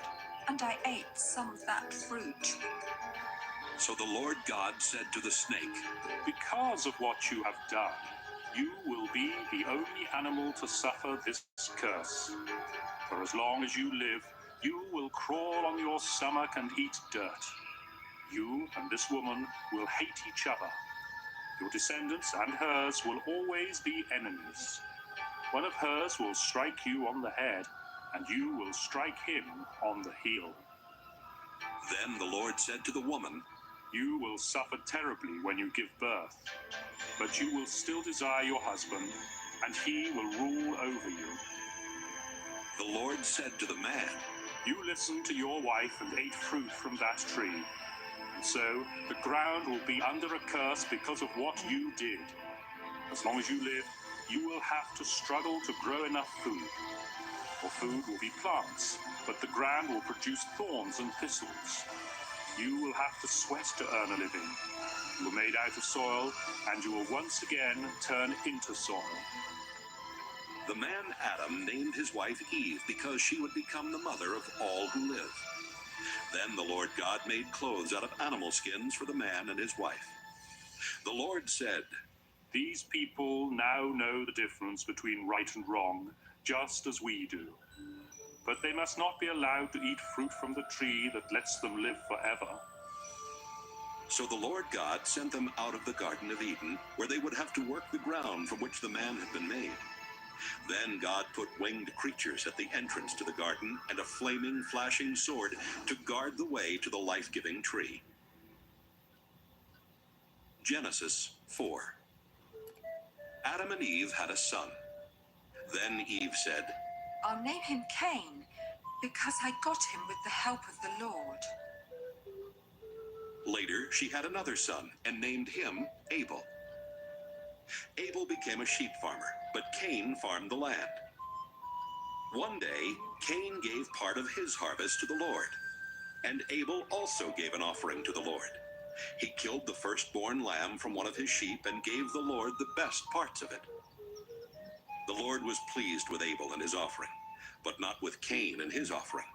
This made Cain so angry that he could not hide his feelings. The Lord said to Cain, What's wrong with you? Why do you have such an angry look on your face? If you had done the right thing, you would be smiling. But you did the wrong thing, and now sin is waiting to attack you like a lion. Sin wants to destroy you, but don't let it. Cain said to his brother Abel, Let's go for a walk. and when they were out in a field, Cain killed him. Afterwards, the Lord asked Cain, Where is Abel? How should I know? he answered. Am I supposed to look after my brother? Then the Lord said, Why have you done this terrible thing? You killed your own brother, and his blood flowed onto the ground. Now his blood is calling out for me to punish you, and so I'll put you under a curse. Because you killed Abel and made his blood run out on the ground, you will never be able to farm the land again. If you try to farm the land, it won't produce anything for you. From now on, you'll be without a home, and you'll spend the rest of your life wandering from place to place. This punishment is too hard. Cain said, You're making me leave my home and live far from you. I will have to wander about without a home, and just anyone could kill me. No, the Lord answered. anyone who kills you will be punished 7 times worse than I am punishing you. So the Lord put a mark on Cain to warn everyone not to kill him. But Cain had to go far from the Lord and live in the land of wandering, which is east of Eden. Later, Cain and his wife had a son named Enoch. At the time, Cain was building a town, and so he named it Enoch after his son. Then Enoch had a son named Irad, who had a son named Mehujael, who had a son named Methushael, who had a son named Lamech. Lamech married Ada, then Zillah. Lamech and Ada had 2 sons, Jabal and Jubal. Their son Jabal was the first to live in tents and raise sheep and goats. Jubal was the first to play harps and flutes. Lamech and Zillah had a son named Tubal-Cain, who made tools out of bronze and iron. They also had a daughter whose name was Naamah. One day Lamech said to his 2 wives, A young man wounded me, and I killed him. Anyone who tries to get even with me will be punished 10 times more than anyone who tries to get even with Cain. The Lord said to Lamech, Why did you kill my son? Why did you kill my son? He answered, I killed him because he was my son. Then the Lord said to Lamech, Why did you kill my son? Adam and his wife had another son. They named him Seth because they said, God has given us a son to take the place of Abel, who was killed by his brother Cain. Later, Seth had a son and named him Enosh. About this time, people started worshiping the Lord. Genesis 5. God created men and women to be like himself. He gave them his blessing and called them human beings. This is a list of the descendants of Adam, the first man. When Adam was 130, he had a son who was just like him, and he named him Seth. Adam had more children and died at the age of 930. When Seth was 105, he had a son named Enosh. Seth had more children and died at the age of 912. When Enosh was 90, he had a son named Kenan. Enosh had more children and died at the age of 905. When Kenan was 70, he had a son named Mahalalel. Kenan had more children and died at the age of 910. When Mahalalel was 65, he had a son named Jared. Mahalalel had more children and died at the age of 895. When Jared was 162, he had a son named Enoch. Jared had more children and died at the age of 962. When Enoch was 65, he had a son named Methuselah, and during the next 300 years he had more children. Enoch truly loved God, and God took him away at the age of 365. When Methuselah was 187, he had a son named Lamech. Methuselah had more children and died at the age of 969. When Lamech was 182, he had a son. Lamech said, I'll name him Noah, because he will give us comfort as we struggle hard to make a living on this land that the Lord has put under a curse. Lamech had more children and died at the age of 777. After Noah was 500 years old, he had 3 sons and named them Shem, Ham, and Japheth. Genesis 6. More and more people were born until finally they spread all over the earth. Some of their daughters were so beautiful that supernatural beings came down and married the ones they wanted. Then the Lord said, I won't let my life-giving breath remain in anyone forever. No one will live for more than 120 years. The children of the supernatural beings who had married these women became famous heroes and warriors. They were called Nephilim and lived on the earth at that time and even later. The Lord saw how bad the people on earth were and that everything they thought and planned was evil. He was very sorry that he had made them, and he said, I'll destroy every living creature on earth. I'll wipe out people, animals, birds, and reptiles. I'm sorry I ever made them. But the Lord was pleased with Noah, and this is the story about him. Noah was the only person who lived right and obeyed God. He had 3 sons, Shem, Ham, and Japheth. God knew that everyone was terribly cruel and violent, so he told Noah, Cruelty and violence have spread everywhere. Now I'm going to destroy the whole earth and all its people. Get some good lumber and build a boat. Put rooms in it and cover it with tar inside and out. Make it 450 feet long, 75 feet high, and 45 feet wide. Build a roof on the boat and leave a space of about 18 inches between the roof and the sides. Make the boat 3 stories high and put a door on one side. I'm going to send a flood that will destroy everything that breathes. Nothing will be left alive. But I solemnly promise that you, your wife, your sons, and your daughters-in-law will be kept safe in the boat. Bring into the boat with you a male and a female of every kind of animal and bird, as well as a male and a female of every reptile. I don't want them to be destroyed. Store up enough food both for yourself and for them. Noah did everything the Lord told him to do. Genesis 7. The Lord told Noah, Take your whole family with you into the boat, because you are the only one on this earth who pleases me. Take 7 pairs of every kind of animal that can be used for sacrifice, and 1 pair of all others. Also, take 7 pairs of every kind of bird with you. Do this so there will always be animals and birds on the earth. 7 days from now I will send rain that will last for 40 days and nights, and I will destroy all other living creatures I have made. Noah was 600 years old when he went into the boat to escape the flood, and he did everything the Lord had told him to do. His wife, his sons, and his daughters-in-law all went inside with him. He obeyed God and took a male and a female of each kind of animal and bird into the boat with him. 7 days later, a flood began to cover the earth. Noah was 600 years old when the water under the earth started gushing out everywhere.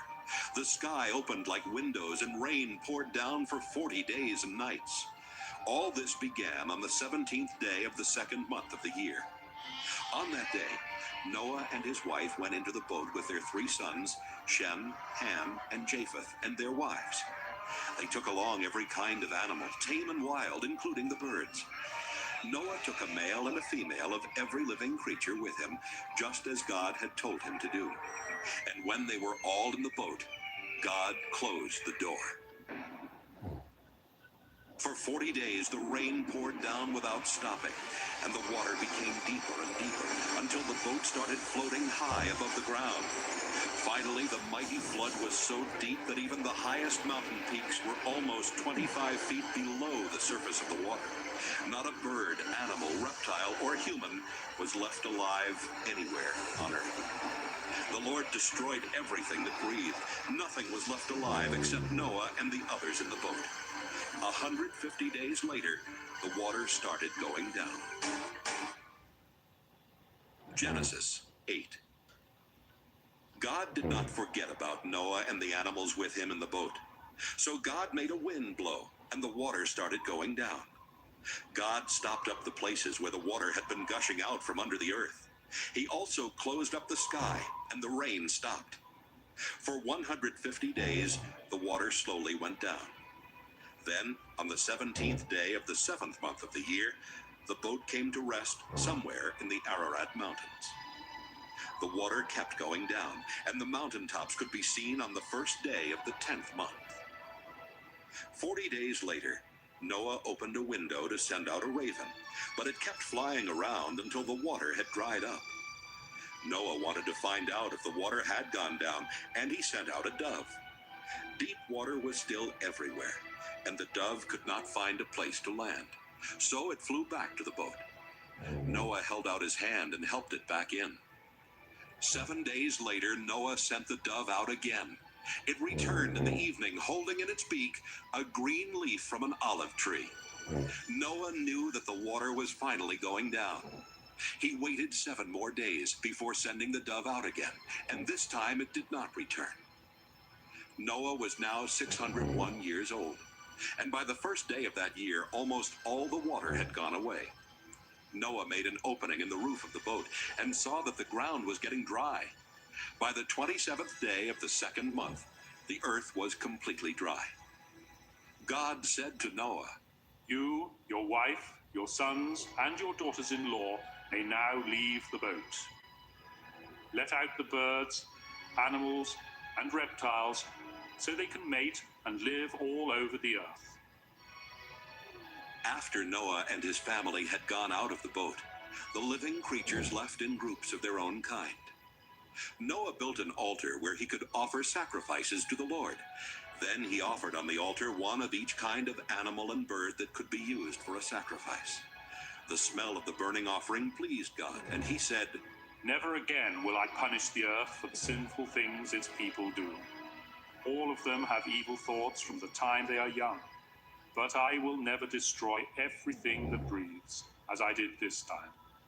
As long as the earth remains, there will be planting and harvest, cold and heat, winter and summer, day and night. Genesis 9. God said to Noah and his sons, I am giving you my blessing. Have a lot of children and grandchildren, so people will live everywhere on this earth. All animals, birds, reptiles, and fish will be afraid of you. I have placed them under your control, and I have given them to you for food. From now on, you may eat them as well as the green plants that you have always eaten. But life is in the blood, and you must not eat any meat that still has blood in it. I created humans to be like me, and I will punish any animal or person that takes a human life. If an animal kills someone, that animal must die. And if a person takes the life of another, that person must be put to death. I want you and your descendants to have many children, so people will live everywhere on earth. Again, God said to Noah and his sons, I am going to make a solemn promise to you and to everyone who will live after you. This includes the birds and the animals that came out of the boat. I promise every living creature that the earth and those living on it will never again be destroyed by a flood. The rainbow that I have put in the sky will be my sign to you and to every living creature on earth. It will remind you that I will keep this promise forever. When I send clouds over the earth and a rainbow appears in the sky, I will remember my promise to you and to all other living creatures. Never again will I let floodwaters destroy all life. When I see the rainbow in the sky, I will always remember the promise that I have made to every living creature. The rainbow will be the sign of that solemn promise. Noah and his sons, Shem, Ham, and Japheth, came out of the boat. Ham later had a son named Canaan. All people on earth are descendants of Noah's 3 sons. Noah farmed the land and was the first to plant a vineyard. One day he got drunk and was lying naked in his tent. Ham entered the tent and saw him naked, then went back outside and told his brothers. Shem and Japheth put a robe over their shoulders and walked backward into the tent. Without looking at their father, they placed it over his body. When Noah woke up and learned what his youngest son Ham had done, he said, I now put a curse on Canaan. He will be the lowest slave of his brothers. I ask the Lord my God to bless Shem and make Canaan his slave. I pray that the Lord will give Japheth more and more land, and let him take over the territory of Shem. May Canaan be his slave. Noah lived 350 years after the flood and died at the age of 950. Genesis 10. After the flood, Shem, Ham, and Japheth had many descendants. Japheth's descendants had their own languages, tribes, and land. They were Gomer, Magog, Madai, Javan, Tubal, Meshech, and Tyrus. Gomer was the ancestor of Ashkenaz, Riphath, and Togarmah. Javan was the ancestor of Elisha, Tarshish, Kittim, and Dodanim, who settled along the coast. Ham's descendants had their own languages, tribes, and land. They were Ethiopia, Egypt, Put, and Canaan. Cush was the ancestor of Seba, Havilah, Sabta, Raamah, and Sabtica. Raamah was the ancestor of Sheba and Dedan. Cush was also the ancestor of Nimrod, a mighty warrior whose strength came from the Lord. Nimrod is the reason for the saying, "You hunt like Nimrod with the strength of the Lord." Cush first ruled in Babylon, Erech, and Akkad, all of which were in Babylonia. From there, Nimrod went to Assyria and built the great city of Nineveh. He also built Rehoboth-ur and Calah, as well as Resen, which is between Nineveh and Calah. Egypt was the ancestor of Ludim, Anamim, Lahabim, Naphtuhim, Pathrusim, Casluhim, and Caphtorim, the ancestor of the Philistines. Canaan's sons were Sidon and Heth. He was also the ancestor of the Jebusites, the Amorites, the Girgashites, the Hivites, the Arkites, the Sinites, the Arvadites, the Zemarites, and the Hamathites. Later, the Canaanites spread from the territory of Sidon and went as far as Gaza in the direction of Gerar. They also went as far as Laisha in the direction of Sodom, Gomorrah, Admah, and Zeboiim. Shem's descendants had their own languages, tribes, and land. He was the older brother of Japheth and the ancestor of the tribes of Eber. Shem was the ancestor of Elam, Asher, Arpachshad, Lud, and Aram. Aram was the ancestor of Uz, Hul, Jether, and Mash. Arpachshad was the father of Shelah and the grandfather of Eber, whose first son was named Peleg, because it was during his time that tribes divided up the earth. Eber's second son was Joktan. Joktan was the ancestor of Almodad, Sheleph, Hazarmaveth, Jireh, Hadoram, Uzal, Diklah, Obal, Abimael, Sheba, Ophir, Havilah, and Jobab. Their land reached from Mesha in the direction of Sephir, the hill country in the east. This completes the list of Noah's descendants.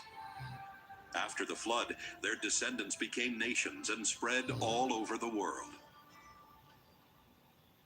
Genesis 11. At first, everyone spoke the same language. But after some of them moved from the east and settled in Babylonia, they said, Let's build a city with a tower that reaches to the sky. We'll use hard bricks and tar instead of stone and mortar. We'll become famous, and we won't be scattered all over the world. But when the Lord came down to look at the city and the tower, he said, These people are working together because they all speak the same language. This is just the beginning. Soon they will be able to do anything they want. Come on, let's go down and confuse them by making them speak different languages. Then they won't be able to understand each other. So the people had to stop building the city because the Lord confused their language and scattered them all over the earth. That's how the city of Babel got its name. 2 years after the flood, when Shem was 100, he had a son named Arpachshad. He had more children and died at the age of 600. This is a list of his descendants. When Arpachshad was 35, he had a son named Shelah. Arpachshad had more children and died at the age of 438. When Shelah was 30, he had a son named Eber. Shelah had more children and died at the age of 433. When Eber was 34, he had a son named Peleg. Eber had more children and died at the age of 464. When Peleg was 30, he had a son named Reu. Peleg had more children and died at the age of 239. When Reu was 32, he had a son named Serah. Reu had more children and died at the age of 239. When Serug was 30, he had a son named Nahor. Serug had more children and died at the age of 230. When Nahor was 29, he had a son named Terah. Nahor had more children and died at the age of 148. After Terah was 70 years old, he had 3 sons, Abram, Nahor, and Haran, who became the father of Lot. Terah's sons were born in the city of Ur in Chaldea, and Haran died there before the death of his father. The following is the story of Terah's descendants. Abram married Sarai, but she was not able to have any children. And Nahor married Milcah, who was the daughter of Haran and the sister of Iscah. Terah decided to move from Ur to the land of Canaan. He took along Abram and Sarai and his grandson Lot, the son of Haran. But when they came to the city of Haran, they decided to settle there instead. Terah lived to be 205 years old and died in Haran. Genesis 12. The Lord said to Abram, Leave your country, your family, and your relatives, and go to the land that I will show you. I will bless you and make your descendants into a great nation. You will become famous and be a blessing to others. I will bless anyone who blesses you, but I will put a curse on anyone who puts a curse on you. Everyone on earth will be blessed because of you. Abram was 75 years old when the Lord told him to leave the city of Haran. He obeyed and left with his wife Sarai, his nephew Lot, and all the possessions and slaves they had gotten while in Haran. When they came to the land of Canaan, Abram went as far as the sacred tree of Morah in a place called Shechem. The Canaanites were still living in the land at that time, but the Lord appeared to Abram and promised, I will give this land to your family forever. Abram then built an altar there for the Lord. Abram traveled to the hill country east of Bethel and camped between Bethel and Ai, where he built another altar and worshipped the Lord. Later, Abram started out toward the southern desert. The crops failed, and there was no food anywhere in the land. So Abram and his wife Sarai went to live in Egypt for a while. But just before they got there, he said, Sarai, you are really beautiful. When the Egyptians see how lovely you are, they will murder me because I am your husband. But they won't kill you. Please save my life by saying that you are my sister. As soon as Abram and Sarai arrived in Egypt, the Egyptians noticed how beautiful she was. The king's officials told him about her, and she was taken to his house. The king was good to Abram because of Sarai, and Abram was given sheep, cattle, donkeys, slaves, and camels. Because of Sarai, the Lord struck the king and everyone in his palace with terrible diseases. Finally, the king sent for Abram and said to him, What have you done to me? Why didn't you tell me Sarai was your wife? Why did you make me believe she was your sister? Now I've married her. Take her and go. She's your wife. So the king told his men to let Abram and Sarai take their possessions and leave. Genesis 13. Abram and Sarai took everything they owned and went to the southern desert. Lot went with them. Abram was very rich. He owned many cattle, sheep, and goats, and had a lot of silver and gold.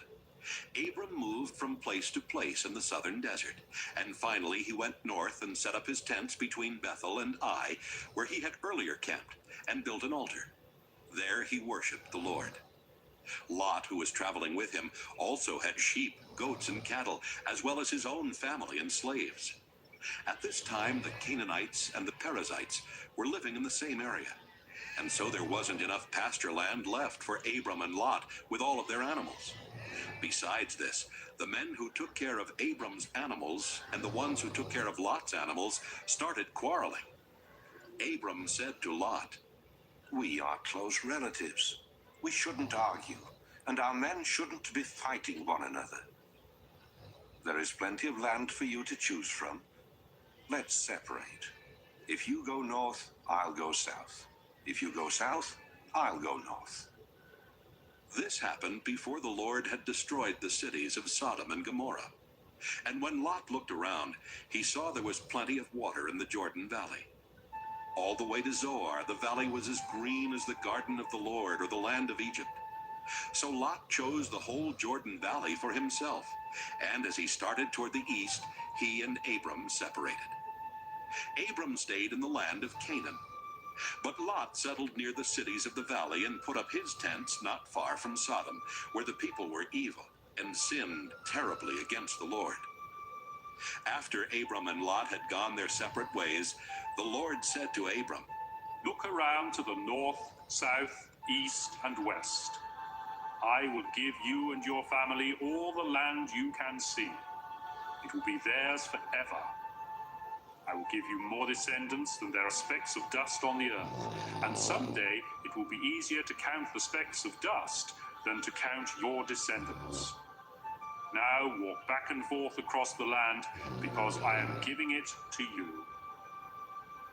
Abram took down his tents and went to live near the sacred trees of Mamre at Hebron, where he built an altar in honor of the Lord. Genesis 14. About this time, King Amraphel of Babylonia, King Arioch of Elasar, King Chedorlaomer of Elam, and King Tidal of Goyim attacked King Bera of Sodom, King Birsha of Gomorrah, King Shinab of Admah, King Shemeber of Zeboim, and the king of Bela, also known as the city of Zoar. King Chedorlaomer and his allies had ruled these last 5 kings for 12 years. But in the 13th year, the kings rebelled and came together in Siddim Valley, which is now covered by the southern part of the Dead Sea. A year later, King Chedorlaomer and his allies attacked and defeated the Rephaites in Ashtaroth Karnaim, the Zuzites in Ham, and the Emites in Sheva Kiriathaim. They also defeated the Horites in the hill country of Edom as far as El Paran near the desert. They went back to the city of En-Mishpat, better known as Kadesh. Then they captured all the land that belonged to the Amalekites, and they defeated the Amorites who were living in Hazazon Tamar. At Siddim Valley, the armies of the kings of Sodom, Gomorrah, Admah, Zeboim, and Bela fought the armies of King Chedorlaomer of Elam, King Tidal of Goyim, King Amraphel of Babylonia, and King Arioch of Elasar. The valley was full of tar pits, and when the troops from Sodom and Gomorrah started running away, some of them fell into the pits. Others escaped to the hill country. Their enemies took everything of value from Sodom and Gomorrah, including their food supplies. They also captured Abram's nephew Lot, who lived in Sodom. They took him and his possessions and then left. At this time, Abram the Hebrew was living near the oaks that belonged to Mamre the Amorite. Mamre and his brothers Eshcol and Aner were Abram's friends. Someone who had escaped from the battle told Abram that his nephew Lot had been taken away. 318 of Abram's servants were fighting men, so he took them and followed the enemy as far north as the city of Dan. That night, Abram divided up his troops, attacked from all sides, and won a great victory. But some of the enemy escaped to the town of Hobah north of Damascus, and Abram went after them. He brought back his nephew Lot, together with Lot's possessions and the women and everyone else who had been captured. Abram returned after he had defeated King Chedorlaomer and the other kings. Then the king of Sodom went to meet Abram in Sheva Valley, which is also known as King's Valley. King Melchizedek of Salem was a priest of God Most High. He brought out some bread and wine and said to Abram, I bless you in the name of God Most High, creator of heaven and earth. All praise belongs to God Most High for helping you defeat your enemies. Then Abram gave Melchizedek a tenth of everything. The king of Sodom said to Abram, All I want are my people. You can keep everything else.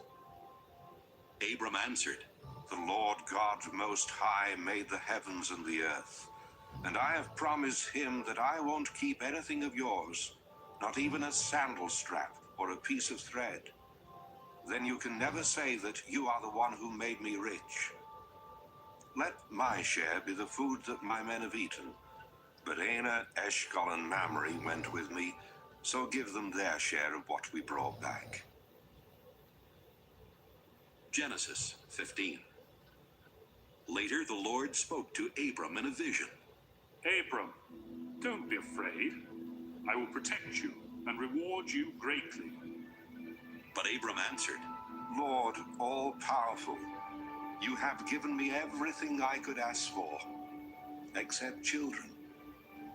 And when I die, Eliezer of Damascus will get all I own. You have not given me any children, and this servant of mine will inherit everything.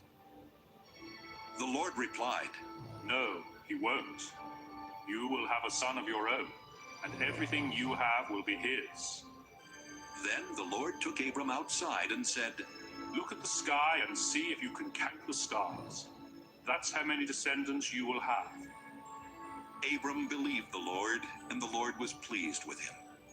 The Lord said to Abram, I brought you here from Ur in Chaldea, and I gave you this land.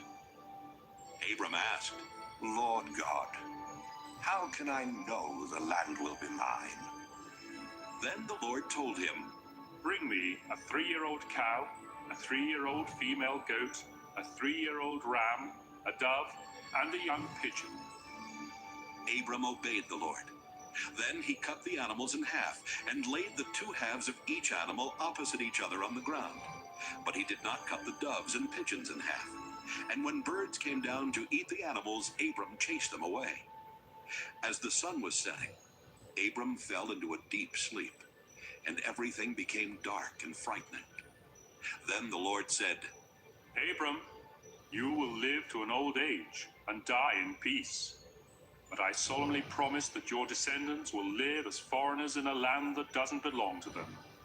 They will be forced into slavery and abused for 400 years.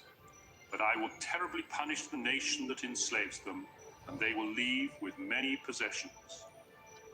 4 generations later, your descendants will return here and take this land, because only then will the people who live here be so sinful that they deserve to be punished. Sometime after sunset, when it was very dark, a smoking cooking pot and a flaming fire went between the 2 halves of each animal. At that time, the Lord made an agreement with Abram and told him, I will give your descendants the land east of the Shihor River on the border of Egypt as far as the Euphrates River.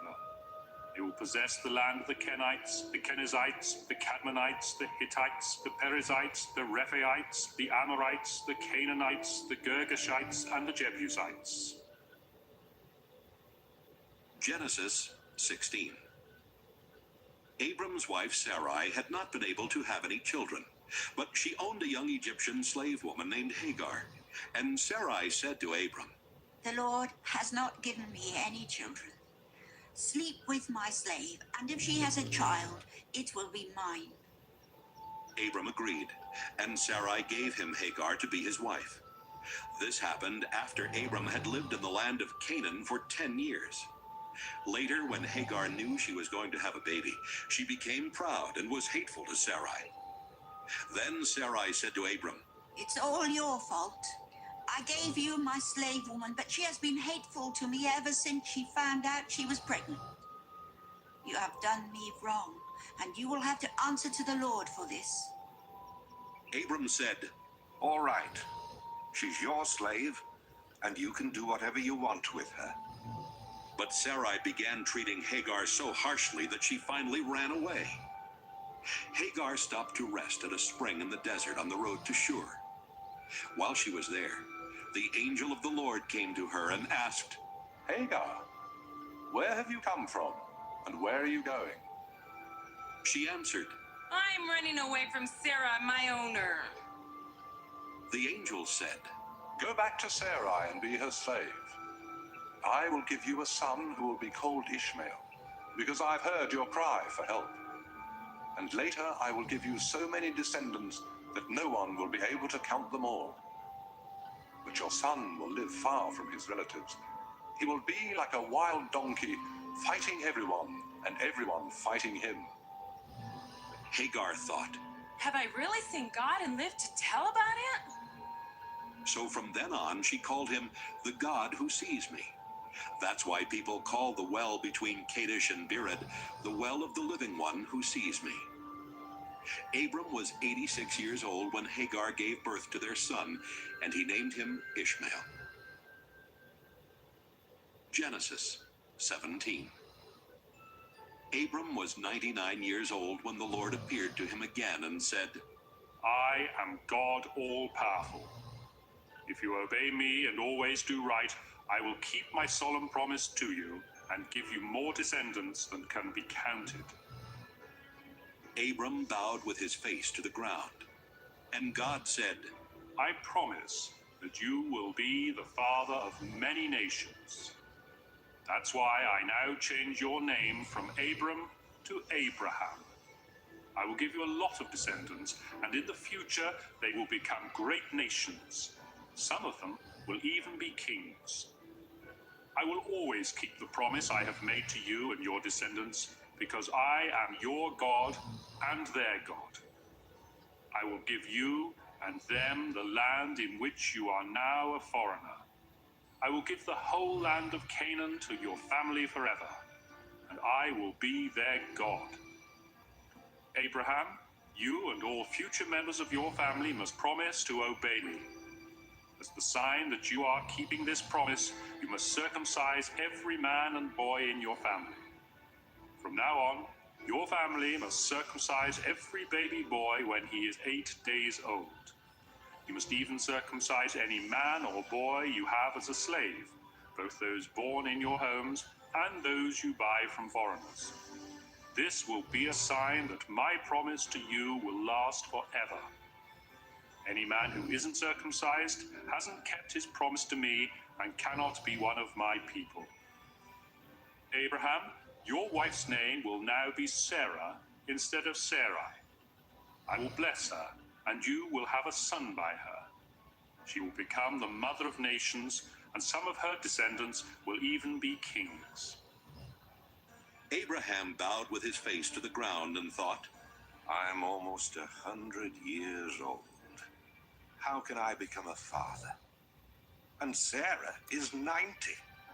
How can she have a child? So he started laughing. Then he asked God, Why not let Ishmael inherit what you have promised me? But God answered, No, you and Sarah will have a son. His name will be Isaac, and I will make an everlasting promise to him and his descendants. I have heard what you asked me to do for Ishmael, and so I will also bless him with many descendants. He will be the father of 12 princes, and I will make his family a great nation. But your son Isaac will be born about this time next year, and the promise I am making to you and your family will be for him and his descendants forever. God finished speaking to Abraham and then left. On that same day, Abraham obeyed God by circumcising Ishmael. Abraham was also circumcised, and so were all other men and boys in his household, including his servants and slaves. He was 99 years old at the time, and his son Ishmael was 13. Genesis 18. One hot summer afternoon, Abraham was sitting by the entrance to his tent near the sacred trees of Mamre when the Lord appeared to him. Abraham looked up and saw 3 men standing nearby. He quickly ran to meet them, bowed with his face to the ground, and said, Please, come to my home where I can serve you. I'll have some water brought so you can wash your feet.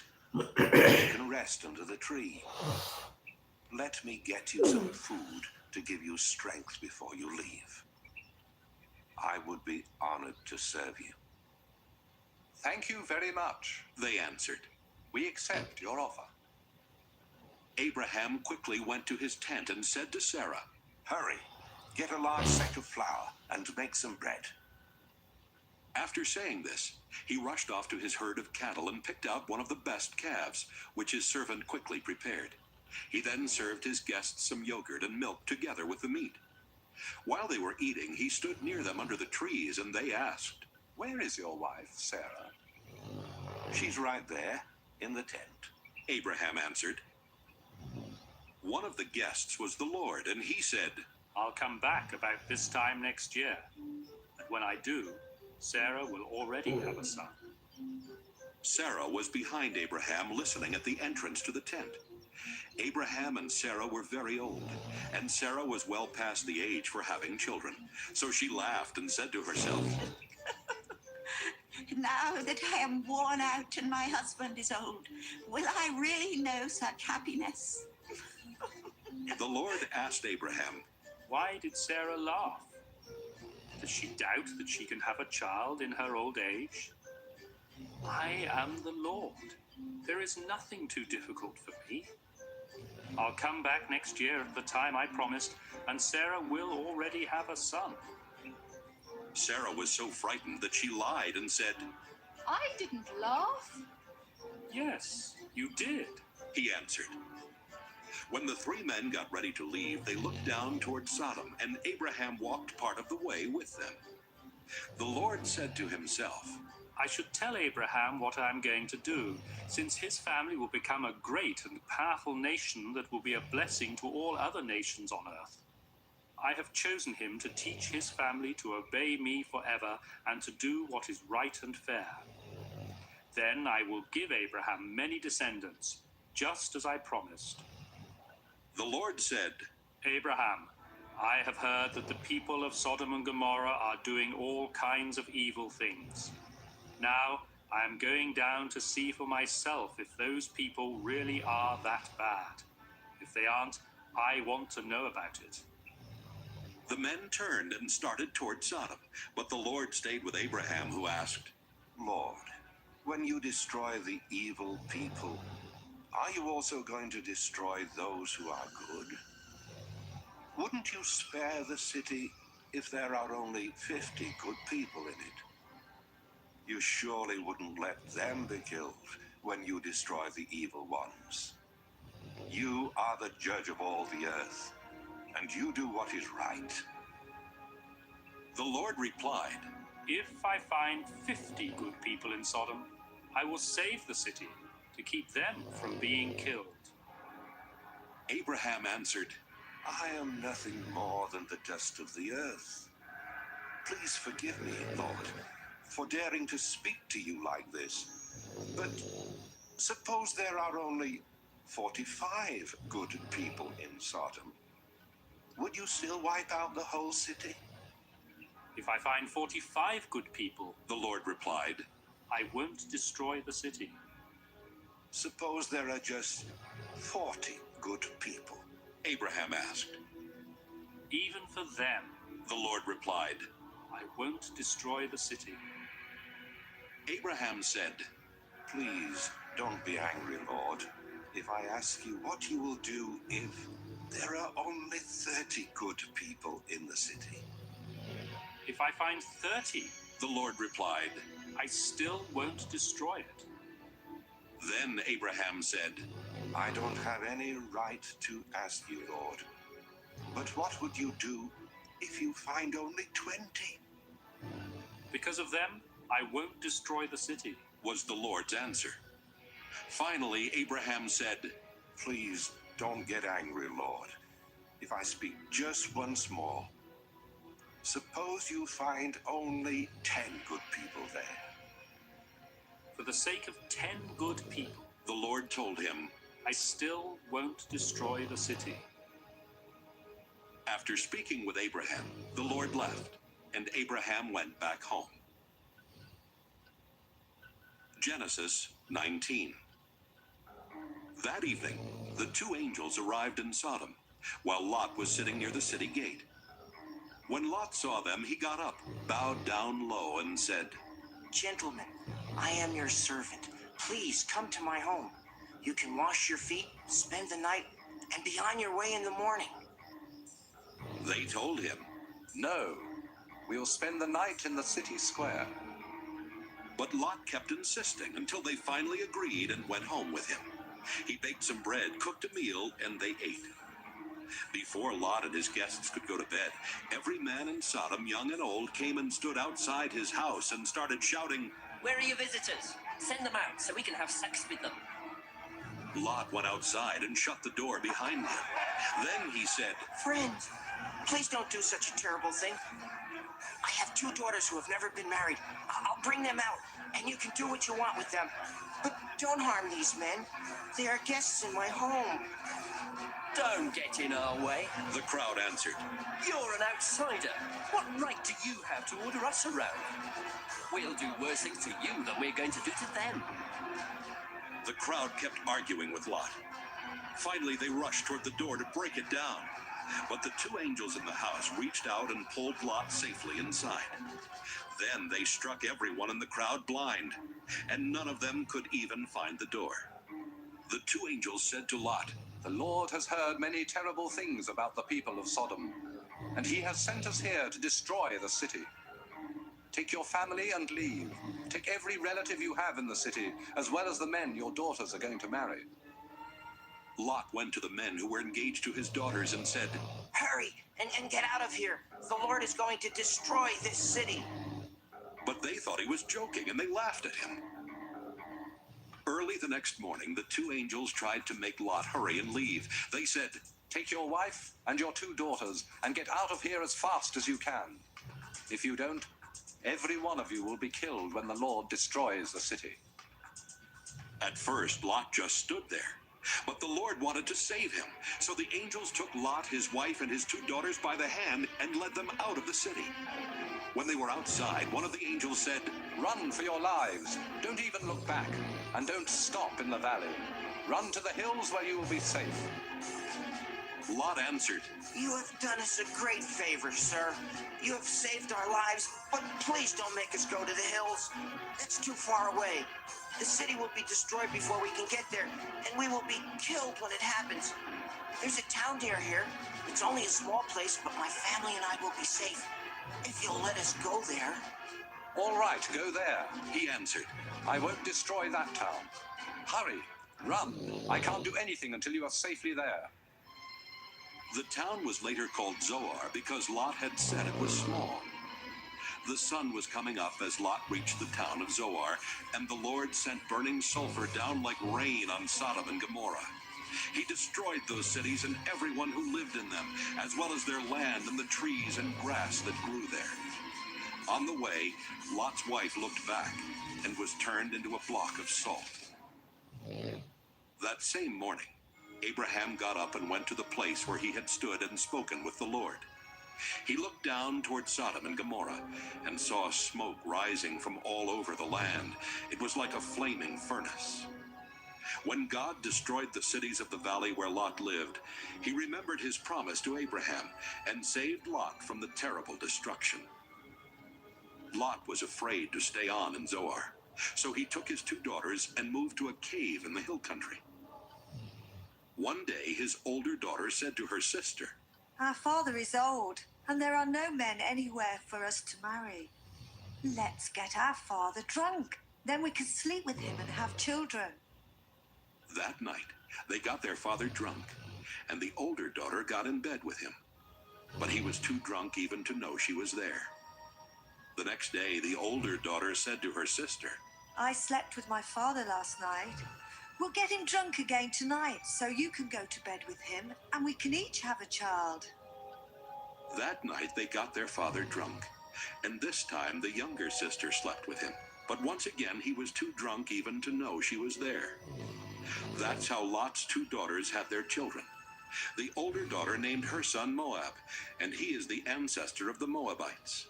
The younger daughter named her son Ben-Ammi, and he is the ancestor of the Ammonites. Genesis 20. Abraham moved to the southern desert, where he settled between Kadesh and Shur. Later, he went to Gerar, and while there, he told everyone that his wife Sarah was his sister. So King Abimelech of Gerar had Sarah brought to him. But God came to Abimelech in a dream and said, You have taken a married woman, and for this you will die. Abimelech said to the Lord, Don't kill me. I haven't slept with Sarah. Didn't they say they were brother and sister? I am completely innocent. God spoke to Abimelech in another dream and said, I know you are innocent. That's why I kept you from sleeping with Sarah and doing anything wrong. Her husband is a prophet. Let her go back to him, and his prayers will save you from death. But if you don't return her, you and all your people will die. Early the next morning, Abimelech sent for his officials, and when he told them what had happened, they were frightened. Abimelech then called in Abraham and said, Look what you've done to us. What have I ever done to you? Why did you make me and my nation guilty of such a terrible sin? What were you thinking when you did this? Abraham answered, I did it because I didn't think any of you respected God, and I was sure that someone would kill me to get my wife. Besides, she is my half-sister. We have the same father, but different mothers. When God made us leave my father's home and start wandering, I told her, if you really love me, you will tell everyone that I am your brother. Abimelech gave Abraham some sheep, cattle, and slaves. He sent Sarah back and told Abraham that he could settle anywhere in his country. Then he said to Sarah, I have given your brother 1,000 pieces of silver as proof to everyone that you have done nothing wrong. Meanwhile, God had kept Abimelech's wife and slaves from having children. But Abraham prayed, and God let them start having children again. Genesis 21. The Lord was good to Sarah and kept his promise. Although Abraham was very old, Sarah had a son exactly at the time God had said. Abraham named his son Isaac. And when the boy was 8 days old, Abraham circumcised him, just as the Lord had commanded. Abraham was 100 years old when Isaac was born, and Sarah said, God has made me laugh. Now everyone will laugh with me. Who would have dared to tell Abraham that someday I would have a child? But in his old age, I have given him a son. The time came when Sarah no longer had to nurse Isaac, and on that day Abraham gave a big feast. One day, Sarah noticed Hagar's son Ishmael playing, and she said to Abraham, Get rid of that Egyptian slave woman and her son. I don't want him to inherit anything. It should all go to my son. Abraham was worried about Ishmael, but God said, Abraham, don't worry about your slave woman and the boy. Just do what Sarah tells you. Isaac will inherit your family name, but the son of the slave woman is also your son, and I will make his descendants into a great nation. Early the next morning, Abraham gave Hagar an animal skin full of water and some bread. Then he put the boy on her shoulder and sent them away. They wandered around in the desert near Beersheba, and after they had run out of water, Hagar put her son under a bush. Then she sat down a long way off because she could not bear to watch him die, and she cried bitterly.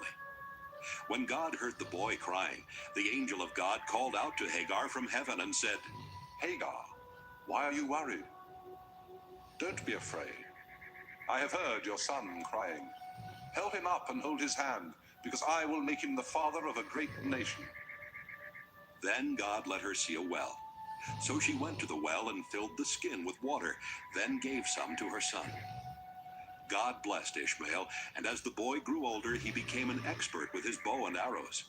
He lived in the Paran desert, and his mother chose an Egyptian woman for him to marry. About this time, Abimelech and his army commander Phicol said to Abraham, God blesses everything you do. Now I want you to promise in the name of God that you will always be loyal to me and my descendants, just as I have always been loyal to you in this land where you have lived as a foreigner.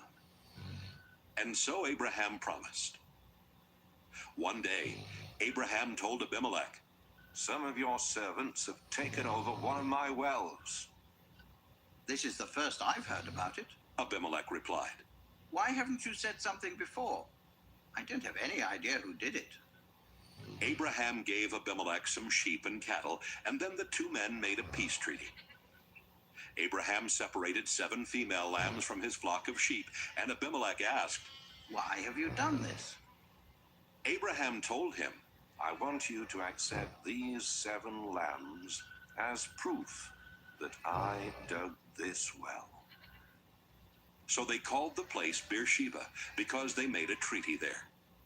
When the treaty was completed, Abimelech and his army commander Phicol went back to the land of the Philistines. Abraham planted a tamarisk tree in Beersheba and worshipped the eternal Lord God. Then Abraham lived a long time as a foreigner in the land of the Philistines. Genesis 22. Some years later, God decided to test Abraham, so he spoke to him. Abraham answered, Here I am, Lord. The Lord said, Go, get Isaac, your only son, the one you dearly love. Take him to the land of Moriah, and I will show you a mountain, where you must sacrifice him to me on the fires of an altar. So Abraham got up early the next morning and chopped wood for the fire. He put a saddle on his donkey and left with Isaac and 2 servants for the place where God had told him to go. 3 days later, Abraham looked off in the distance and saw the place. He told his servants, Stay here with the donkey while my son and I go over there to worship. We will come back. Abraham put the wood on Isaac's shoulder, but he carried the hot coals and the knife. As the 2 of them walked along, Isaac said, Father, we have the coals and the wood, but where is the lamb for the sacrifice? My son, Abraham answered, God will provide the lamb. The two of them walked on, and when they reached the place that God had told him about, Abraham built an altar and placed the wood on it. Next, he tied up his son and put him on the wood. He then took the knife and got ready to kill his son. But the Lord's angel shouted from heaven, Abraham! Abraham! Here I am, he answered. Don't hurt the boy or harm him in any way. The angel said, Now I know that you truly obey God, because you were willing to offer him your only son. Abraham looked up and saw a ram caught by its horns in the bushes. So he took the ram and sacrificed it in place of his son. Abraham named that place, "The Lord will provide." And even now people say, On the mountain of the Lord it will be provided. The Lord's angel called out from heaven a second time. You were willing to offer the Lord your only son, and so he makes you this solemn promise. I will bless you and give you such a large family that someday your descendants will be more numerous than the stars in the sky or the grains of sand along the beach. They will defeat their enemies and take over the cities where their enemies live. You have obeyed me, and so you and your descendants will be a blessing to all nations on earth. Abraham and Isaac went back to the servants who had come with him, and they returned to Abraham's home in Beersheba. Abraham's brother Nahor had married Milcah, and Abraham was later told that they had 8 sons. Uz was their firstborn, Buz was next, and then there was Kemuel, who became the father of Aram. Their other 5 sons were Kesed, Hazo, Pildash, Jidlaph, and Bethuel, who became the father of Rebekah. Nahor also had another wife. Her name was Reumah. She had 4 sons, Tebah, Gaham, Tahash, and Maacah. Genesis 23. When Sarah was 127 years old, she died in Kiriath Arba, better known as Hebron, in the land of Canaan.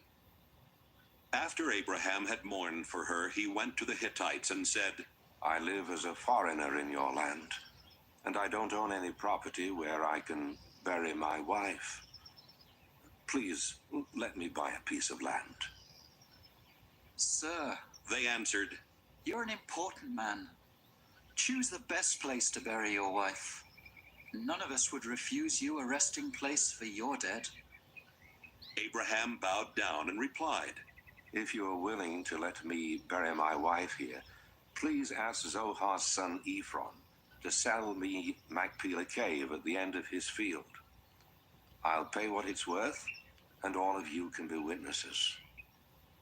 Ephron was sitting there near the city gate when Abraham made this request, and he answered, Sir, the whole field, including the cave, is yours. With my own people as witnesses, I freely give it to you as a burial place for your dead. Once again, Abraham bowed down and said to Ephron, In front of these witnesses, I offer you the full price so I can bury my wife. Please accept my offer. But, sir, the man replied, the property is worth only 400 pieces of silver. Why should we haggle over such a small amount? Take the land, it's yours. Abraham accepted Ephron's offer and paid him the 400 pieces of silver in front of everyone at the city gate. That's how Abraham got Ephron's property east of Hebron, which included the field with all its trees, as well as Machpelah Cave at the end of the field.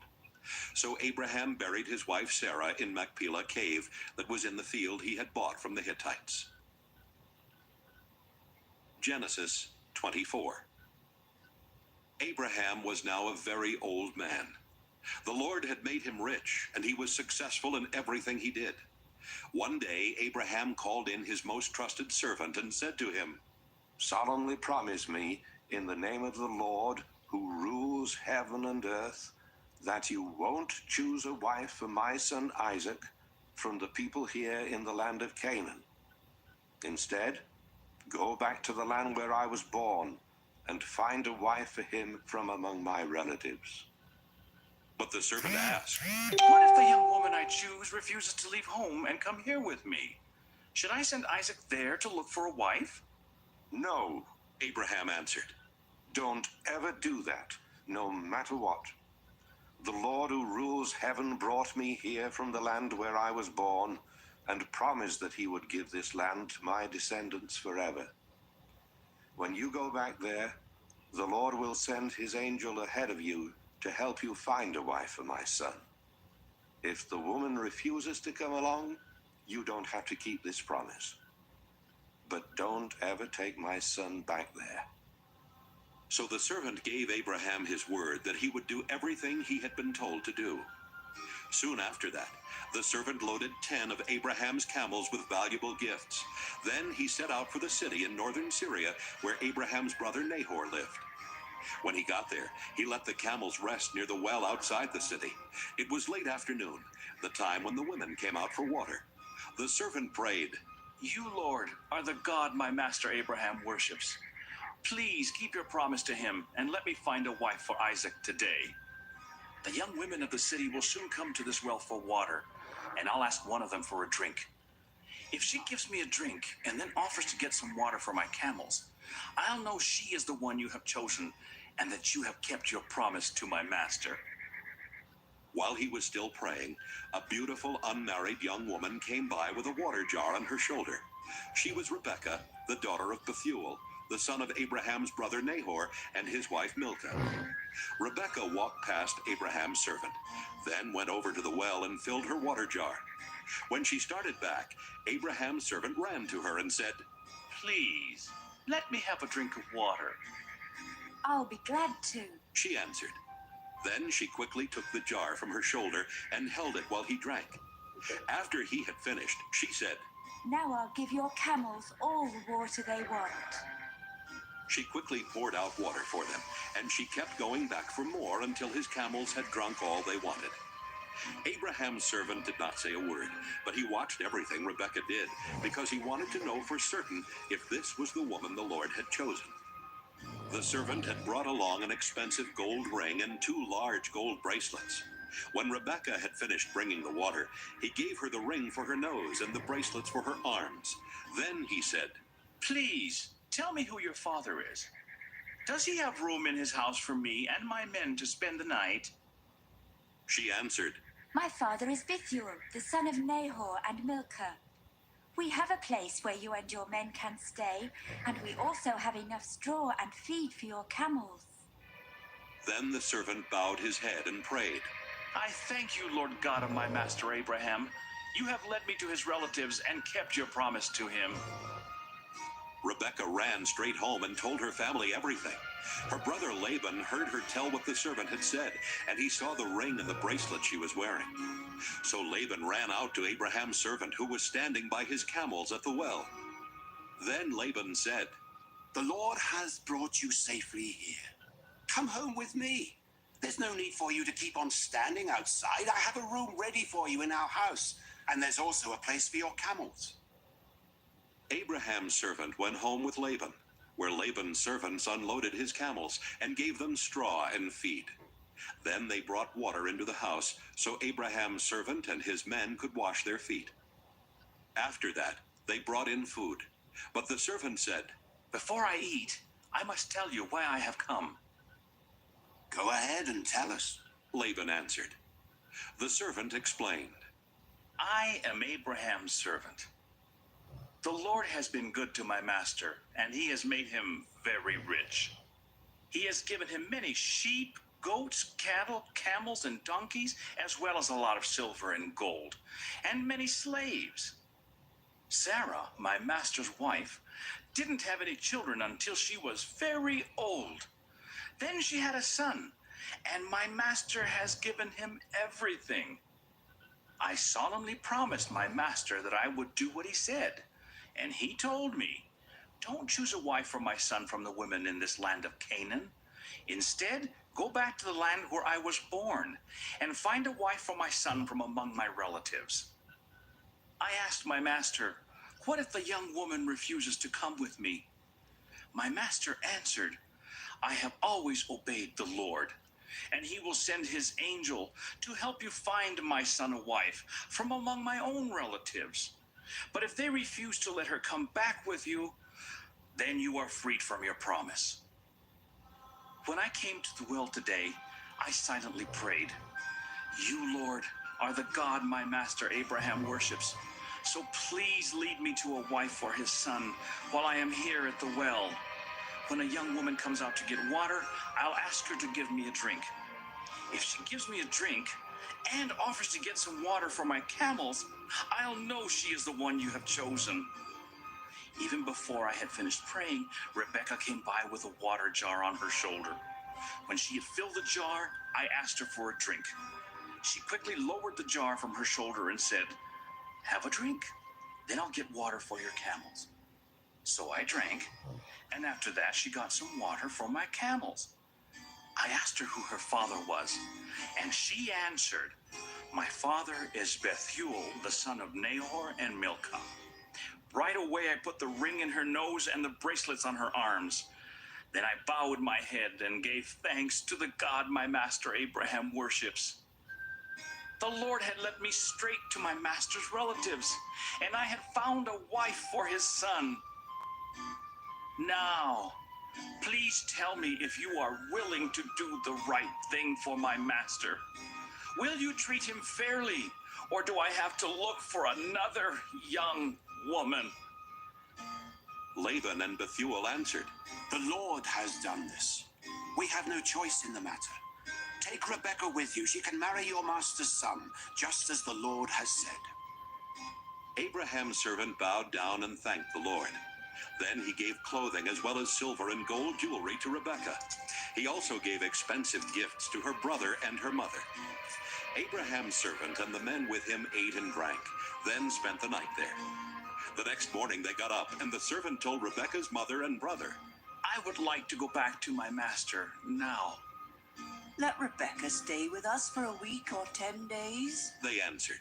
Then she may go." But he said, "Don't make me stay any longer. The Lord has already helped me find a wife for my master's son.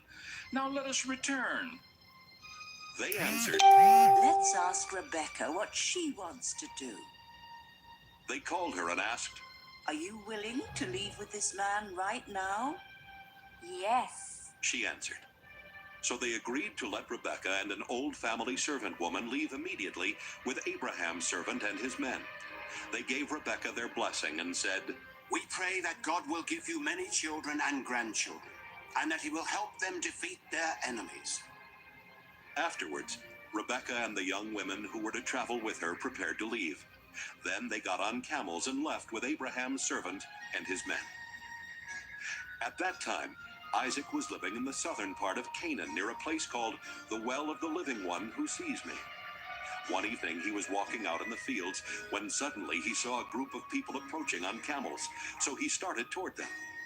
Rebekah saw him coming. She got down from her camel and asked, "Who is that man?" "He is my master, Isaac," the servant answered. Then Rebekah covered her face with her veil.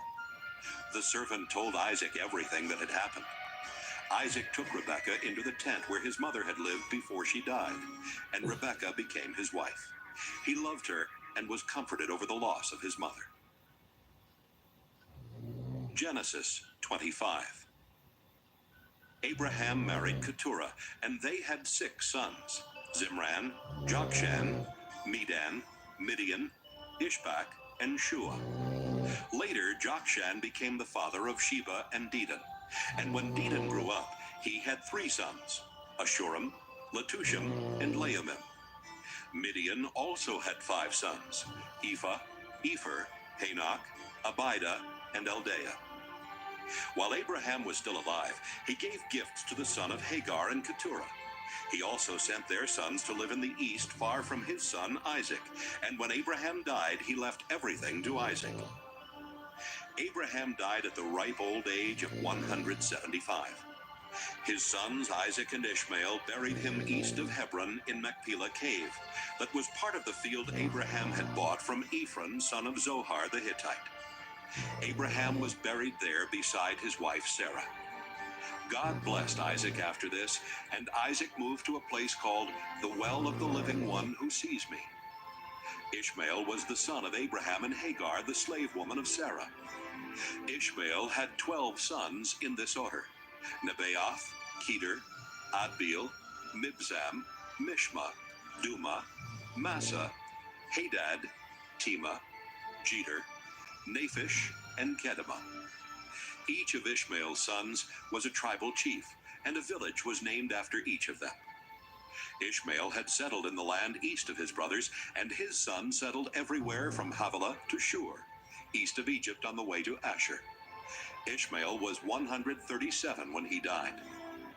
Isaac was the son of Abraham, and he was 40 years old when he married Rebekah, the daughter of Bethuel.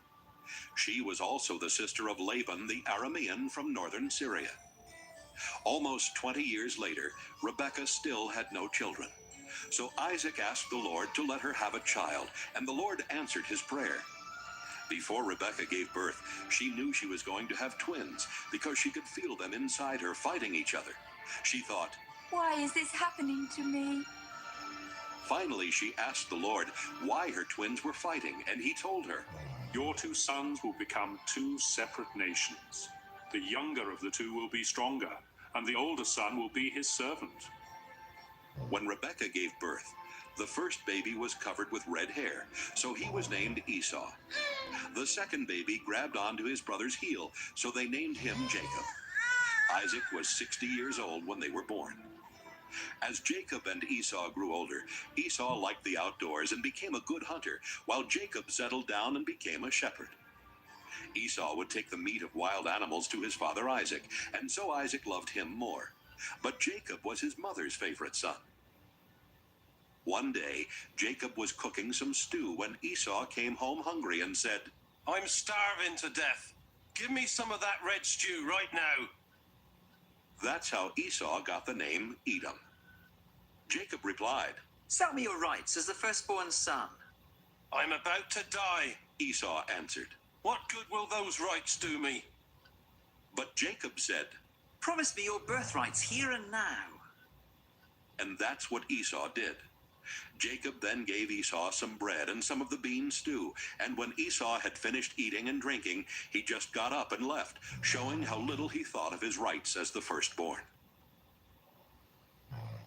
Genesis 26. Once during Abraham's lifetime, the fields had not produced enough grain, and now the same thing happened.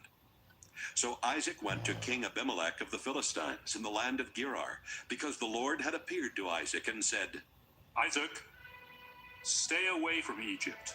I will show you where I want you to go. You will live there as a foreigner, but I will be with you and bless you. I will keep my promise to your father Abraham by giving this land to you and your descendants.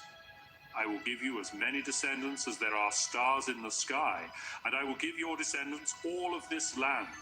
They will be a blessing to every nation on earth, because Abraham did everything I told him to do. Isaac moved to Gerar with his beautiful wife Rebekah. He was afraid that someone might kill him to get her, so he told everyone that Rebekah was his sister. After Isaac had been there a long time, King Abimelech looked out a window and saw Isaac hugging and kissing Rebekah. Abimelech called him in and said, Rebekah must be your wife. Why did you say she is your sister? Because I thought someone would kill me, Isaac answered. Don't you know what you've done? Abimelech exclaimed. If someone had slept with her, you would have made our whole nation guilty. Then Abimelech warned his people that anyone who even touched Isaac or Rebekah would be put to death. Isaac planted grain and had a good harvest that same year. The Lord blessed him, and Isaac was so successful that he became very rich. In fact, the Philistines were jealous of the large number of sheep, goats, and slaves that Isaac owned, and they stopped up the wells that Abraham's servants had dug before his death. Finally, Abimelech said, Isaac, I want you to leave our country. You have become too powerful to stay here. Isaac left and settled in Gerar Valley, where he cleaned out those wells that the Philistines had stopped up. Isaac also gave each of the wells the same name that Abraham had given to them. While his servants were digging in the valley, they found a spring-fed well. But the shepherds of Gerar Valley quarreled with Isaac's shepherds and claimed the water belonged to them. So the well was named Quarrel, because they had quarreled with Isaac. Isaac's servants dug another well, and the shepherds also quarreled about it. So that well was named Jealous. Finally, they dug one more well. There was no quarreling this time, and the well was named Lots of Room, because the Lord had given them room and would make them very successful. Isaac went on to Beersheba, where the Lord appeared to him that night and told him, Don't be afraid. I am the God who was worshipped by your father Abraham, my servant. I will be with you and bless you, and because of Abraham, I will give you many descendants. Isaac built an altar there and worshipped the Lord. Then he set up camp, and his servants started digging a well. Meanwhile, Abimelech had left Gerar and was taking his advisor Ahazath and his army commander Phicol to see Isaac. When they arrived, Isaac asked, Why are you here? Didn't you send me away because you hated me? They answered, We now know for certain that the Lord is with you, and we have decided there needs to be a peace treaty between you and us. So let us make a solemn agreement not to harm each other. Remember, we have never hurt you, and when we sent you away, we let you go in peace. The Lord has truly blessed you. Isaac gave a big feast for them, and everyone ate and drank. Early the next morning, Isaac and the others made a solemn agreement. Then he let them go in peace. Later that same day, Isaac's servants came and said, We've struck water. So Isaac named the well Shibah, and the town is still called Beersheba. When Esau was 40, he married Judith, the daughter of Beeri the Hittite, and Basemath, the daughter of Elon the Hittite. But these two women brought a lot of grief to his parents, Isaac and Rebekah. Genesis 27. After Isaac had become old and almost blind, he called in his firstborn son Esau, who asked him, Father, what can I do for you? Isaac replied, I am old and might die at any time. So take your bow and arrows, then go out in the fields and kill a wild animal. Cook some of that tasty food that I love so much and bring it to me. I want to eat it once more and give you my blessing before I die. Rebekah had been listening, and as soon as Esau left to go hunting, she said to Jacob, I heard your father tell Esau to kill a wild animal and cook some tasty food for your father before he dies. Your father said this because he wants to bless your brother with the Lord as his witness. Now, my son, listen carefully to what I want you to do. Go and kill 2 of your best young goats and bring them to me. I'll cook the tasty food that your father loves so much. Then you can take it to him so he can eat it and give you his blessing before he dies. My brother Esau is a hairy man. Jacob reminded her, And I am not. If my father touches me and realizes I am trying to trick him, he will put a curse on me instead of giving me a blessing. Rebekah insisted. Let his curse fall on me. Just do what I say and bring me the meat. So Jacob brought the meat to his mother, and she cooked the tasty food that his father liked.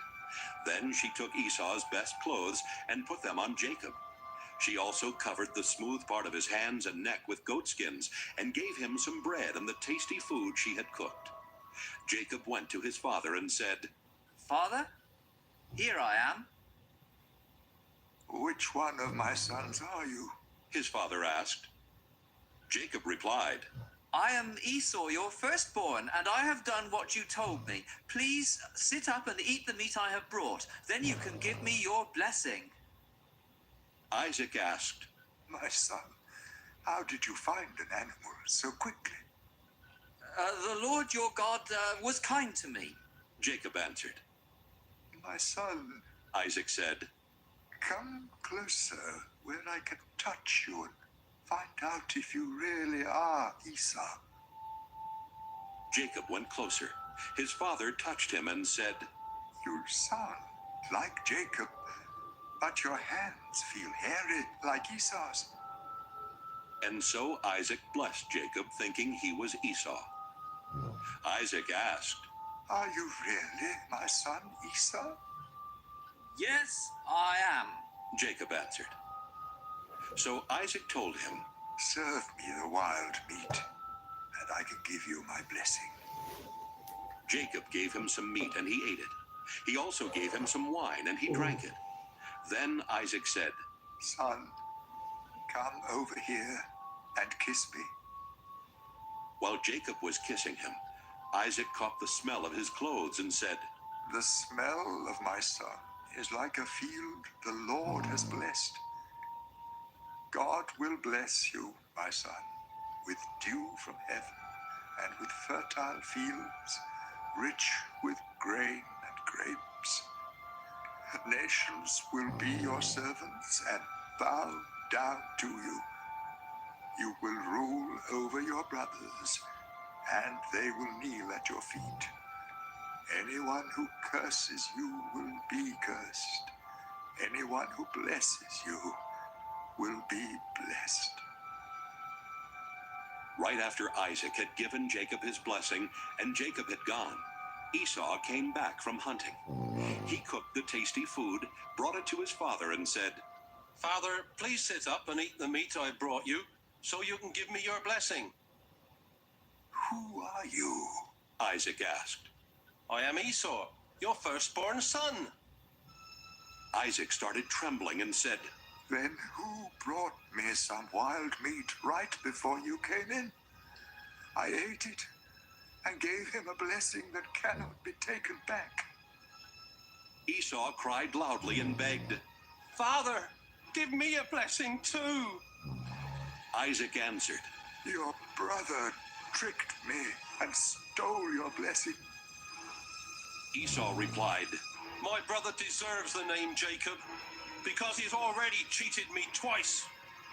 The first time he cheated me out of my rights as the firstborn son, and now he has cheated me out of my blessing. Then Esau asked his father, Don't you still have any blessing left for me? My son, Isaac answered, I have made Jacob the ruler over you and your brothers, and all of you will be his servants. I have also promised him all the grain and grapes that he needs. There's nothing left that I can do for you.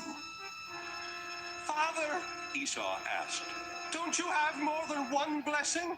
You can surely give me a blessing too. Then Esau started crying again. So his father said, Your home will be far from that fertile land, where dew comes down from the heavens. You will live by the power of your sword and be your brother's slave. But when you decide to be free, you will break loose. Esau hated his brother Jacob because he had stolen the blessing that was supposed to be his. So he said to himself, Just as soon as my father dies, I'll kill Jacob. When Rebekah found out what Esau planned to do, she sent for Jacob and told him, Son, your brother Esau is just waiting for the time when he can kill you. Now listen carefully and do what I say. Go to the home of my brother Laban in Haran and stay with him for a while. When Esau stops being angry and forgets what you have done to him, I'll send for you to come home. Why should I lose both of my sons on the same day? Rebekah later told Isaac, Those Hittite wives of Esau are making my life miserable. If Jacob marries a Hittite woman, I'd be better off dead. Genesis 28. Isaac called in Jacob, then gave him a blessing and said, Don't marry any of those Canaanite women. Go at once to your mother's father Bethuel in northern Syria, and choose a wife from one of the daughters of Laban, your mother's brother. I pray that God all-powerful will bless you with many descendants and let you become a great nation. May he bless you with the land he gave Abraham, so that you will take over this land where we now live as foreigners. Isaac then sent Jacob to stay with Rebekah's brother Laban, the son of Bethuel the Aramean. Esau found out that his father Isaac had blessed Jacob and had warned him not to marry any of the Canaanite women. He also learned that Jacob had been sent to find a wife in northern Syria and that he had obeyed his father and mother. Esau already had several wives, but he realized at last how much his father hated the Canaanite women. So he married Ishmael's daughter Mahalath, who was the sister of Nebaioth and the granddaughter of Abraham. Jacob left the town of Beersheba and started out for Haran. At sunset he stopped for the night and went to sleep, resting his head on a large rock. In a dream, he saw a ladder that reached from earth to heaven, and God's angels were going up and down on it. The Lord was standing beside the ladder and said, I am the Lord God who was worshipped by Abraham and Isaac. I will give to you and your family the land on which you are now sleeping. Your descendants will spread over the earth in all directions and will become as numerous as the specks of dust. Your family will be a blessing to all people. Wherever you go, I will watch over you. Then later I will bring you back to this land. I won't leave you. I will do all I have promised. Jacob woke up suddenly and thought, The Lord is in this place, and I didn't even know it. Then Jacob became frightened and said, This is a fearsome place. It must be the house of God and the ladder to heaven. When Jacob got up early the next morning, he took the rock that he had used for a pillow and stood it up for a place of worship. Then he poured olive oil on the rock to dedicate it to God, and he named the place Bethel. Before that, it had been named Luz. Jacob solemnly promised God, If you go with me and watch over me as I travel, and if you give me food and clothes and bring me safely home again, you will be my God. This rock will be your house, and I will give back to you 1/10 of everything you give me. Genesis 29. As Jacob continued on his way to the east, he looked out in a field and saw a well where shepherds took their sheep for water.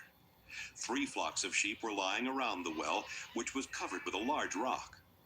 Shepherds would roll the rock away when all their sheep had gathered there.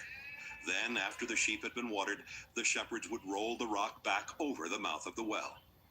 Jacob asked the shepherds, Where are you from? We're from Haran. They answered.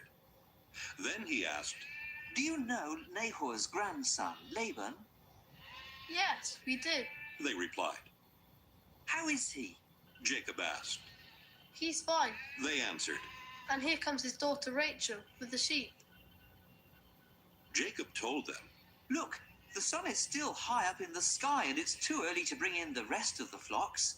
Water your sheep and take them back to the pasture. But they replied, We can't do that until they all get here and the rock has been rolled away from the well. While Jacob was still talking with the men, his cousin Rachel came up with her father's sheep. When Jacob saw her and his uncle's sheep, he rolled the rock away and watered the sheep. He then kissed Rachel and started crying because he was so happy. He told her that he was the son of her aunt Rebekah, and she ran and told her father about him. As soon as Laban heard the news, he ran out to meet Jacob. He hugged and kissed him and brought him to his home, where Jacob told him everything that had happened. Laban said, You are my nephew, and you are like one of my own family. After Jacob had been there for a month, Laban said to him, You shouldn't have to work without pay just because you are a relative of mine. What do you want me to give you? Laban had 2 daughters. Leah was older than Rachel, but her eyes didn't sparkle, while Rachel was beautiful and had a good figure. Since Jacob was in love with Rachel, he answered, If you will let me marry Rachel, I'll work 7 years for you. Laban replied, It's better for me to let you marry Rachel than for someone else to have her. So stay and work for me. Jacob worked 7 years for Laban, but the time seemed like only a few days because he loved Rachel so much. Jacob said to Laban, The time is up, and I want to marry Rachel now.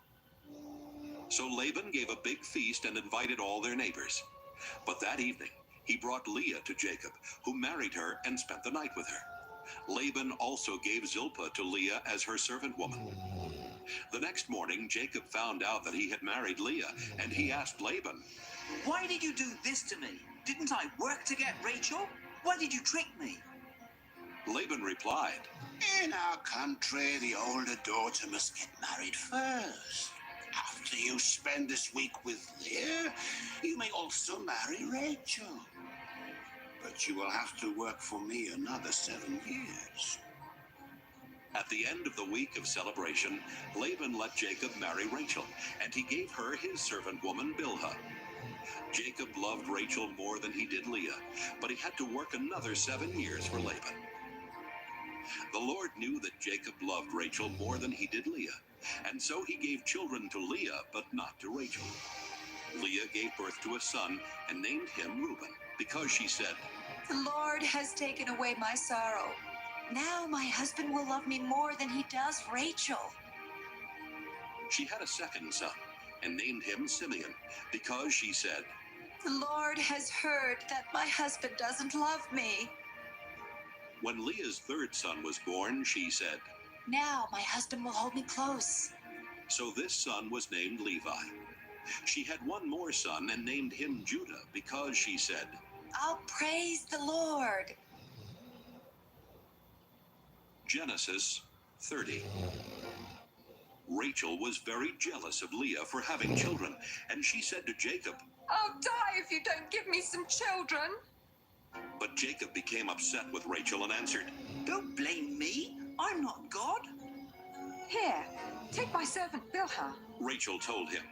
Have children by her, and I'll let them be born on my knees to show that they are mine. Then Rachel let Jacob marry Bilhah, and they had a son. Rachel named him Dan because she said, God has answered my prayers. He has judged me and given me a son. When Bilhah and Jacob had a second son, Rachel said, I've struggled hard with my sister, and I've won. So she named the boy Naphtali. When Leah realized she could not have any more children, she let Jacob marry her servant Zilpah, and they had a son. I'm really lucky, Leah said, and she named the boy Gad. When they had another son, Leah exclaimed, I'm happy now, and all the women will say how happy I am. So she named him Asher. During the time of the wheat harvest, Reuben found some love flowers and took them to his mother Leah. Rachel asked Leah for some of them, but Leah said, It's bad enough that you stole my husband. Now you want my son's love flowers too. All right. Rachel answered, Let me have the flowers, and you can sleep with Jacob tonight. That evening, when Jacob came in from the fields, Leah told him, You're sleeping with me tonight. I hired you with my son's love flowers. They slept together that night, and God answered Leah's prayers by giving her a fifth son. Leah shouted, God has rewarded me for letting Jacob marry my servant. And she named the boy Issachar. When Leah had another son, she exclaimed, God has given me a wonderful gift, and my husband will praise me for giving him 6 sons. So she named the boy Zebulun. Later, Leah had a daughter and named her Dinah. Finally, God remembered Rachel. He answered her prayer by giving her a son. God has taken away my disgrace. She said, I'll name the boy Joseph, and I'll pray that the Lord will give me another son. After Joseph was born, Jacob said to Laban, Release me from our agreement and let me return to my own country. You know how hard I've worked for you, so let me take my wives and children and leave. But Laban told him, If you really are my friend, stay on, and I'll pay whatever you ask. I'm sure the Lord has blessed me because of you. Jacob answered, You've seen how hard I've worked for you, and you know how your flocks and herds have grown under my care. You didn't have much before I came, but the Lord has blessed everything I have ever done for you. Now it's time for me to start looking out for my own family. How much do you want me to pay you? Laban asked. Then Jacob told him, I don't want you to pay me anything. Just do one thing, and I'll take care of your sheep and goats. Let me go through your flocks and herds and take the sheep and goats that are either spotted or speckled, and the black lambs. That's all you need to give me. In the future, you can easily find out if I've been honest. Just look and see if my animals are either spotted or speckled, or if the lambs are black. If they aren't, they've been stolen from you. I agree to that, was Laban's response.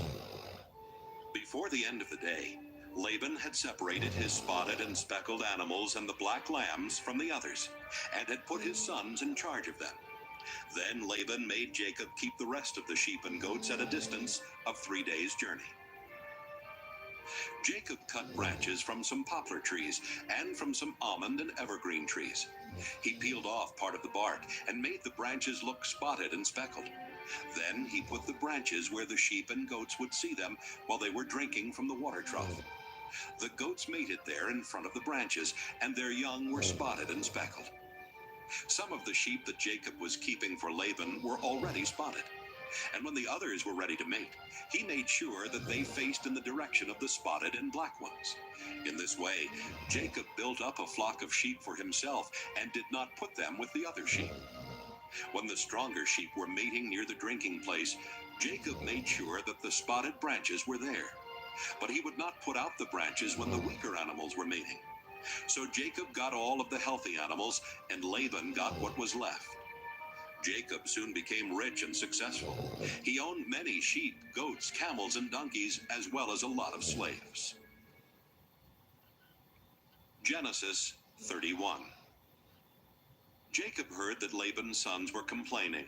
Jacob is now a rich man, and he got everything he owns from our father. Jacob also noticed that Laban was not as friendly as he had been before. One day the Lord said, Jacob, go back to your relatives in the land of your ancestors, and I will bless you. Jacob sent for Rachel and Leah to meet him in the field where he kept his sheep, and he told them, Your father isn't as friendly with me as he used to be, but the God my ancestors worshipped has been on my side. You know that I have worked hard for your father, and that he keeps cheating me by changing my wages time after time. But God has protected me. When your father said the speckled sheep would be my wages, all of them were speckled. And when he said the spotted ones would be mine, all of them were spotted. That's how God has taken sheep and goats from your father and given them to me. Once, when the flocks were mating, I dreamt that all the rams were either spotted or speckled. Then God's angel called me by name. I answered, and he said, Notice that all the rams are either spotted or speckled. I know everything Laban is doing to you, and I am the God you worshipped at Bethel when you poured olive oil on a rock and made a promise to me. Leave here right away and return to the land where you were born. Rachel and Leah said to Jacob, There's nothing left for us to inherit from our father. He treats us like foreigners, and has even cheated us out of the bride price that should have been ours. Now do whatever God tells you to do. Even the property God took from our father and gave to you really belongs to us and our children. Then Jacob, his wives, and his children got on camels and left for the home of his father Isaac in Canaan. Jacob took all of the flocks, herds, and other property that he had gotten in northern Syria. Before Rachel left, she stole the household idols while Laban was out shearing his sheep. Jacob tricked Laban the Aramean by not saying that he intended to leave. When Jacob crossed the Euphrates River and headed for the hill country of Gilead, he took with him everything he owned. 3 days later, Laban found out that Jacob had gone, so he took some of his relatives along and chased after Jacob for 7 days before catching up with him in the hill country of Gilead. But God appeared to Laban in a dream that night and warned, Don't say a word to Jacob. Don't make a threat or a promise. Jacob had set up camp in the hill country of Gilead when Laban and his relatives came and set up camp in another part of the hill country. Laban went to Jacob and said, Look, what you've done. You've tricked me and run off with my daughters like a kidnapper. Why did you sneak away without telling me? I would have given you a going-away party with singing and with music on tambourines and harps. You didn't even give me a chance to kiss my own grandchildren and daughters goodbye. That was really foolish. I could easily hurt you, but the God your father worshipped has warned me not to make any threats or promises. I can understand why you were eager to return to your father, but why did you have to steal my idols? Jacob answered, I left secretly because I was afraid you would take your daughters from me by force. If you find that any one of us has taken your idols, I'll have that person killed. Let your relatives be witnesses. Show me what belongs to you and you can take it back. Jacob did not realize that Rachel had stolen the household idols.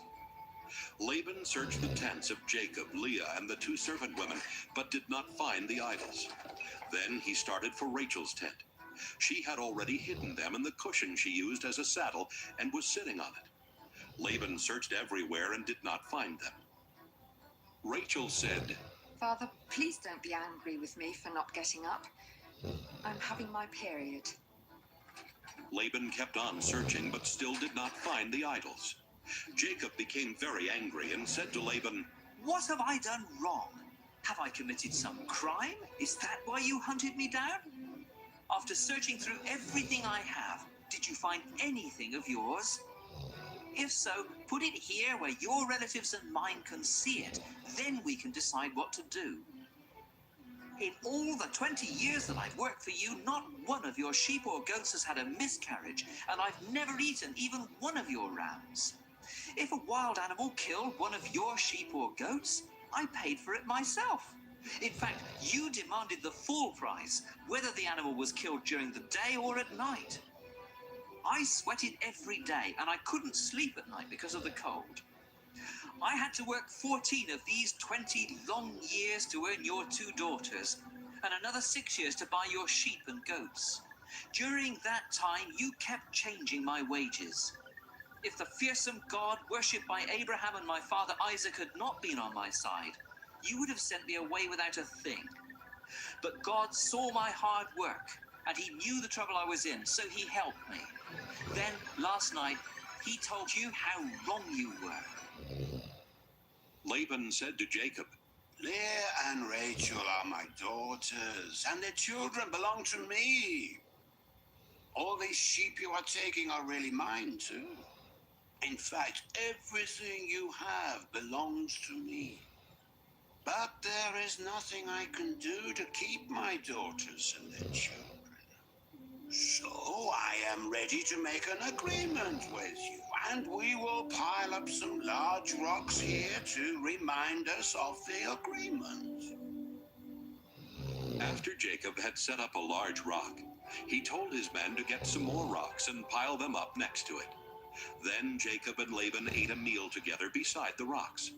Laban named the pile of rocks Jegar-Sahadutha, but Jacob named it Galeed. Laban said to Jacob, This pile of rocks will remind us of our agreement. That's why the place was named Galeed. Laban also said, This pile of rocks means that the Lord will watch us both while we are apart from each other. So the place was also named Mizpah. Then Laban said, If you mistreat my daughters or marry other women, I may not know about it, but remember, God is watching us. Both this pile of rocks and this large rock have been set up between us as a reminder.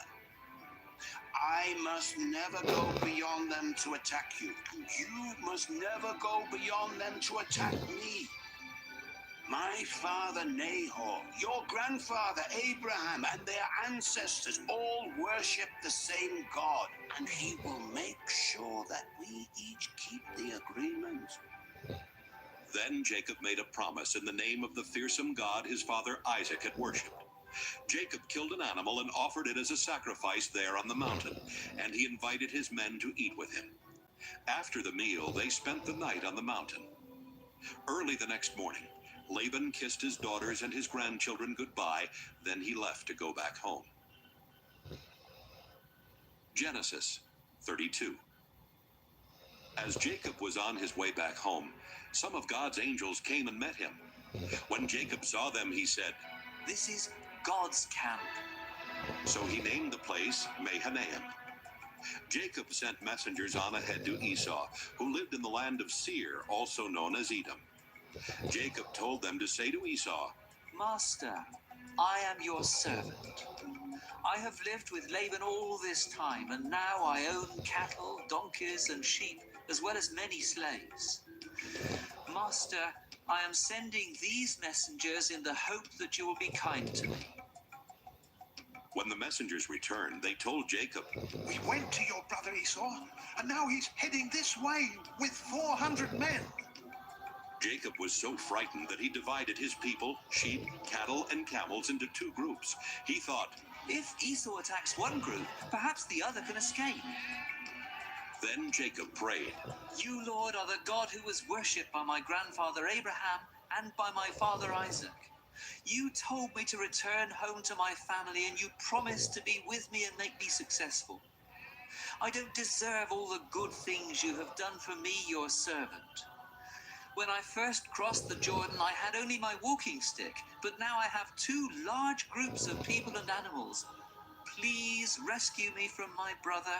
I am afraid he will come and attack not only me, but my wives and children as well. But you have promised that I would be a success, and that someday it will be as hard to count my descendants as it is to count the stars in the sky. After Jacob had spent the night there, he chose some animals as gifts for Esau: 200 female goats and 20 males, 200 female sheep and 20 males, 30 female camels with their young, 40 cows and 10 bulls, and 20 female donkeys and 10 males. Jacob put servants in charge of each herd and told them, Go ahead of me and keep a space between each herd.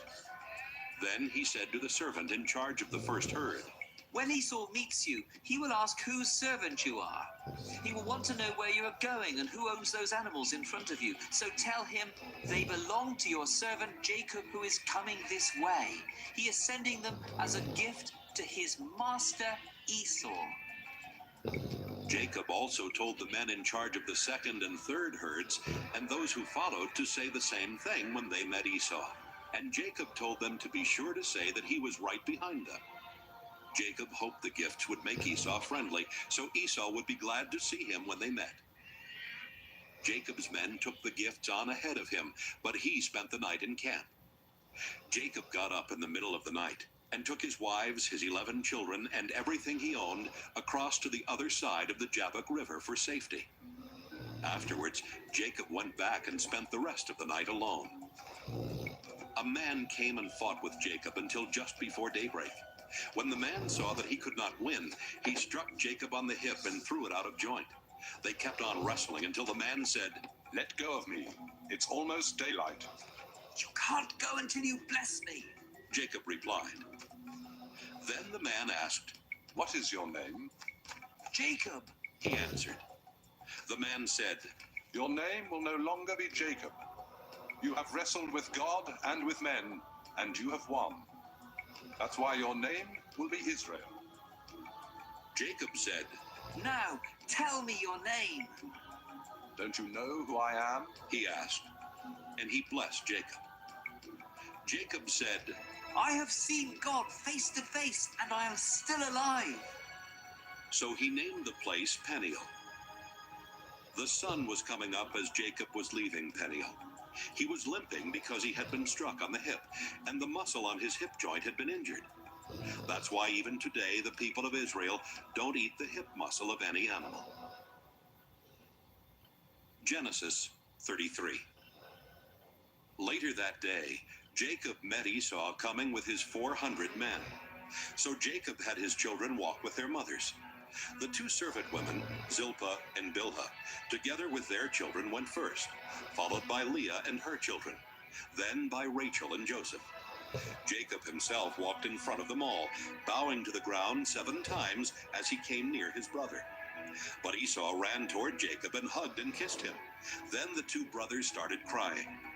When Esau noticed the women and children, he asked, Whose children are these?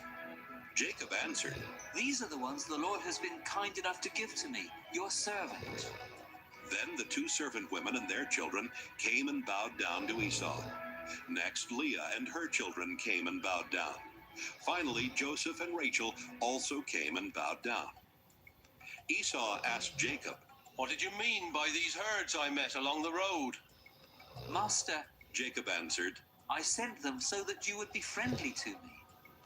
"But brother, I already have plenty," Esau replied. "Keep them for yourself." No, Jacob said, please accept these gifts as a sign of your friendship for me. When you welcomed me and I saw your face, it was like seeing the face of God. Please accept these gifts I brought to you. God has been good to me, and I have everything I need. Jacob kept insisting until Esau accepted the gifts. "Let's get ready to travel," Esau said. "I'll go along with you." But Jacob answered, Master, you know traveling is hard on children, and I have to look after the sheep and goats that are nursing their young. If my animals travel too much in one day, they will all die. Why don't you go on ahead and let me travel along slowly with the children, the herds, and the flocks? We can meet again in the country of Edom. Esau replied, "Let me leave some of my men with you." You don't have to do that. Jacob answered. I am happy simply knowing that you are friendly to me. So Esau left for Edom. But Jacob went to Succoth, where he built a house for himself and set up shelters for his animals. That's why the place is called Succoth. After leaving northern Syria, Jacob arrived safely at Shechem in Canaan and set up camp outside the city. The land where he camped was owned by the descendants of Hamor, the father of Shechem. So Jacob paid them 100 pieces of silver for the property. Then he set up his tents and built an altar there to honor the God of Israel. Genesis 34. Dinah, the daughter of Jacob and Leah, went to visit some of the women who lived there. She was seen by Hamor's son Shechem, the leader of the Hivites, and he grabbed her and raped her. But Shechem was attracted to Dinah, so he told her how much he loved her. He even asked his father to get her for his wife. Meanwhile, Jacob heard what had happened. But his sons were out in the fields with the cattle, so he did not do anything at the time. Hamor arrived at Jacob's home just as Jacob's sons were coming in from work. When they learned that their sister had been raped, they became furiously angry. Nothing is more disgraceful than rape, and it should not be tolerated in Israel. Hamor said to Jacob and his sons, "My son Shechem really loves Dinah.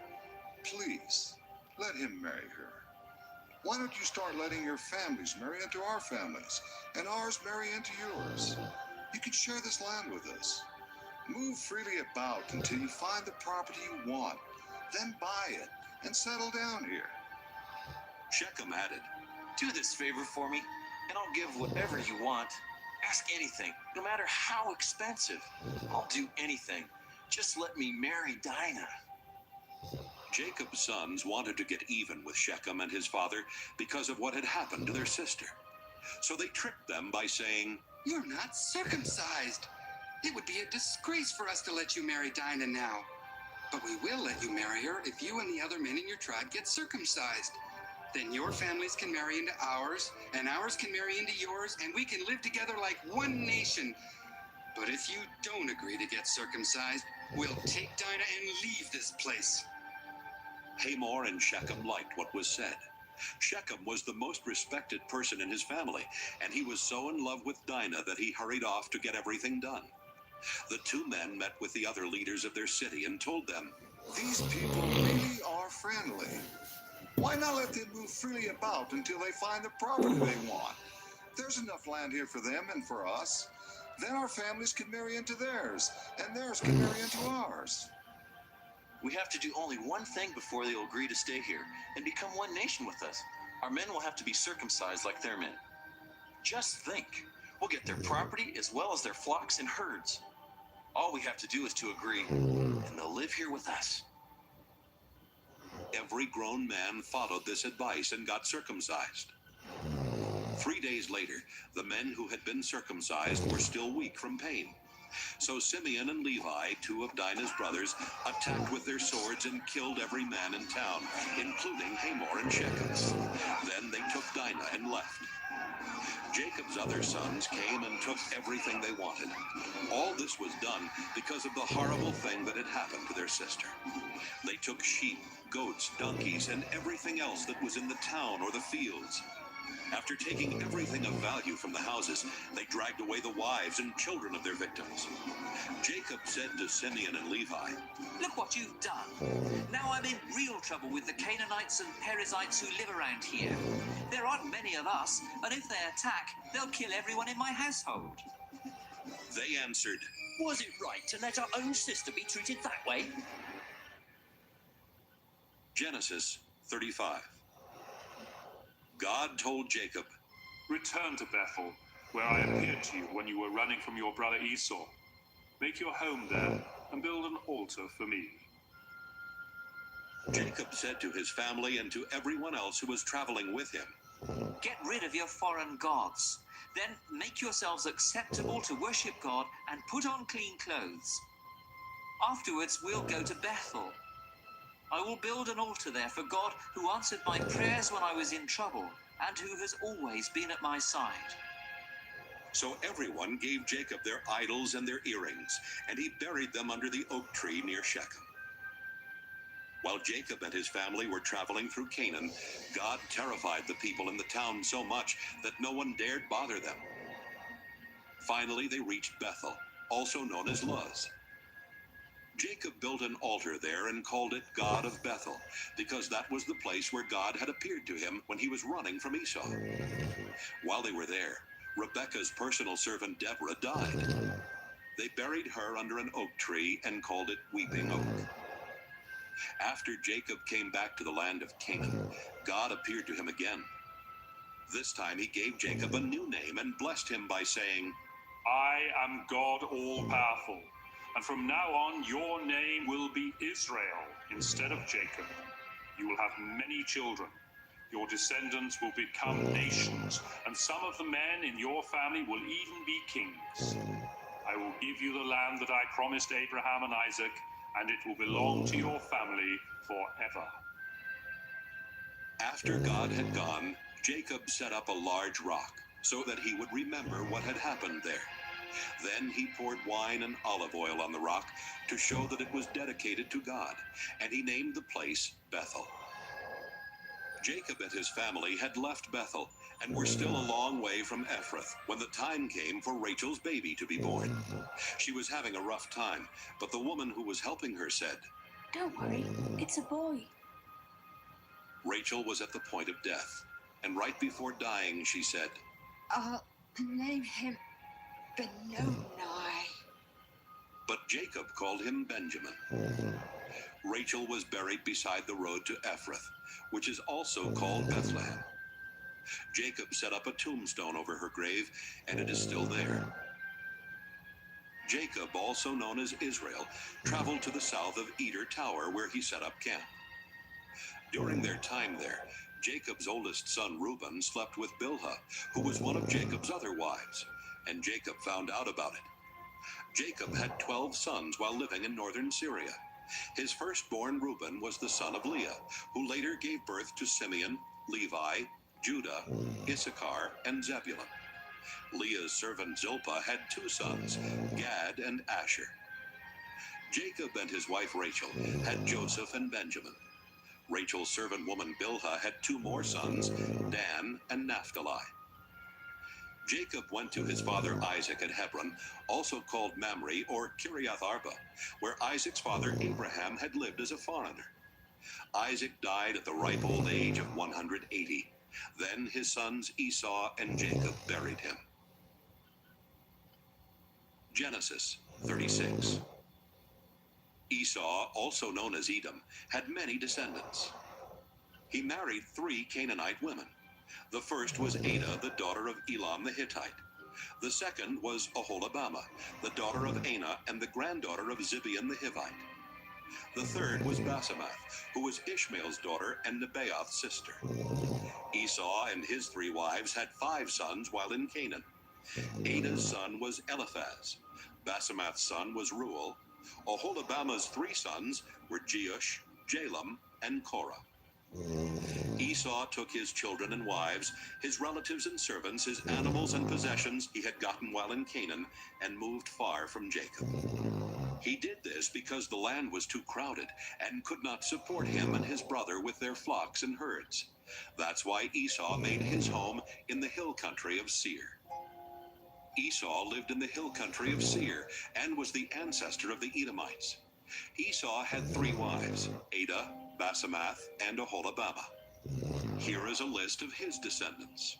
Esau and Adah had a son named Eliphaz, whose sons were Teman, Omar, Zepho, Gatam, and Kenaz. Timnah was the other wife of Esau's son Eliphaz, and she had a son named Amalek. Esau and Basemath had a son named Reuel, whose sons were Nahath, Zerah, Shammah, and Mizah. Esau and Oholibamah had 3 sons, Jeush, Jalam, and Korah. Esau and Adah's oldest son was Eliphaz, and the clans that descended from him were Teman, Omar, Zepho, Kenaz, Korah, Gatam, and Amalek. These and Esau's other descendants lived in the land of Edom. The clans that descended from Esau and Basemath's son Reuel were Nahath, Zerah, Shammah, and Mizah. The clans that descended from Esau and Oholibamah, the daughter of Anah, were Jeush, Jalam, and Korah. All of these clans descended from Esau, who was known as Edom. Seir was from the Horite tribe that lived in Edom before the time of Esau.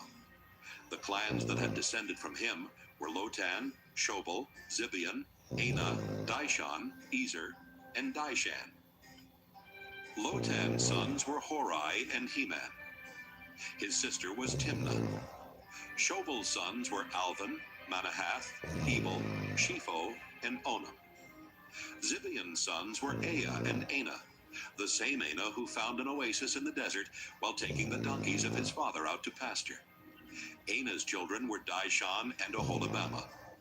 Dishon's sons were Hamdan, Eshban, Ithran, and Kiran. Ezer's sons were Bilhan, Zeavan, and Achan. Dishan's sons were Uz and Aram. The clans of the Horites were Lotan, Shobal, Zibeon, Anah, Dishon, Ezer, and Dishan, and they lived in the land of Seir. Before there were kings in Israel, the following kings ruled Edom one after another. Bela, son of Beor from Dinhabah. Jobab, son of Zerah from Basra.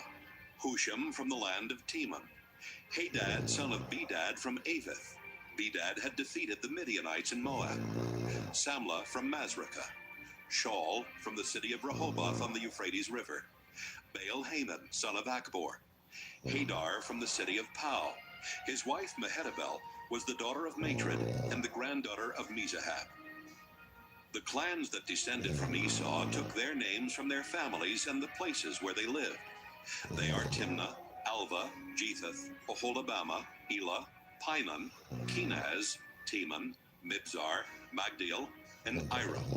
These clans descended from Esau, who was known as Edom, the father of the Edomites. They took their names from the places where they settled. Genesis 37. Jacob lived in the land of Canaan, where his father Isaac had lived, and this is the story of his family. When Jacob's son Joseph was 17 years old, he took care of the sheep with his brothers, the sons of Bilhah and Zilpah. But he was always telling his father all sorts of bad things about his brothers. Jacob loved Joseph more than he did any of his other sons, because Joseph was born after Jacob was very old. Jacob had given Joseph a fancy coat to show that he was his favorite son. And so Joseph's brothers hated him and would not be friendly to him. One day, Joseph told his brothers what he had dreamed, and they hated him even more. Joseph said, "Let me tell you about my dream. We were out in the field, tying up bundles of wheat. Suddenly, my bundle stood up, and your bundles gathered round and bowed down to it." His brothers asked, "Do you really think you're going to be king and rule over us?" Now they hated Joseph more than ever because of what he had said about his dream.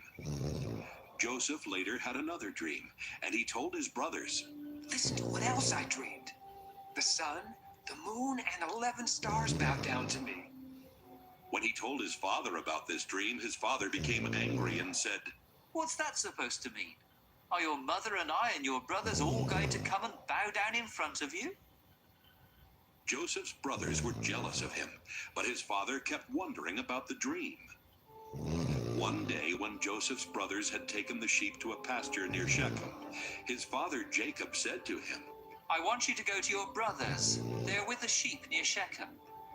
Yes, sir, Joseph answered. His father said, Go and find out how your brothers and the sheep are doing. Then come back and let me know. So he sent him from Hebron Valley. Joseph was near Shechem and wandering through the fields when a man asked, What are you looking for? Joseph answered, I'm looking for my brothers who are watching the sheep. Can you tell me where they are? They're not here anymore, the man replied. I overheard them say they were going to Dothan. Joseph left and found his brothers in Dothan. But before he got there, they saw him coming and made plans to kill him. They said to one another, Look, here comes the hero of those dreams. Let's kill him and throw him into a pit and say that some wild animal ate him. Then we'll see what happens to those dreams. Reuben heard this and tried to protect Joseph from them. Let's not kill him, he said. Don't murder him or even harm him. Just throw him into a dry well out here in the desert. Reuben planned to rescue Joseph later and take him back to his father. When Joseph came to his brothers, they pulled off his fancy coat and threw him into a dry well. As Joseph's brothers sat down to eat, they looked up and saw a caravan of Ishmaelites coming from Gilead. Their camels were loaded with all kinds of spices that they were taking to Egypt. So Judah said, What will we gain if we kill our brother and hide his body? Let's sell him to the Ishmaelites and not harm him. After all, he is our brother. And the others agreed. When the Midianite merchants came by, Joseph's brothers took him out of the well, and for 20 pieces of silver, they sold him to the Ishmaelites, who took him to Egypt. When Reuben returned to the well and did not find Joseph there, he tore his clothes in sorrow. Then he went back to his brothers and said, The boy is gone! What am I going to do? Joseph's brothers killed a goat and dipped Joseph's fancy coat in its blood. After this, they took the coat to their father and said, We found this. Look at it carefully and see if it belongs to your son. Jacob knew it was Joseph's coat and said, It's my son's coat. Joseph has been torn to pieces and eaten by some wild animal. Jacob mourned for Joseph a long time, and to show his sorrow, he tore his clothes and wore sackcloth. All of Jacob's children came to comfort him, but he refused to be comforted. No, he said, I will go to my grave mourning for my son. So Jacob kept on grieving. Meanwhile, the Midianites had sold Joseph in Egypt to a man named Potiphar, who was the king's official in charge of the palace guard. Genesis 38. About that time, Judah left his brothers in the hill country and went to live near his friend Hira in the town of Adullam. While there, he met the daughter of Shua, a Canaanite man. Judah married her, and they had 3 sons. He named the first one She named the next one Onan. The third one was born when Judah was in Kezib, and she named him Shelah. Later, Judah chose Tamar as a wife for his oldest son. But was very evil, and the Lord took his life. So Judah told Onan, It's your duty to marry Tamar and have a child for your brother. Onan knew the child would not be his, and when he had sex with Tamar, he made sure that she would not get pregnant. The Lord wasn't pleased with Onan and took his life too. Judah did not want the same thing to happen to his son Shelah, and he told Tamar, Go home to your father and live there as a widow. until my son Sheila is grown. So Tamar went to live with her father. Some years later, Judah's wife died, and he mourned. He then went with his friend Hira to the town of Timnah, where his sheep were being sheared. Tamar found out that her father-in-law Judah was gone.